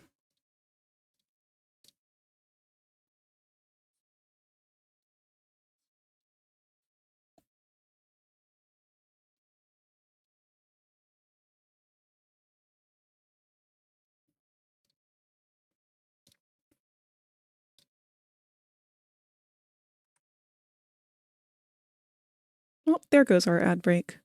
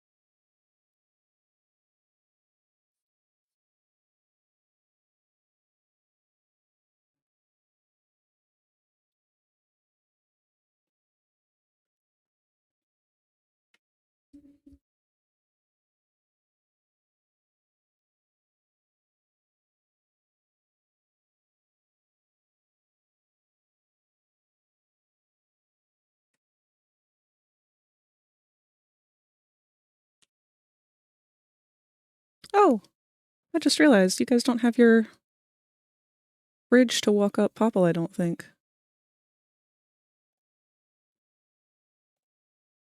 Oh, no, you do. Ah, it's the one on my tablet that doesn't work right now. Let me fix that.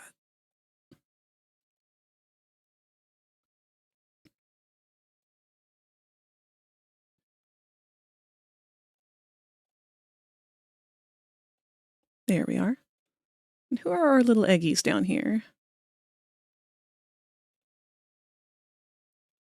We've got Snoopy. I'm going to migrate you on up here into the box. And Morbid Mime, I'm also going to migrate you up into the box because you've been with us for a little bit here. It just helps me keep track of if we have a new egg or not.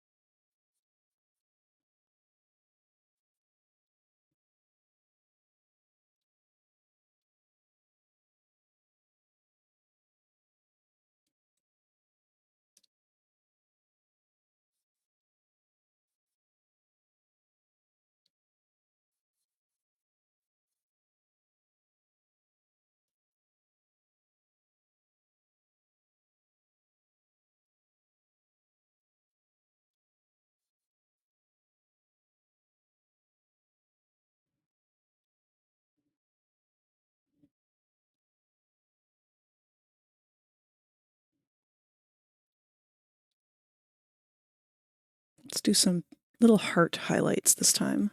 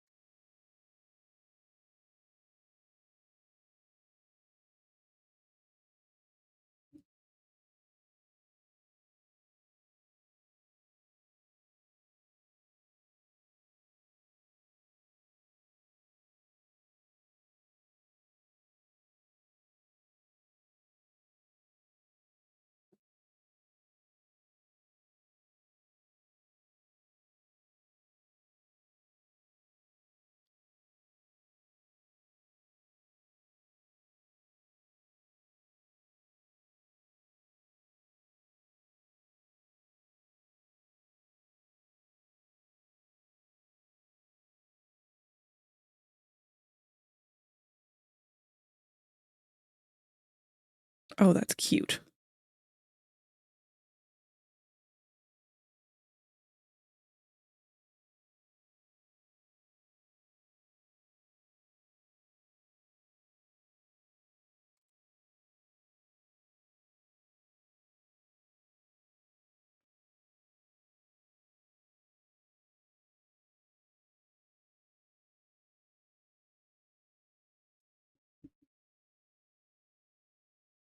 One show that I should go back and rewatch because I'm familiar enough with it that it wouldn't be something overwhelmingly new is The Owl House. That show broke my fucking heart, but it was so good.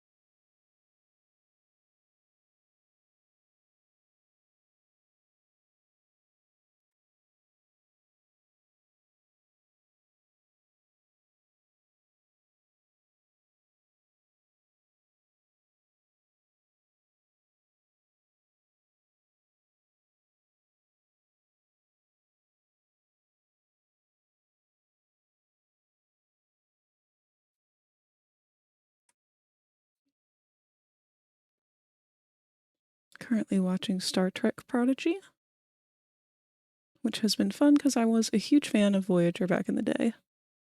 I have that on my list. And Gravity Falls. Yeah! I've actually never really watched Star Trek. I feel like I should at this point. I got really annoyed with it for a while because just like Star Wars, it just kind of felt like it was being thrust at me at all times. And I was kind of annoyed with how much of it I was seeing all the time. Like we were talking about earlier, whenever something gets thrust in your face too much, you just kind of start to spite it. But Star Trek really hasn't gotten the same level of attention that Star Wars has at this point. I'd be willing to go back and give it another shot.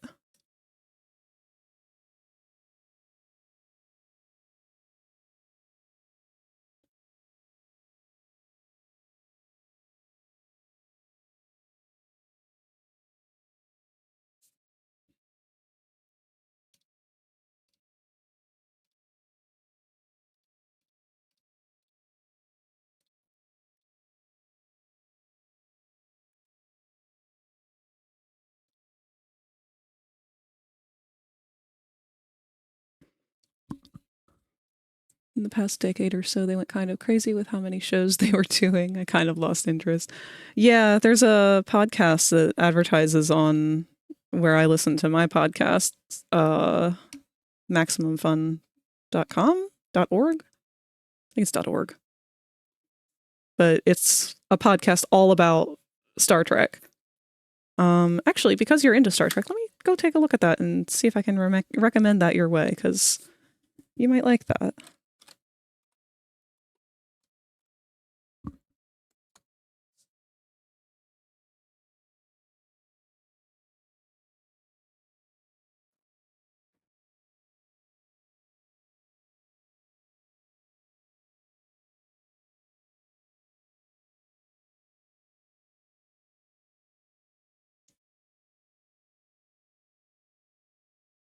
There we are.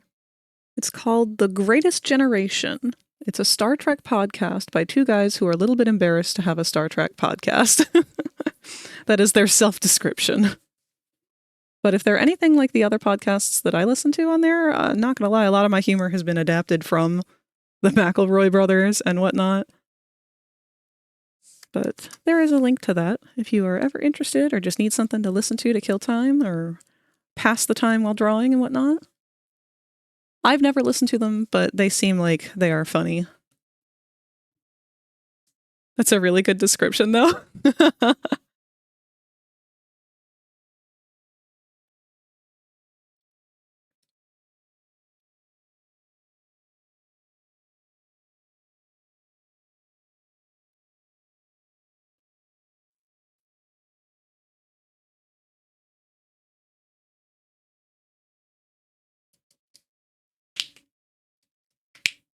Oh, I didn't realize that would pick up on the mic. I apologize. That was me cracking my knuckle.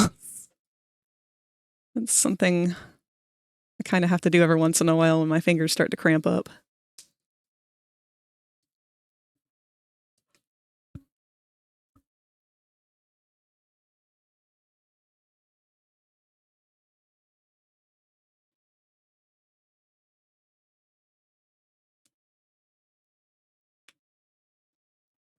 There we are. Okay. I think I just need to toss a couple of his balls in here, and that will be good for this one.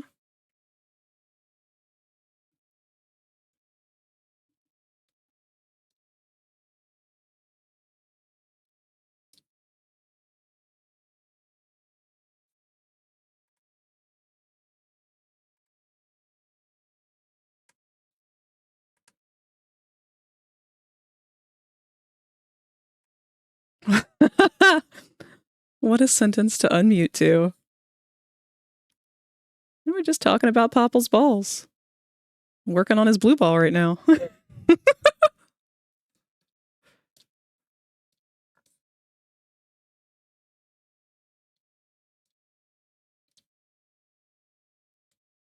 Normally he would have 2 of every color, except for red. He doesn't have any red because that's his eyeballs.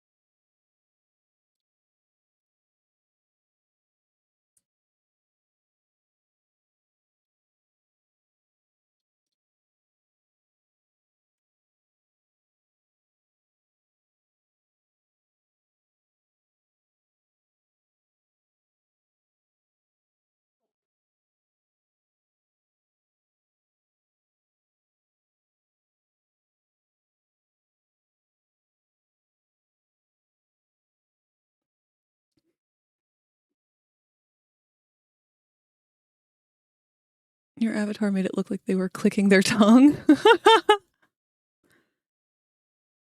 Really fell off the Star Trek because of the Battlestar Galactica reboot that started in 2005, and it changed how Star Trek Enterprise and Stargate Universe were written. They put it all in these sex and betrayal plot lines, and it was so bad. Oh, no, they turned it into a soap opera. I bet his balls are good. Tastes like bubblegum. Oh, see, that's the disappointing part, is because they're actually plastic.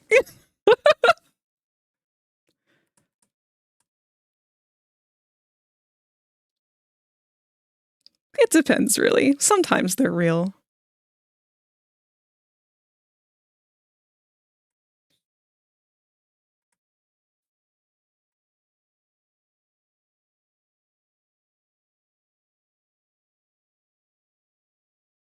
There's like nowhere to put the purple one now.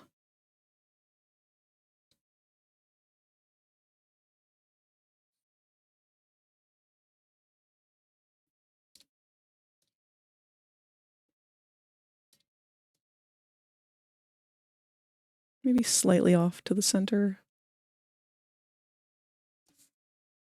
Does that look weird at a distance? Oh, a little bit.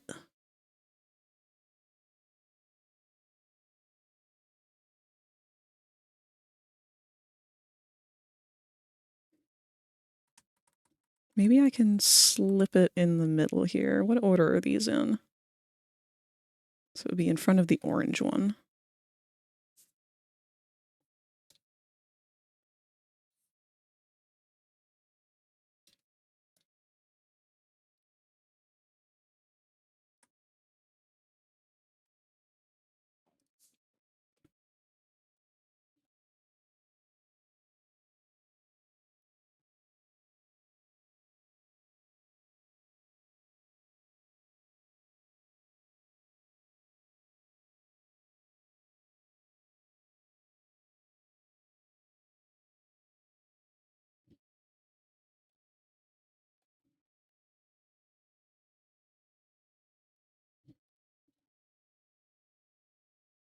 What we can do is scooch the orange one over a little bit more. There we go. That looks better.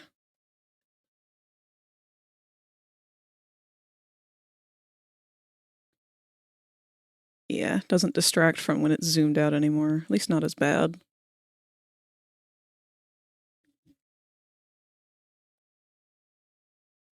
This one could be smaller, though.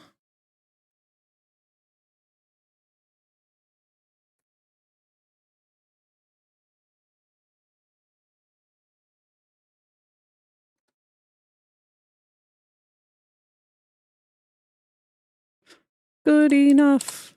Merge the balls.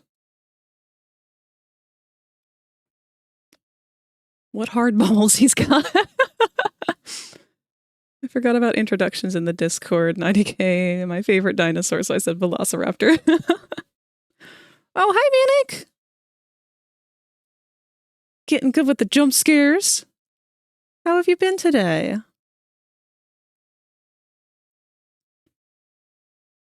Hopefully you haven't been going through work hell again today. Oh, we've got a little bit of missing color in the back layer here. Back layer. Okay. I do want to talk about something real quick. I mean, I assume y'all are familiar with the back rooms.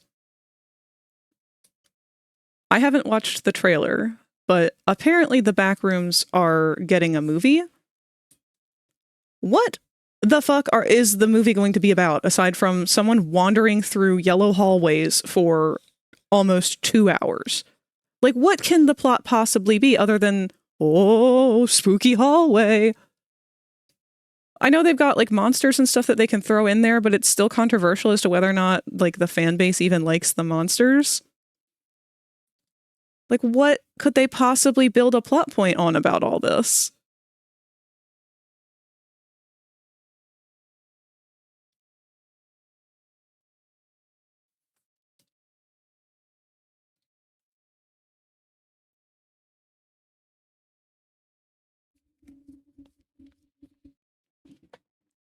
GoPro has more balls than a Krogan. Okay, now that one's a reference I haven't heard in a while. I like Backrooms lore and sometimes the game, but man, I don't think I could do a movie about it.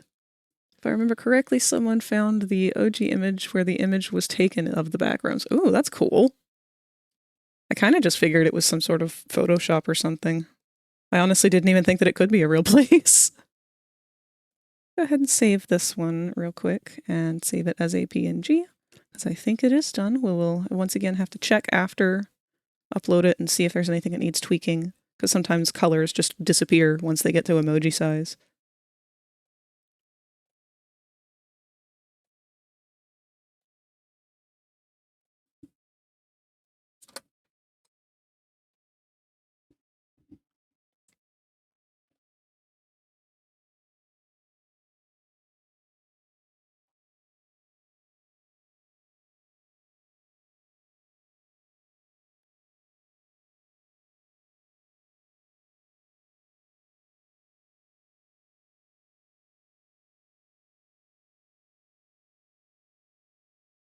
We'll add this to our little collection.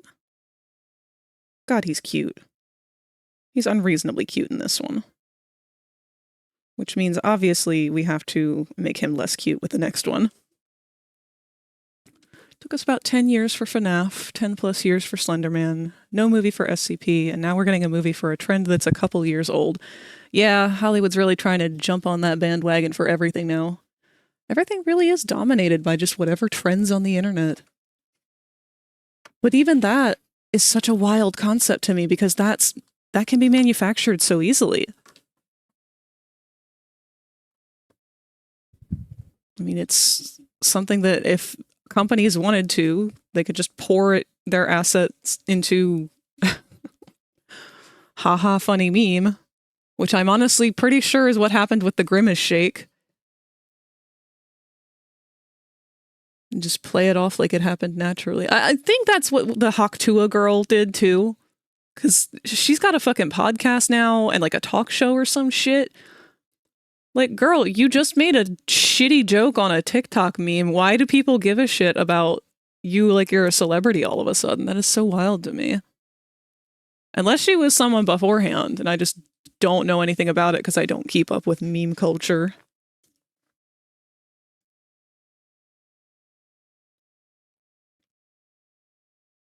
Still pissed that Kelowna movie was candy. There was gonna be a Kelowna movie?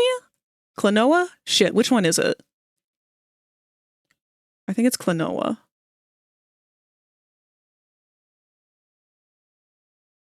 Did you remember to save I all did. of your files? Oh, Rosie, did you see? I finished the heart. He's so cute.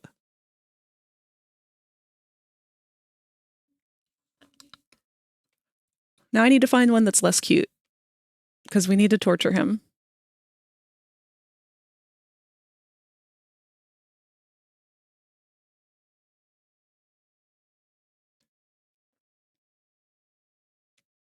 Never got that BioShock movie? Oh, that would have been good. SCP also has a lot of licensing to keep people from claiming ownership of it, which Hollywood is allergic to. Had a funny art idea, but I don't want to make it because IDK if it would be too much. It makes sense, but there are many stories that could make a movie about it. Honestly, I feel like SCP would be a really good one to do, like, you know how every once in a blue moon we'll get a good Netflix series where every episode's like an hour long, but it goes into like, it expands more on what it could have otherwise if it were just one standalone movie. I would like to see a SCP something like that. Maybe like season 1 would take place with the handful of criminals that we start out with the statue that moves like a weeping angel. And one by one, they're getting picked off throughout season 1 until whatever big baddie gets them. Maybe season 2 would be either another round of people or the scientists come back. Who knows? Movie series with different stories, like the Black Mirror or something. Yeah, I've never watched Black Mirror, but I'm pretty sure I get an idea of what you're talking about with that. I honestly wish we had more things like that, because I feel like when it comes to movies, with something that has as broad of a range as, like, you know, FNAF or SCP, it just can't all be compacted into one. FNAF's a bad example, actually, because FNAF doesn't even know what FNAF is. The lore is a joke. There is no lore. I don't give a shit what anyone says. There's no fucking lore when it comes to FNAF. There are a handful of stories that might carry some form of relation to one another every once in a blue moon, but... Oh, I see we have another eggy here. Hello, egg. Oh, it's Mime again. I'm gonna move you back up into the box, Mime. There we are.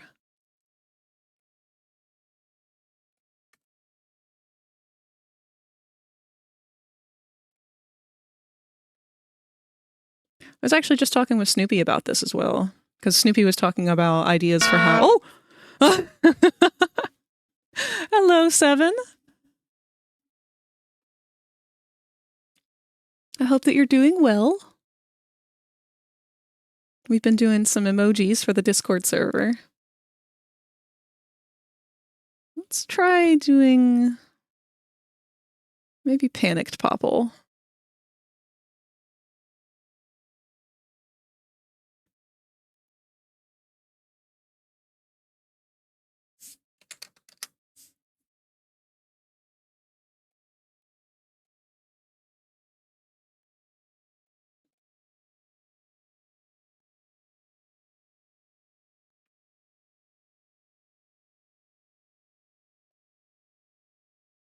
FNAF makes the term retcon look blue. It probably could or couldn't work, but Bayonetta anime series would be nice. Oh yeah! I'm surprised that there isn't one, to be honest. I don't know jack shit about Bayonetta, but just the mere fact of, like, the art style alone feels like it would have some kind of movie or anime.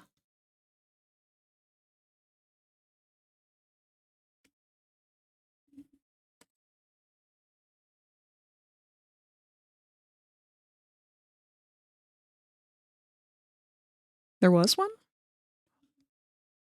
Oh, we even got an anime movie for the first one. Okay. Well, that's good.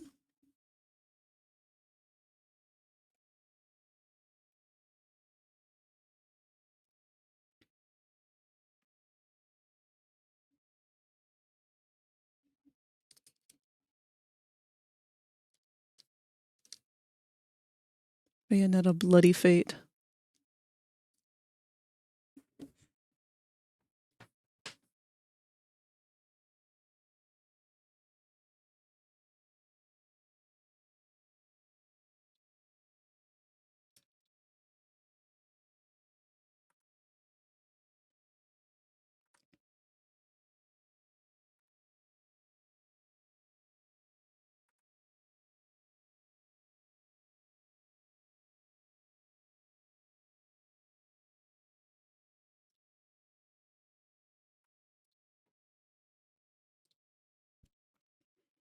Which has a banger credits song.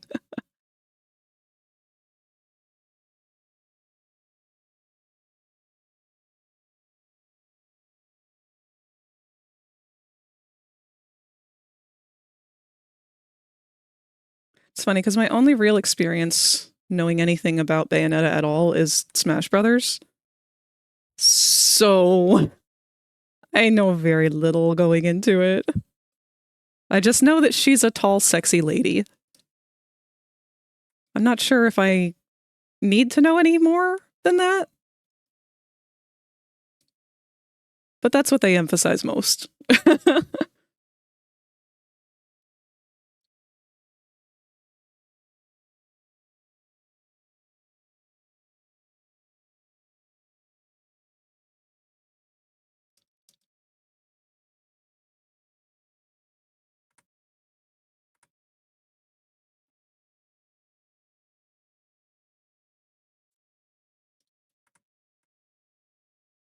Also, we got about 30 minutes before the next ad break, and I will be dipping away for that one, just for a little bit.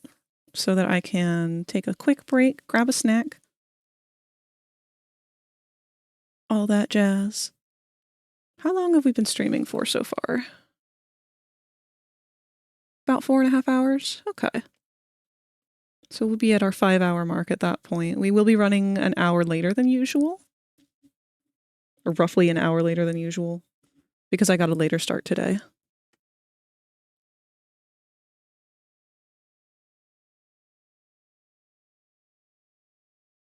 Tall, sexy lady with amnesia in the first game? Oh no. Amnesia and a gun.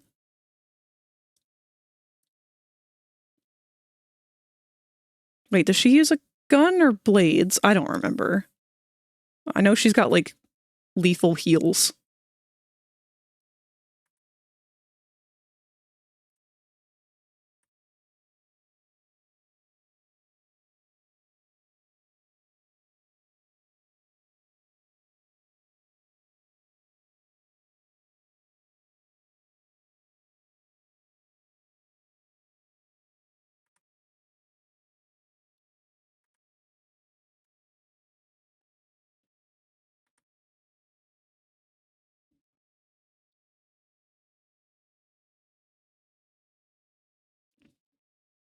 I think we might be starting to get towards the end of our playlist here for the spooky music. Let's try a different one.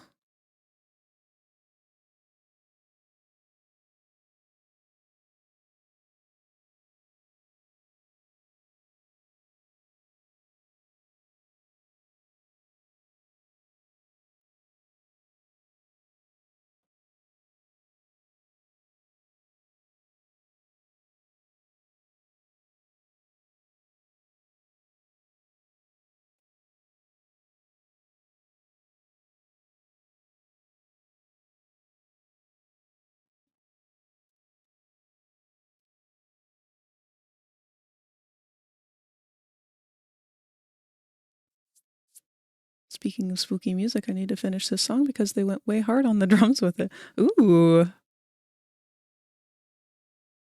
Are you making a spooky song?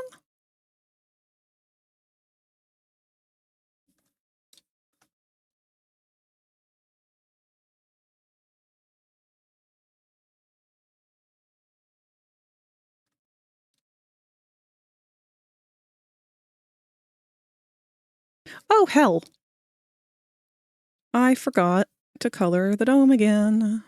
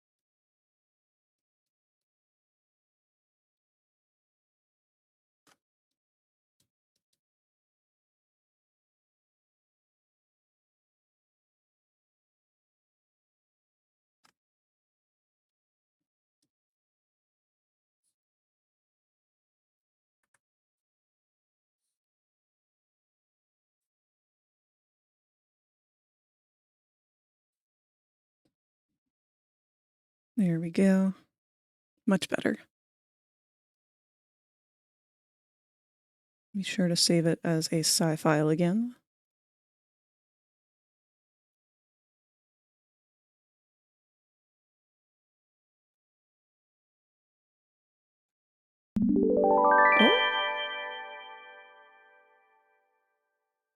The BSN guy has raided the channel with 7 creatures.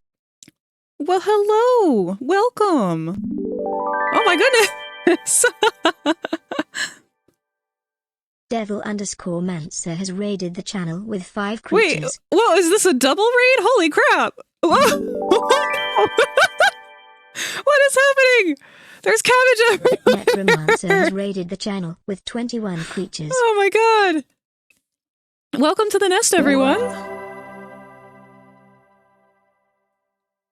Pure Snape Witch has become an egg. Oh, thank you. Oh my gosh. Once these alerts die down, I'll do the formal introduction. But it's nice to meet you, everyone. Thank you for the raids. How did everyone's streams go? Another— wait, hold on. Is this— Insanity Smiles has become an egg. Oh no, what's happening?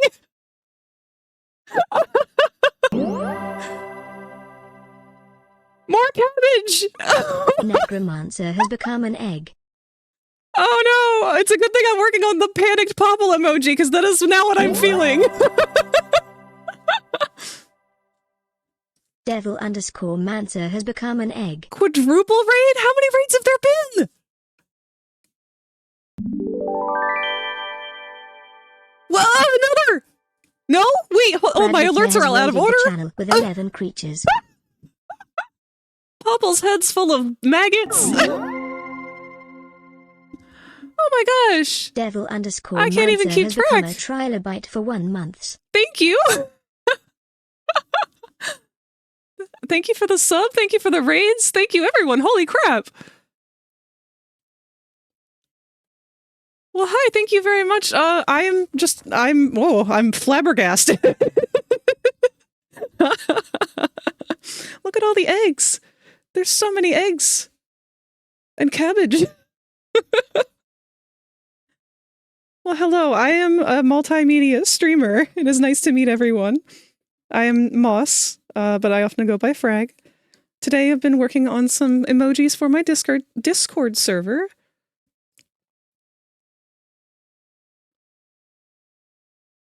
Oh my gosh! Oh, you guys are from Rosie. I see how it is. I should have known she played a hand in this. Well, thank you all very much. Feel free to hang around to enjoy the spoopy vibes. We've got some spoopy lo-fi going while I work on these emojis. We are also on Wednesdays, we do spooky games, or regular games if it's not Halloween. And then on Thursdays, I do 3D modeling. Usually I'll make VR chat avatars and whatnot. I'm currently working on a commission of a space bunny. Rosie is great. Rosie is absolutely wonderful. What were you guys doing? Were you all streaming together?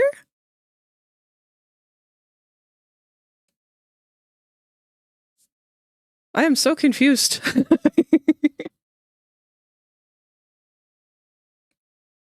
Doing a spookin'. Oh man, see, I've already had problems with my hands shaking today. Now they're shaking even worse. We were playing Demonologist together. Ooh, what is that? I think I just saw an ad for that today when I opened Steam. Is it anything like Phasmophobia? Is it Phasmophobia or Phasmophobia? Is it anything like the Ghosty Hunty game? Also, everyone who followed and subscribed, you guys are all eggs currently underneath of me.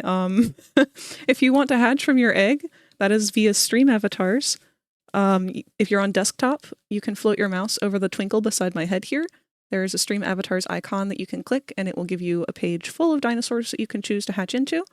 It also has another page with a controller that you can use to interact with other people on the stream. If you're on mobile, it's going to be right next to the gift a subscription button, or right now I believe it's the leaderboard for giving cheers. Either way, there's going to be a little +1 beside it that has the stream avatars. If you've come here from the raid, then you might have to refresh the page to get it to work. Sometimes it can be kind of finicky about that. It's similar to Phasmophobia. Oh, but with getting rid of the— ooh! I got raided by 2 skeletons, a zombie, and a bison.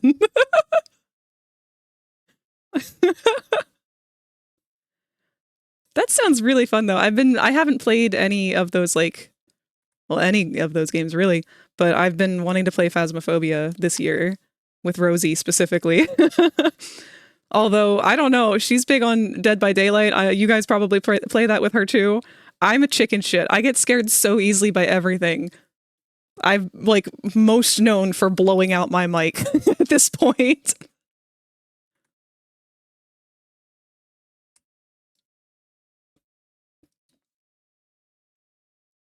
Want them to do Phasmo, but with House Flipper? Oh, that would be really fun.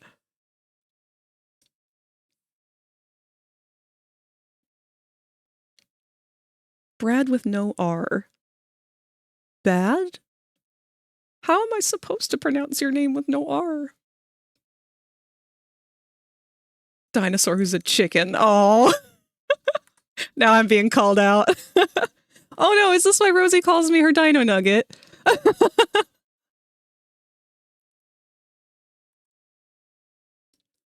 Just call him Brad.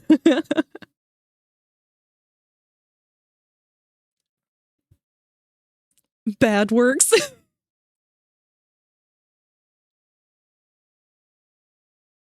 That sounds like it was a lot of fun.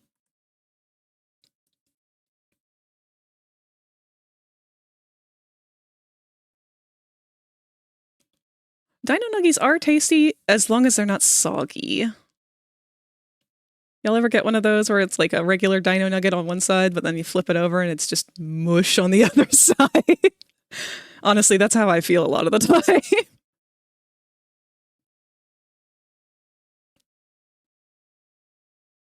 What am I drawing? I'm working on emotes for the Discord server. So this little guy here, off to the side, or rather in the corner here, that is Popple. He's sort of a mascot, sort of just a little guy we hang out with. He's just kind of there. He started as a Digital Circus OC fan character, and he's kind of developed from there into his own person. You can think of him kind of like Clippy, but more bullyable.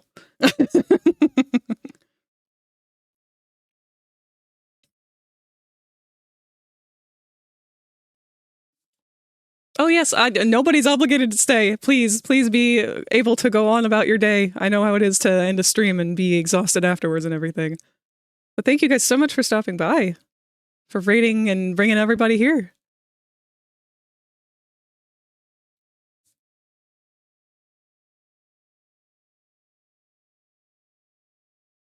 Everyone stay forever. Well, not even I can stay forever. I gotta get snacks at some point. Actually, in about 18 minutes. That's when our next ad break will be. I run the ads for 3 minutes every hour so that we can get a full hour uninterrupted.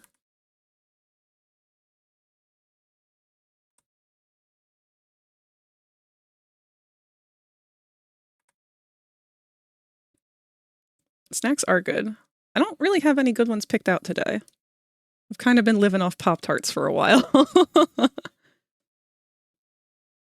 They showed footage of the Terios skin? Oh, shit! You should go ahead and drop that over in the show frag dump so I can see.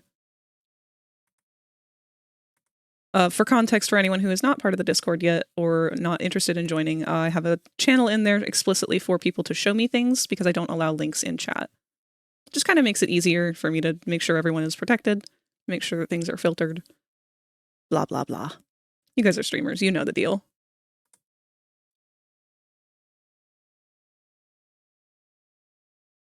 Let me know when you've sent it so I can go look.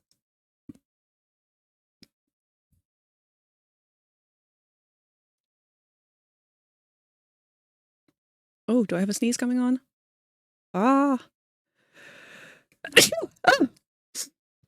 Oh, sorry. I tried to mute and I missed. Oh no, I startled my cat. I'm sorry, Bo. You good, buddy? He was sleeping. Thank you.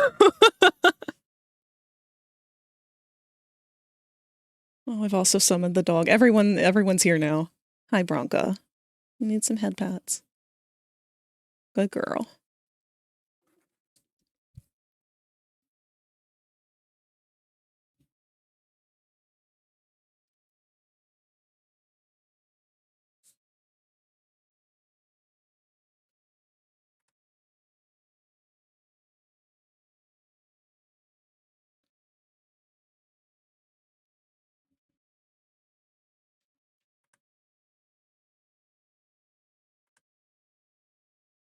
One of the hardest things about drawing Popple, honestly, is remembering that he only has 3 fingers.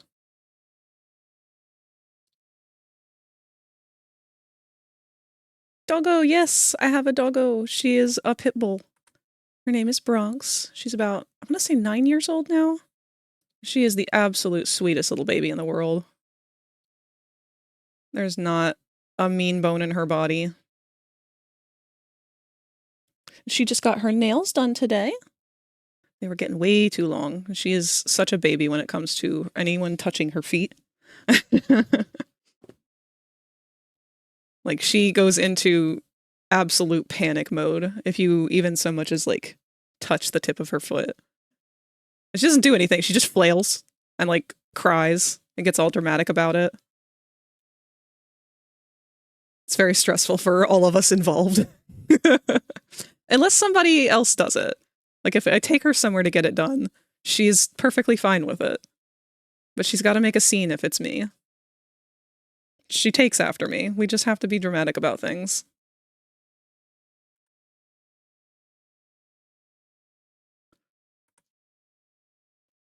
Normally I would have a slideshow going in the corner. Actually, let's see if I can open that up real quick.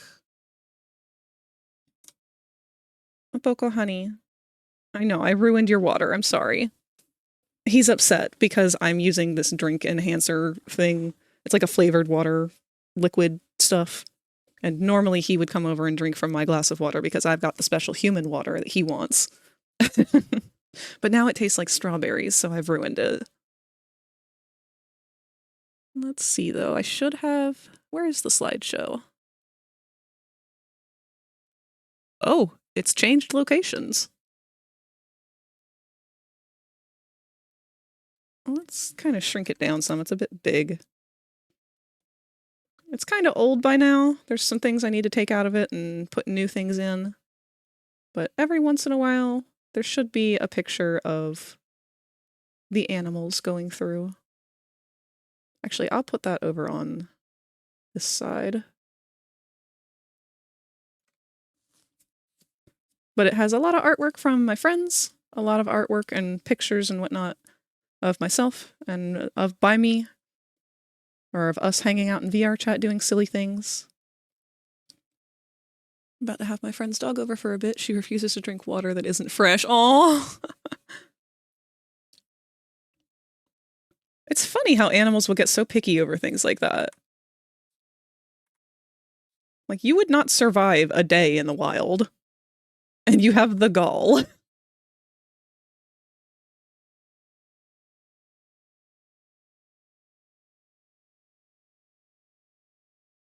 My sister has a Sphinx cat. She's had him for years now. He's considered a senior cat at this point. But one regular issue she faces with him is she has to keep him from laying in direct sunbeams during summer because he will get sunburnt. And he'll only get sunburnt on one side. Because he'll just, like, fall asleep in the sun and not flip over.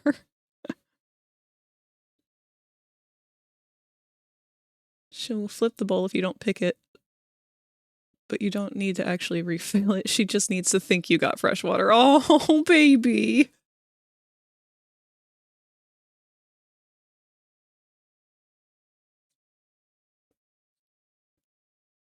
God, dogs are too pure. Bought a pack of Airheads. Most of them were fucking blue.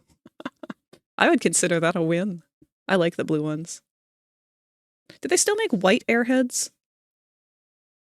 They were always advertised as, like, the mystery flavor, but I don't know if they ever actually came out and was like, hey, it's just berry. It's probably raspberry.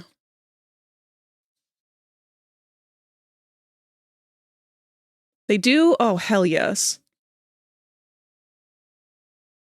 Are they still mystery flavor?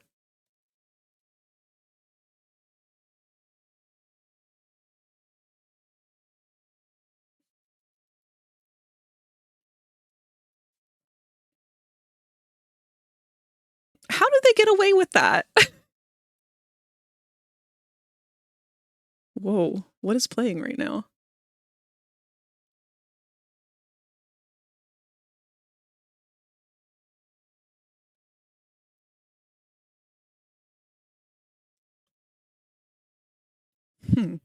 That was an odd one.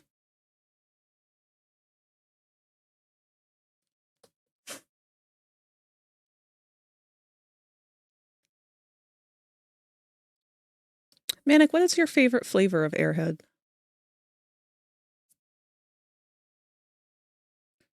One, two, three, four, five, six. Okay, I did not account for the cuff of the gloves. 1, 2, 3, 4, 5, 6. Still didn't account for the cuff of the gloves. Okay. I'm playing this game on hard mode.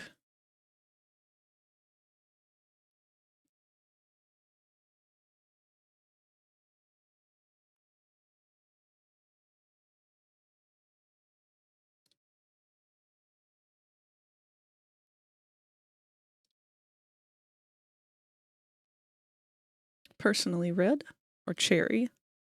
Okay.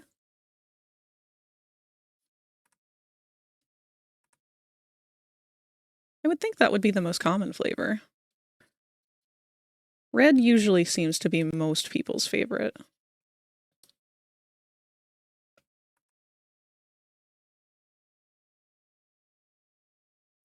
Actually reminds me of when I was a kid, I used to go to our local 7-Eleven, and my favorite candy to get at the time was the big Laffy Taffy. Like, because otherwise I would only ever get it at Halloween. Laffy Taffy in the little like bite-sized snack-sized pieces. But at the gas station, for some reason, they had really big pieces, like a whole candy bar sized. And there was one specific one that had sprinkles in it, and there was something about that that just tickled me right in the tism. It was something to do with the color and the texture and the crunch all at once. It was like a perfect combination. I want to say it was watermelon, which I'm usually not a fan of. I mean, not a fan of. I'll eat anything. I'm a garbage disposal, but I do have preferences. I feel like next time somebody asks me to explain how I'm pan, I should say the same thing word for word.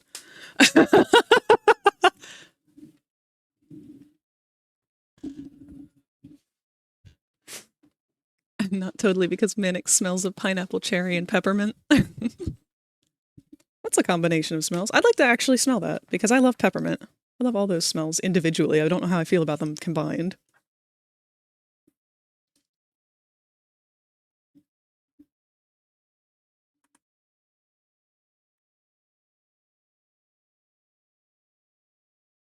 I am my own worst enemy when it comes to designing characters, because the thing I struggle to draw the most are curves. And Popple's like 95% curve.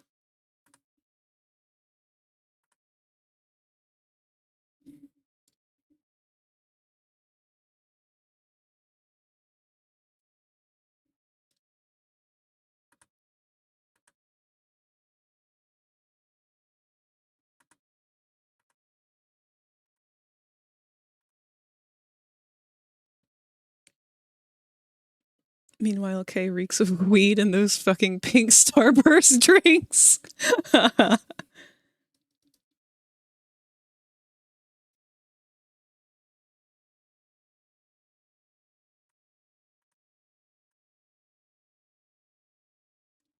Manic, I'm waiting for the day that you make your own fan game.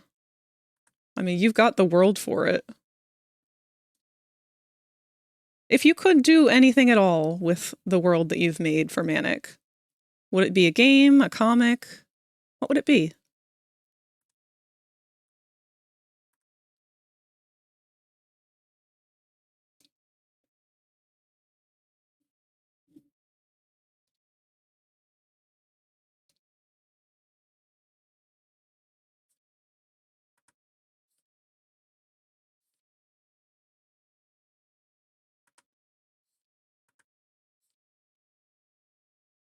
Pretty much everything you just mentioned. So, Homestuck.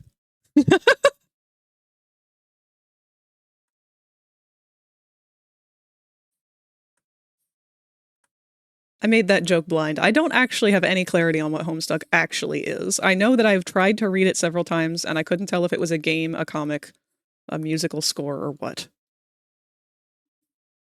Everyone insists it was a comic with playable parts, and also movie parts, and also music parts, and also essentially exactly what I just said.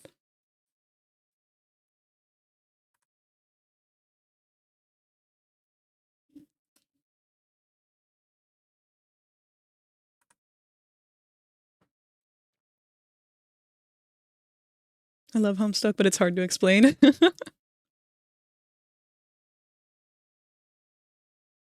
It definitely feels like one of those you had to be there things.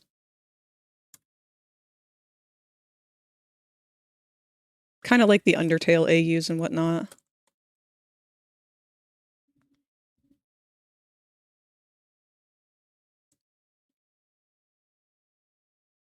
Homestuck, but some multi-fandom nerd with Sonic OCs as priority threw all of his hyperfixation into the... Oh, speaking of which, if you look off to the side of my tablet here, this is Manic's character. This is Manic in question, the one speaking to us currently. And Manic's art.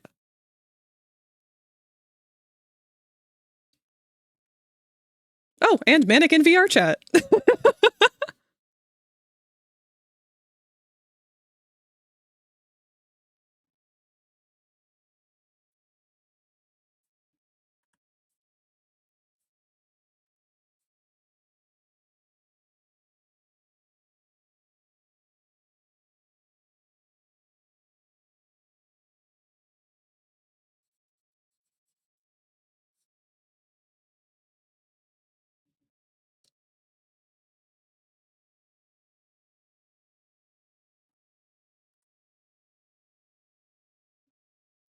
His full name is Prince Manic Astral Sabuku.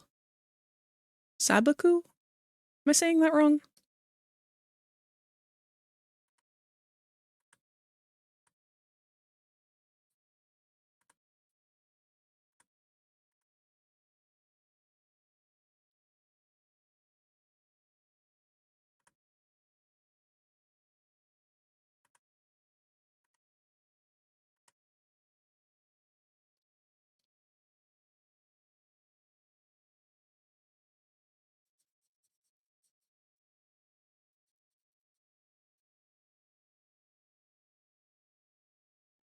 Back from VR, ended up crashing your dungeon run. Oh no!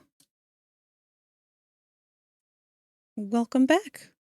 You missed it, but we had a a 4-way raid. But don't worry, I definitely handled it like a champ. I wasn't fumbling at all. In fact, I wasn't even surprised. I did such a good job.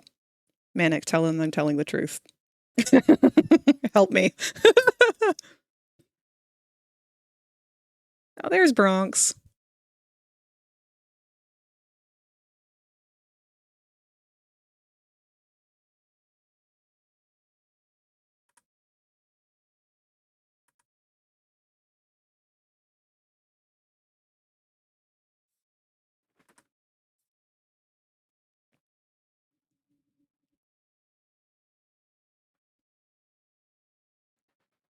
That's exactly how I went. I saw it happen. Thank you, Akka.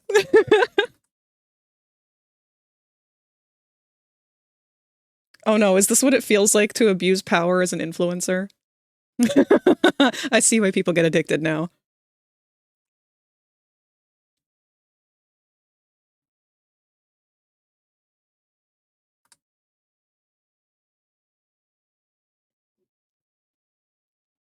What does August smell like again? It smells like fur and metal Manic.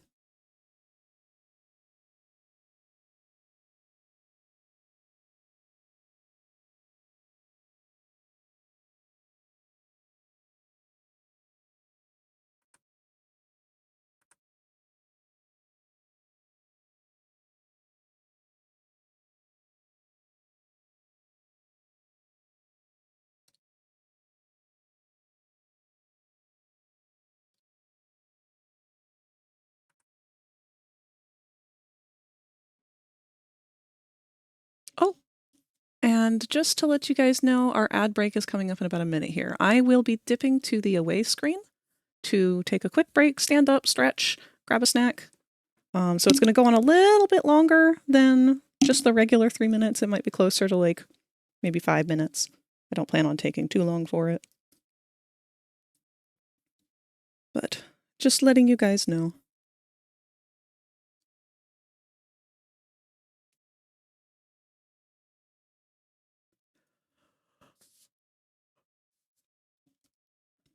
See if I can get one more loop in here before we do so.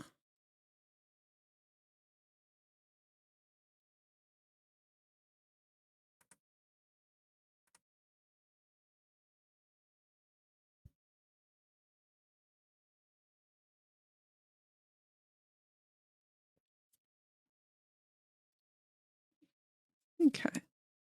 It says that the ads will be starting soon, so I'm going to preemptively go to the away screen. I will see you guys again all in just a few minutes.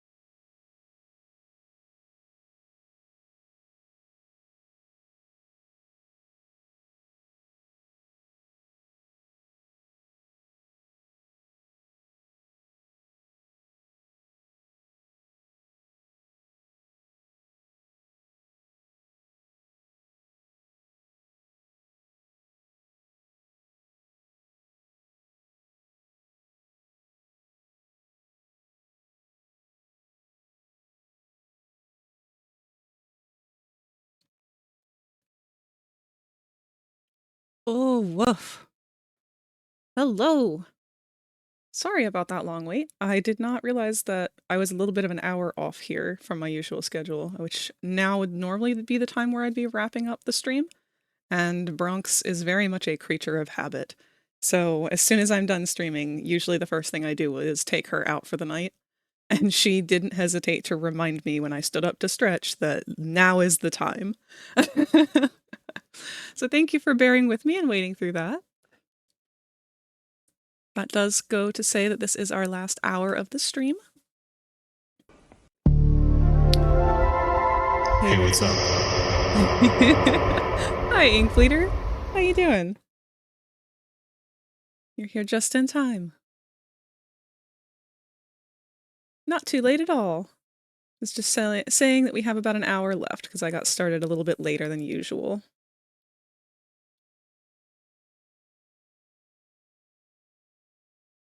Oh, hi, Chitara. My 1 hour nap after work turned into 3. That seems to happen quite often these days, I've noticed. A 1 hour nap is more of a pipe dream, if anything.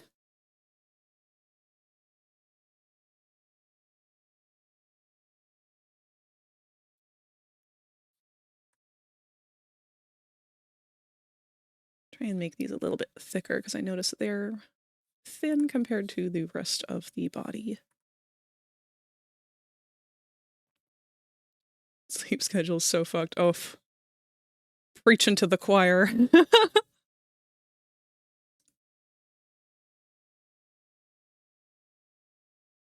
Oh, enjoy your curry, Chauncey.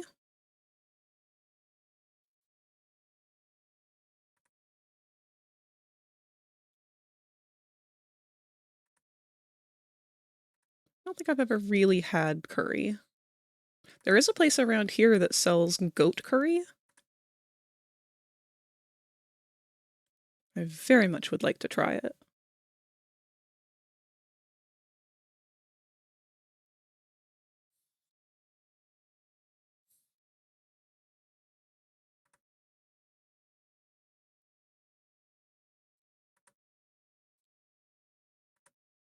Chicken katsu curry. Ooh, that sounds really good. I haven't had chicken katsu in a long time.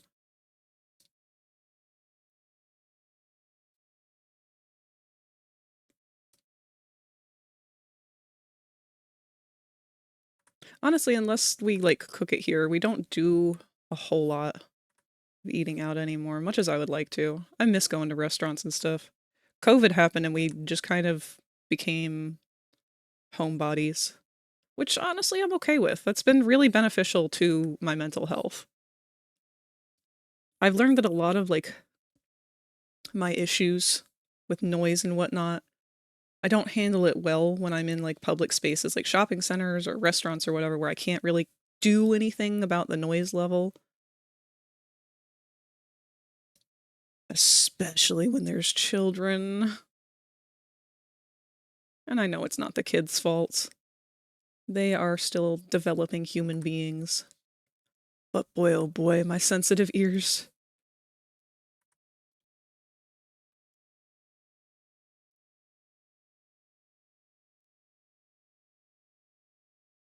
Ah, I see Snake has awoken. Yes, you may have your uppies. Unfortunately, you lost them due to us having a 4-part raid.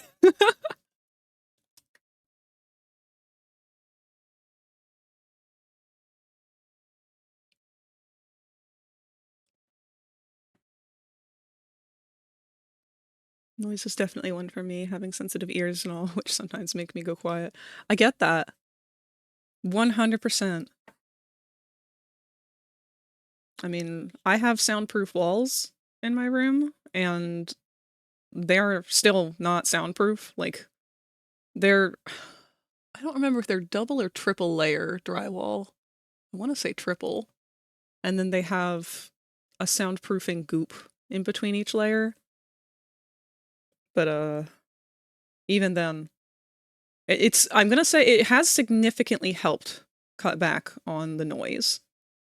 Because before, the noise was so bad that I couldn't even sleep. There was just nothing you could do about it. So it has gotten a little better. I'm not having nearly as much of an issue with it as I used to.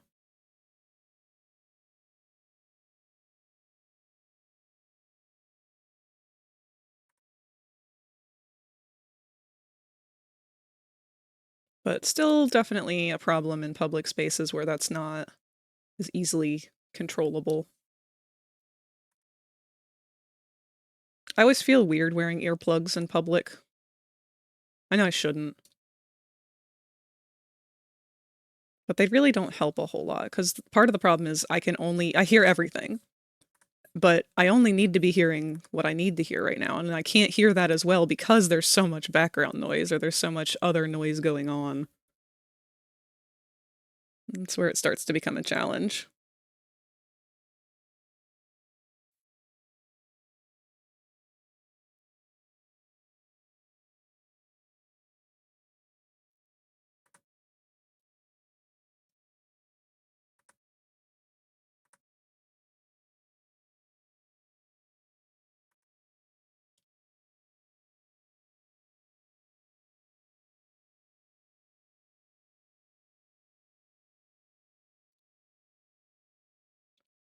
They make those fancy earplugs now. I keep meaning to look into them. My sister's recommended them to me. I think, Chauncey, you might be one who's had them as well. Also, hello, Kristen. Good to see you. We're running a little bit later than our usual schedule. And by that, I mean we are going later. I started late today. So we've got a little less than an hour still left. Give or take. I'm hoping that I can maybe make another whole emoji after this one. Emote? Emoji? I don't fucking know anymore. I'm just gonna flip-flop between the two until someone of the youngest generation makes fun of me.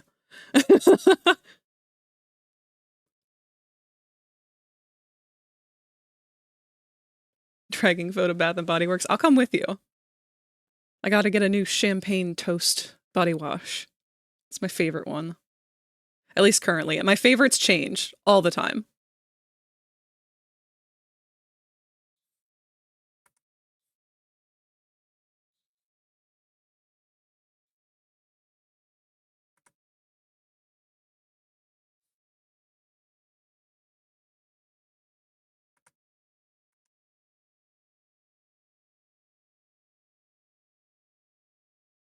Oh, something's a little bit off in this transition between these.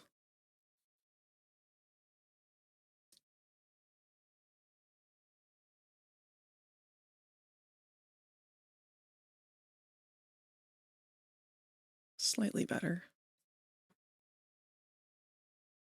You can't refuse.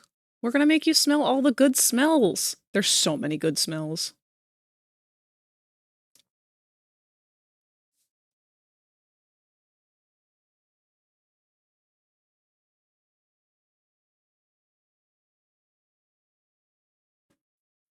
Chitara turned off your phone. Got any plans for Halloween? Not really. I wish. Unfortunately, I live in an area where Halloween's not really celebrated. It's a very, like, boonies area. So we don't get a lot in the way of, like... Well, alright, so to put it like nicely, we have a lot in the way of, like, religious folk. The Mormons know us on a first-name basis. A lot of people are kind of scared of the devil's holiday around here. I always feel kind of bad because we were putting out some of our Halloween decorations, and I know the people across the street from us. They're a very nice family. They've been very, very kind, but they are also quite religious, and they never ever decorate for Halloween, but they go ape shit for Christmas. And I always feel a little bit bad putting out our skeletons and stuff because it's one of the only holidays that we do decorate for. Just over here throwing up Satan stuff on our yard so that they can have to look at that for the next month.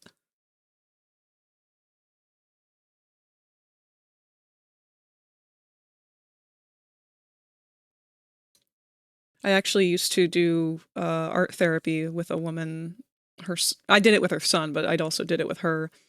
And they were Haitian, originally from Haiti after the hurricane blew through. They moved here. Wonderful family. Some of the nicest people you'll ever meet. But she was so funny when I had brought up the idea of doing Halloween crafts. She shut me down immediately. She was like, oh no, no, no, no, no, no, no, no. That's the devil's holiday. I don't want any of that here. Do not bring that into my house. It's like, okay, I'm glad I asked. Feet? No. We are not talking about feet. For once. Somehow we have avoided the topic. I swear it follows me. Because I was talking last night with Snoopy, and they pointed out to me that Glamrock Freddy, his feet are a different color than his hands. And it's really, really upsetting.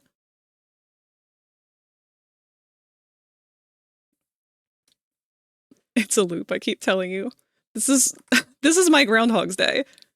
Is just always having to talk about feet on stream against my will.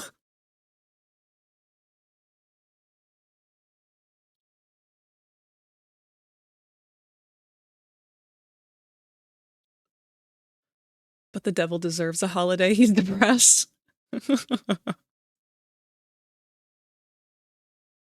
Throw the devil a party.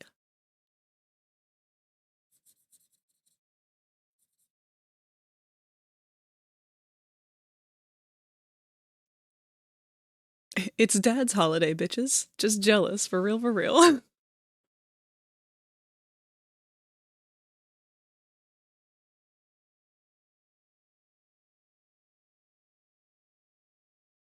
Yeah, I'm still trying to figure out where to put the slideshow.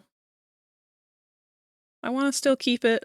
Popple kind of has taken up that corner over there, and he fits really nice there. But I'm not really sure. I don't want to, like, crowd up the area too much.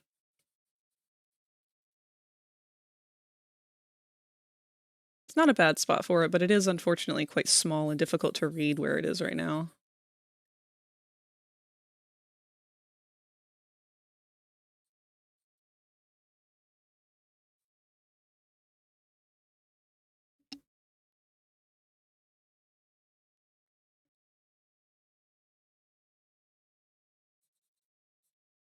Man. We watched the Snapcube dub last night of Sonic Adventure 2 and Shadow the Hedgehog. It's kind of got me thinking about whether or not they're actually going to have Black Doom show up in the new movie. I don't know how they're going to be able to get around it.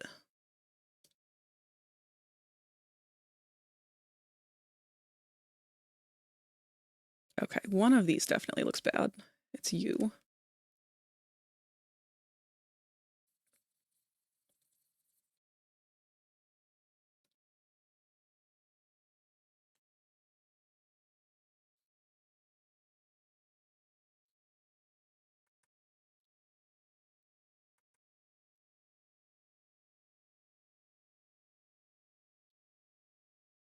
Skibbity poople, no!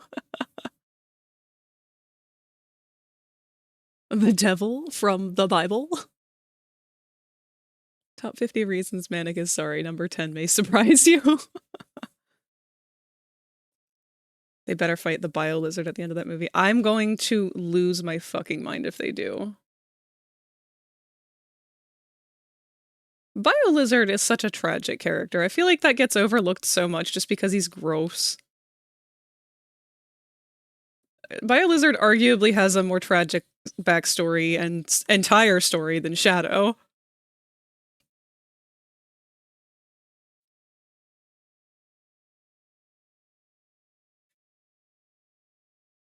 Still doesn't look great, but I don't want to keep redoing it.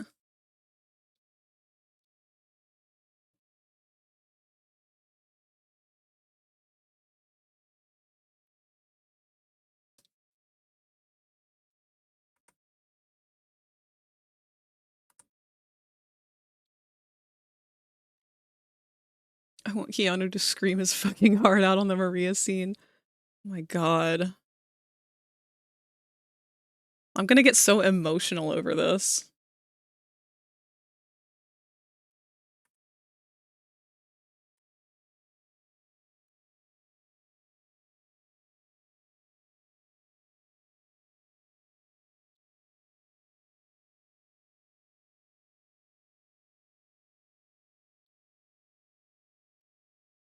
BRB. All right, Snake. Take your time. Godspeed wherever you are.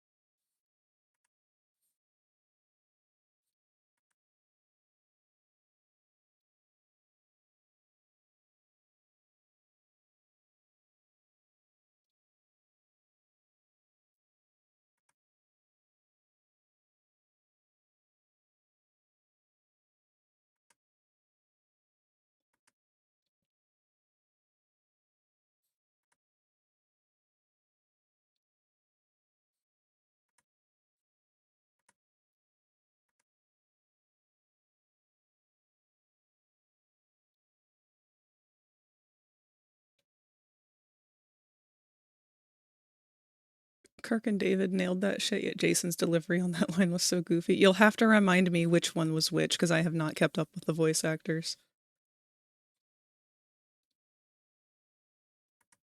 I'm gonna be biased, because I feel like... I mean, I'm always gonna have the softest spot in my heart for the original voice actor of Shadow. Just because that's what I grew up with. I'm purely wearing the nostalgia goggles for this. Whoever the current voice actor is, not Keanu, but like he was definitely the voice actor in Boom. Whoever that one was, is probably my least favorite.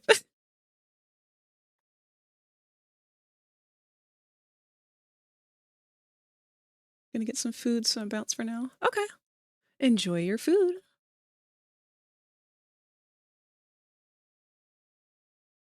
David was SA2.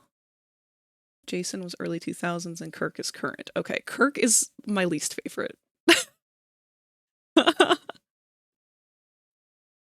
I don't think I was present for any of Jason's roles.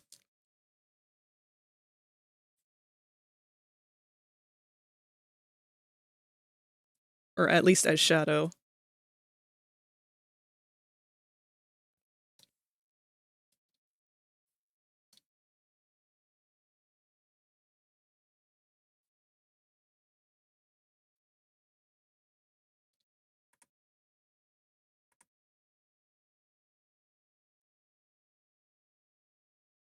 I've done a bad job. What did you do, Tot?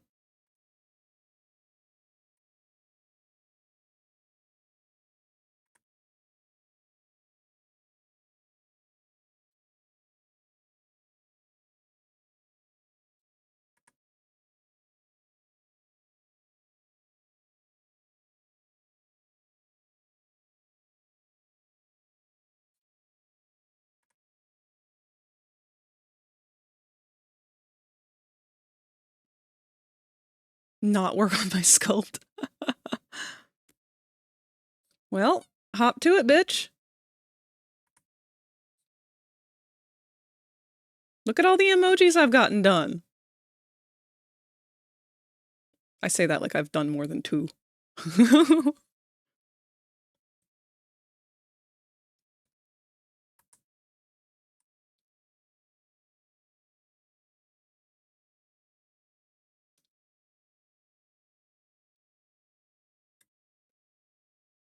Look at all the Rosie I haven't sculpted. For those who aren't aware, Tot has been working on some really awesome Hasbin Hotel sculptures. She's already done an Alistair and a little demon imp shadow creature. One of the things that Al can summon that goes with him. She's done a Lucifer as a snake around an apple. Actually, while I'm thinking of it, let me go ahead and gather all of these little eggies. I'm going to pop you all up here into the box. so that I can keep an eye out for when we have any new eggies show up.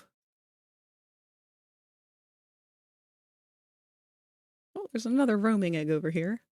But since you are an egg of a different choice, I shall allow you to stay. Unless you want uppies, of course. That is Necromancer.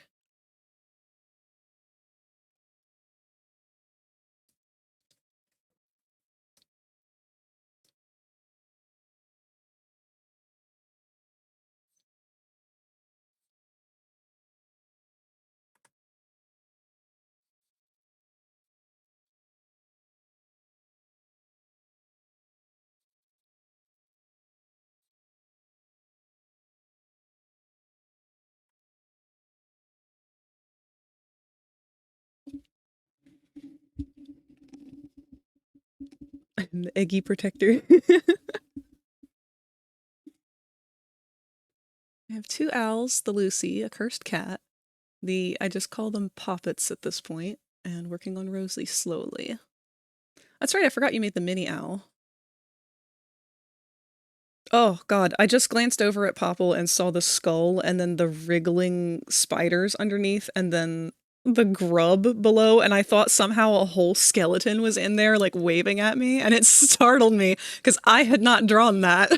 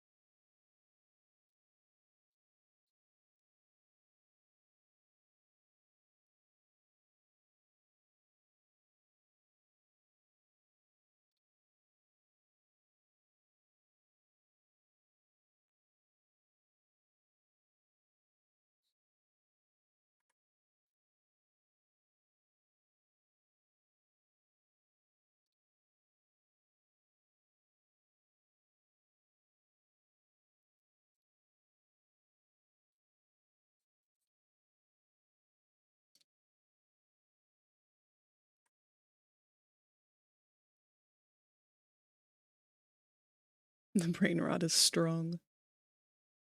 Nah, man. Chase that dopamine.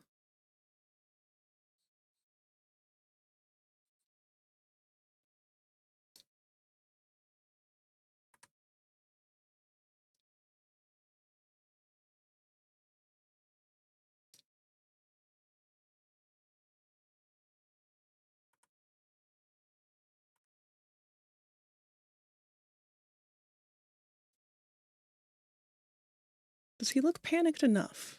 That is the real concern. Sometimes I never know how thick to make his eyebrows either, because he doesn't really have thick eyebrows. He just has enough to emote with, but sometimes thick eyebrows are very necessary to get the point across. Like with this one. This one's one of my favorites still.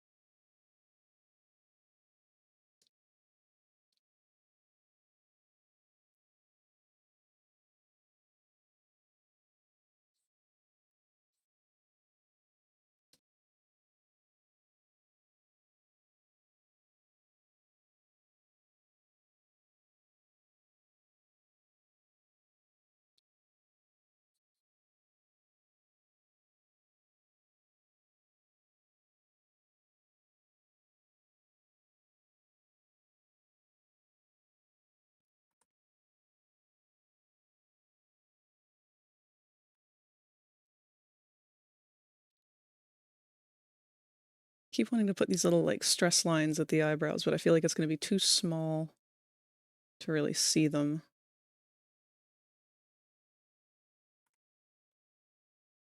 It's all right.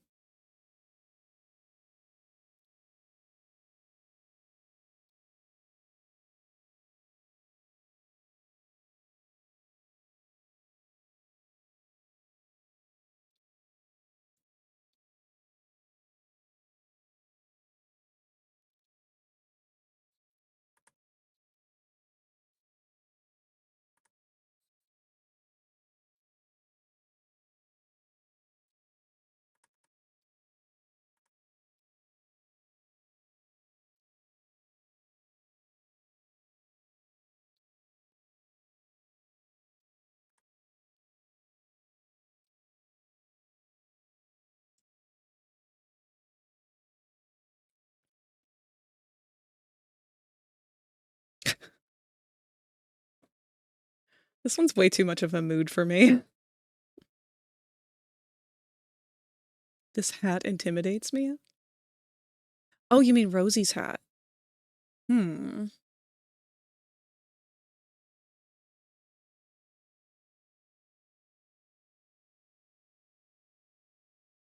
Wonder what the best way to go about doing that would be, because it's going to be large, but it's so flat. You'll most likely have to bake it before you can put it on. Or at least the first layer, anyway.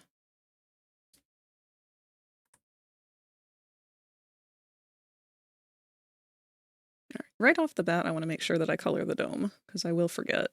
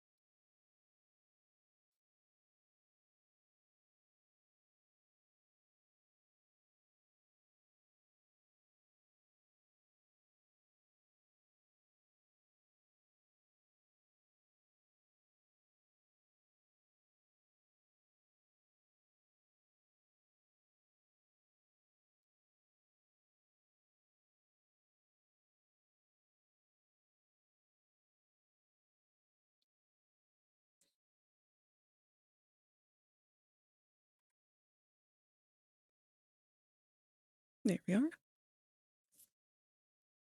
I have wire mesh. Ooh, yeah, that'll do it.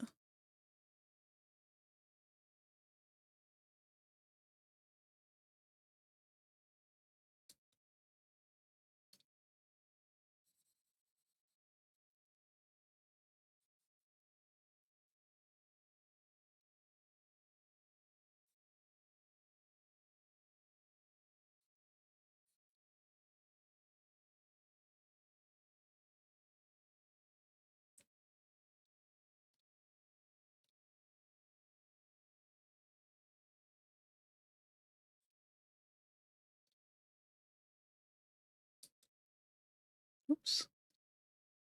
Zoom out.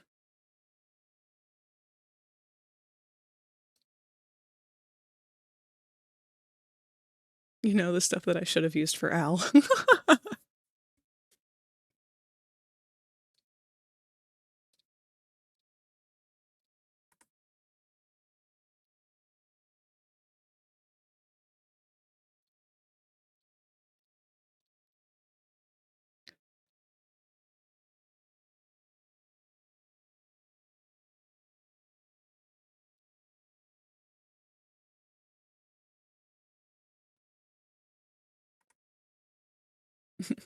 Popple breaks almost every rule of character design.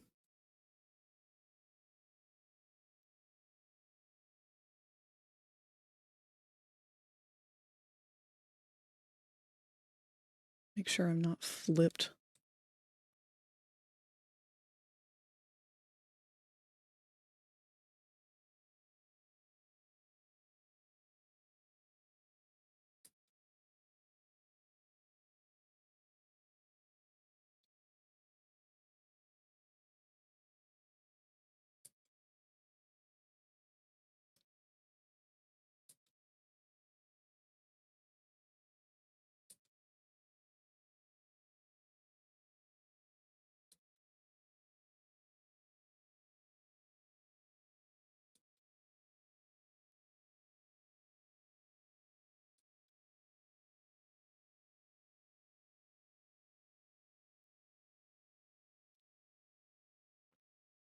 Oh, and I'm gonna actually have to get a sample from somewhere else for the gray of his little gumball dispenser part.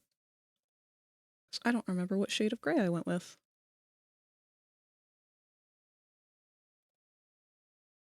There we are.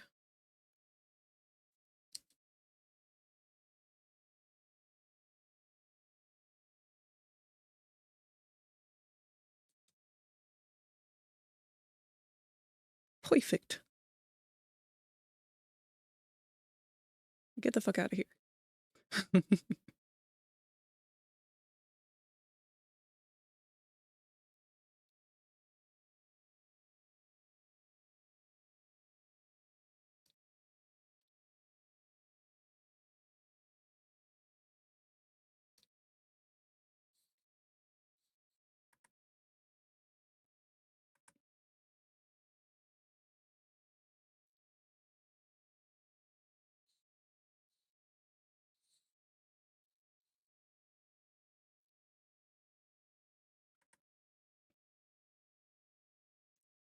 And as a small little warning, got about 11 minutes before our final ad break of the night.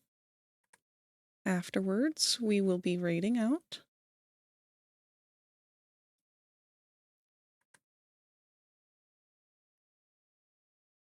Not really leaving us with enough time for another whole emoji, but I'll see what I can do.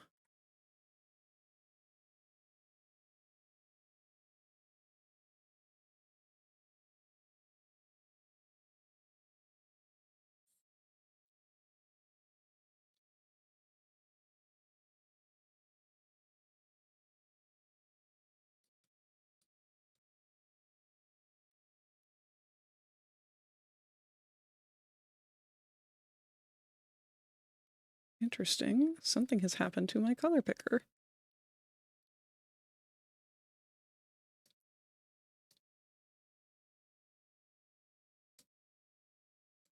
There we go. I don't know why it wasn't working for a minute there.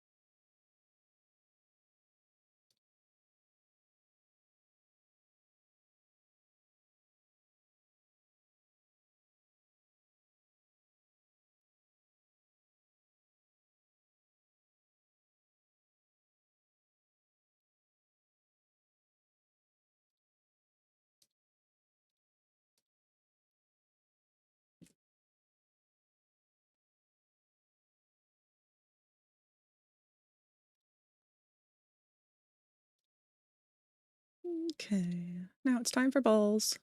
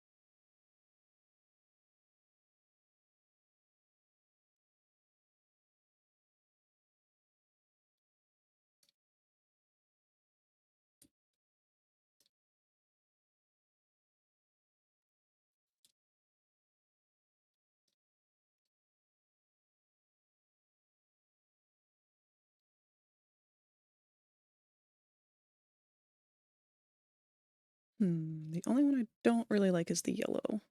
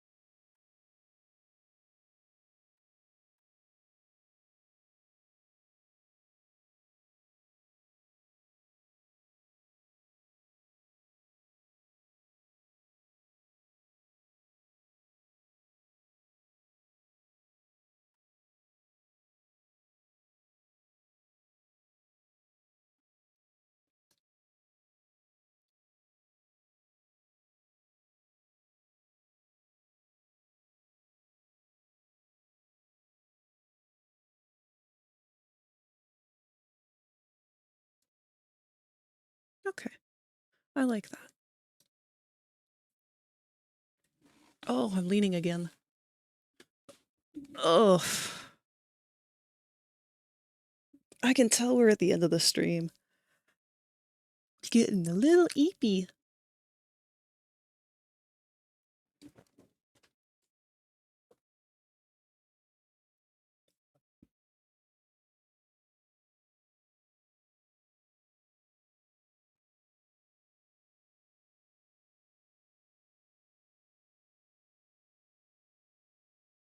I think what I'll do is put a little bit of a gradient of a darker shade around his eyes inside of the dome.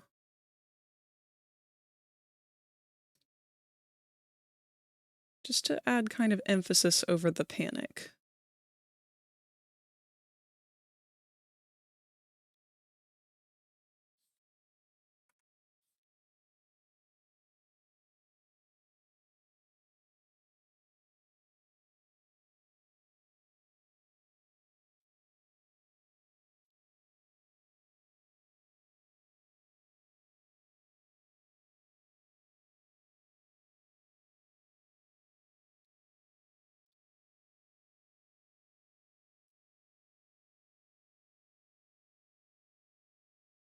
Hopefully that won't read too dark as an emoji.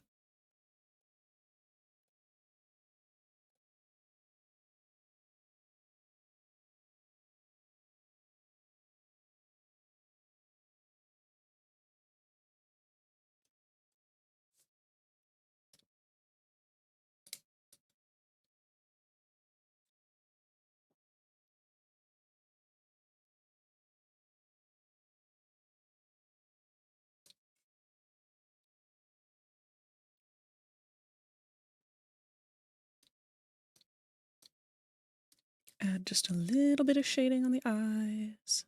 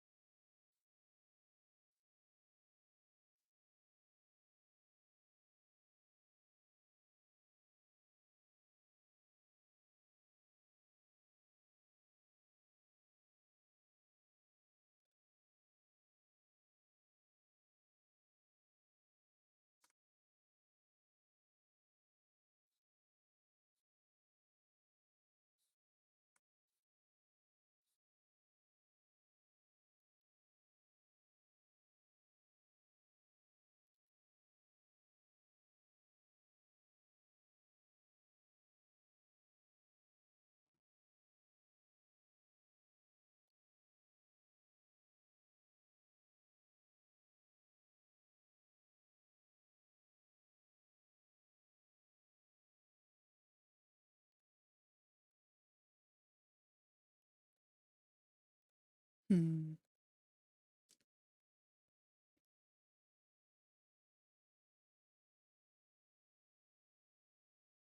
Oh, the ad break is coming up in about 2 minutes. I'll probably have this guy done by then. And I will take that advantage of the ad break as an opportunity to find someone to raid out to.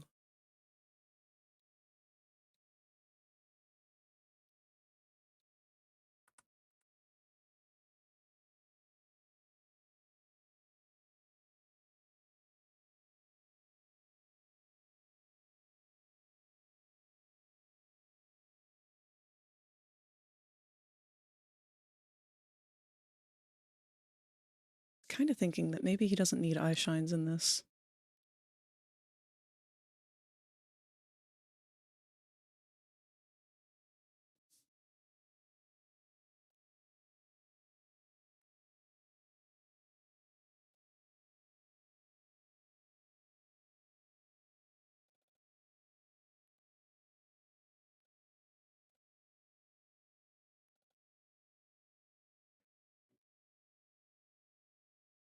Oh, there goes our ads. These came out awesome, by the way. Thank you! There's still a few more to go. But I'm glad that we got this many done. This was way more than I was anticipating.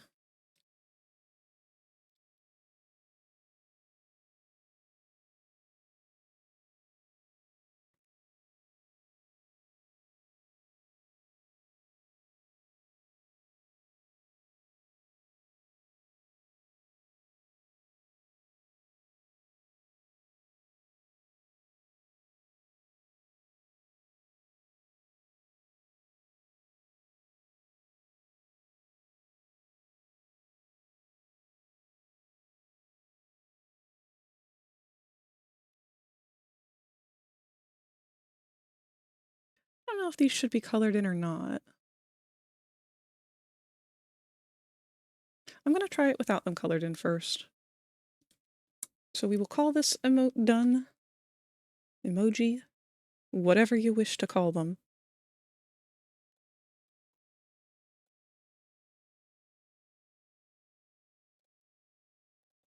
Go ahead and save a JPEG version or a PNG version.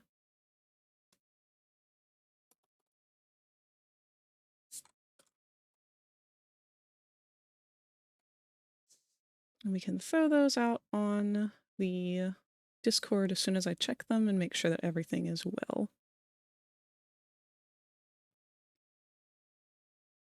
But in the meantime, ads are starting now. I got that wrong before. That was the countdown for when they were starting.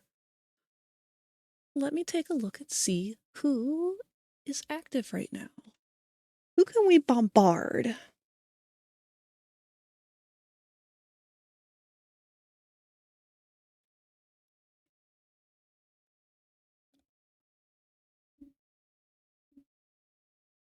I see Monkey is currently streaming.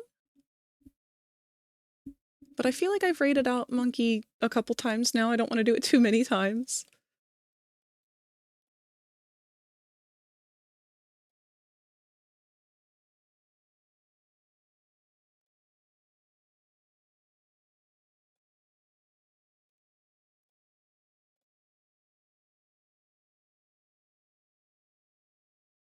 Looks like...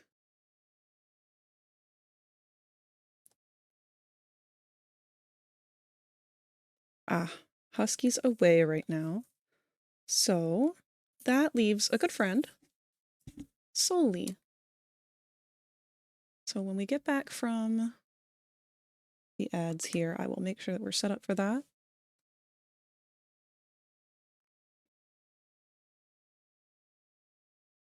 I'm very happy with these. I think that we did a lot today. We've got 3 new emojis. Very happy with the sass of all of them.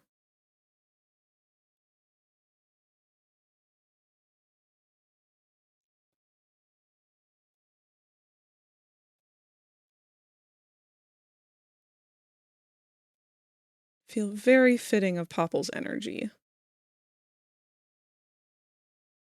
I guess his drink of choice is orange juice.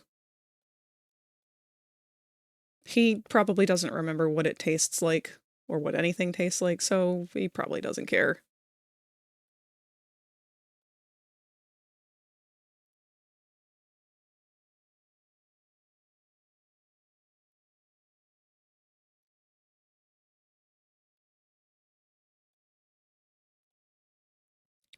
Three very big moods.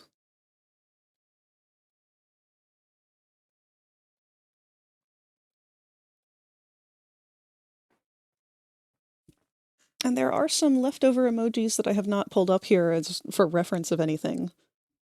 But I know he's got the double thumbs up and the regular thumbs up, too, that were not included here. We'll have so many popples soon. I'm going to go ahead and turn off the showcase so that I don't accidentally leave that on for the next stream, because I do want to make sure I go through and edit it and update it. And try to find some better spots for it, maybe. But yes. Thank you for putting up with that last ad break. We have reached the end of our night. So I hope that you guys are interested in who I am going to throw you off to. This is a fursuiter that I met at cons before. They have a very, very, very cool fursona. It's a chupacabra. Their fursona goes by Choopy, usually, I believe. One of my favorite designs, honestly, for a fursuit ever. And they are currently using their VTuber avatar of the same character. Oh, I'm sorry, it's not Choopy. It's Chadwick. And it looks like they're playing Helldrivers, which I am not familiar with. So I hope you guys are interested in that. As for my ending here, I am going to be streaming again tomorrow. So on Wednesday, it's our Wicked Wednesdays. We will continue once again with I Have No Mouth and I Must Scream. We are going to start...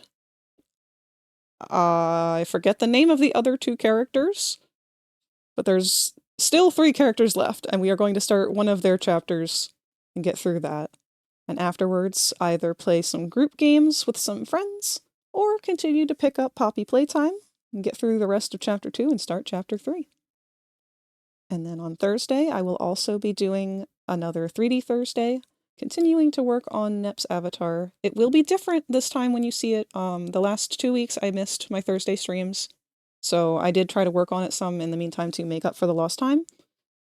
So he's got almost his full arm. He's still missing a hand of his robot parts. But I will also be probably working on him off stream a little bit more so that I can try and get more progress done on him a little bit faster, because I do want to... Oh, this is beautiful. Thank you. But I do want to make sure that I'm getting him done a little bit quicker, because I want to start opening for more commissions. I'm probably going to stick to simpler models than him next time, though. Probably not doing clothes or outfits. Just kind of sticking to a little bit faster paced stuff. It's not that I have a problem with doing bigger models, but I just want to be able to finish some of my other projects and get those out of the way and get those listed on somewhere like Gumroad or wherever. But you get the idea. I don't have any sort of raid message to hand over to Sully because I know Sully has not been doing a lot of streaming yet. I don't want to bombard them. We do have a lot of people that we will be throwing at them. So please try not to overwhelm. Just say hi, check out their art. And in the meantime, thank you guys so much for hanging out with me. I've had a wonderful time. I'm very excited to bring these emojis to the Discord. I hope you all have a wonderful rest of your evening. I love you very much, whether you're new or old. Goodbye.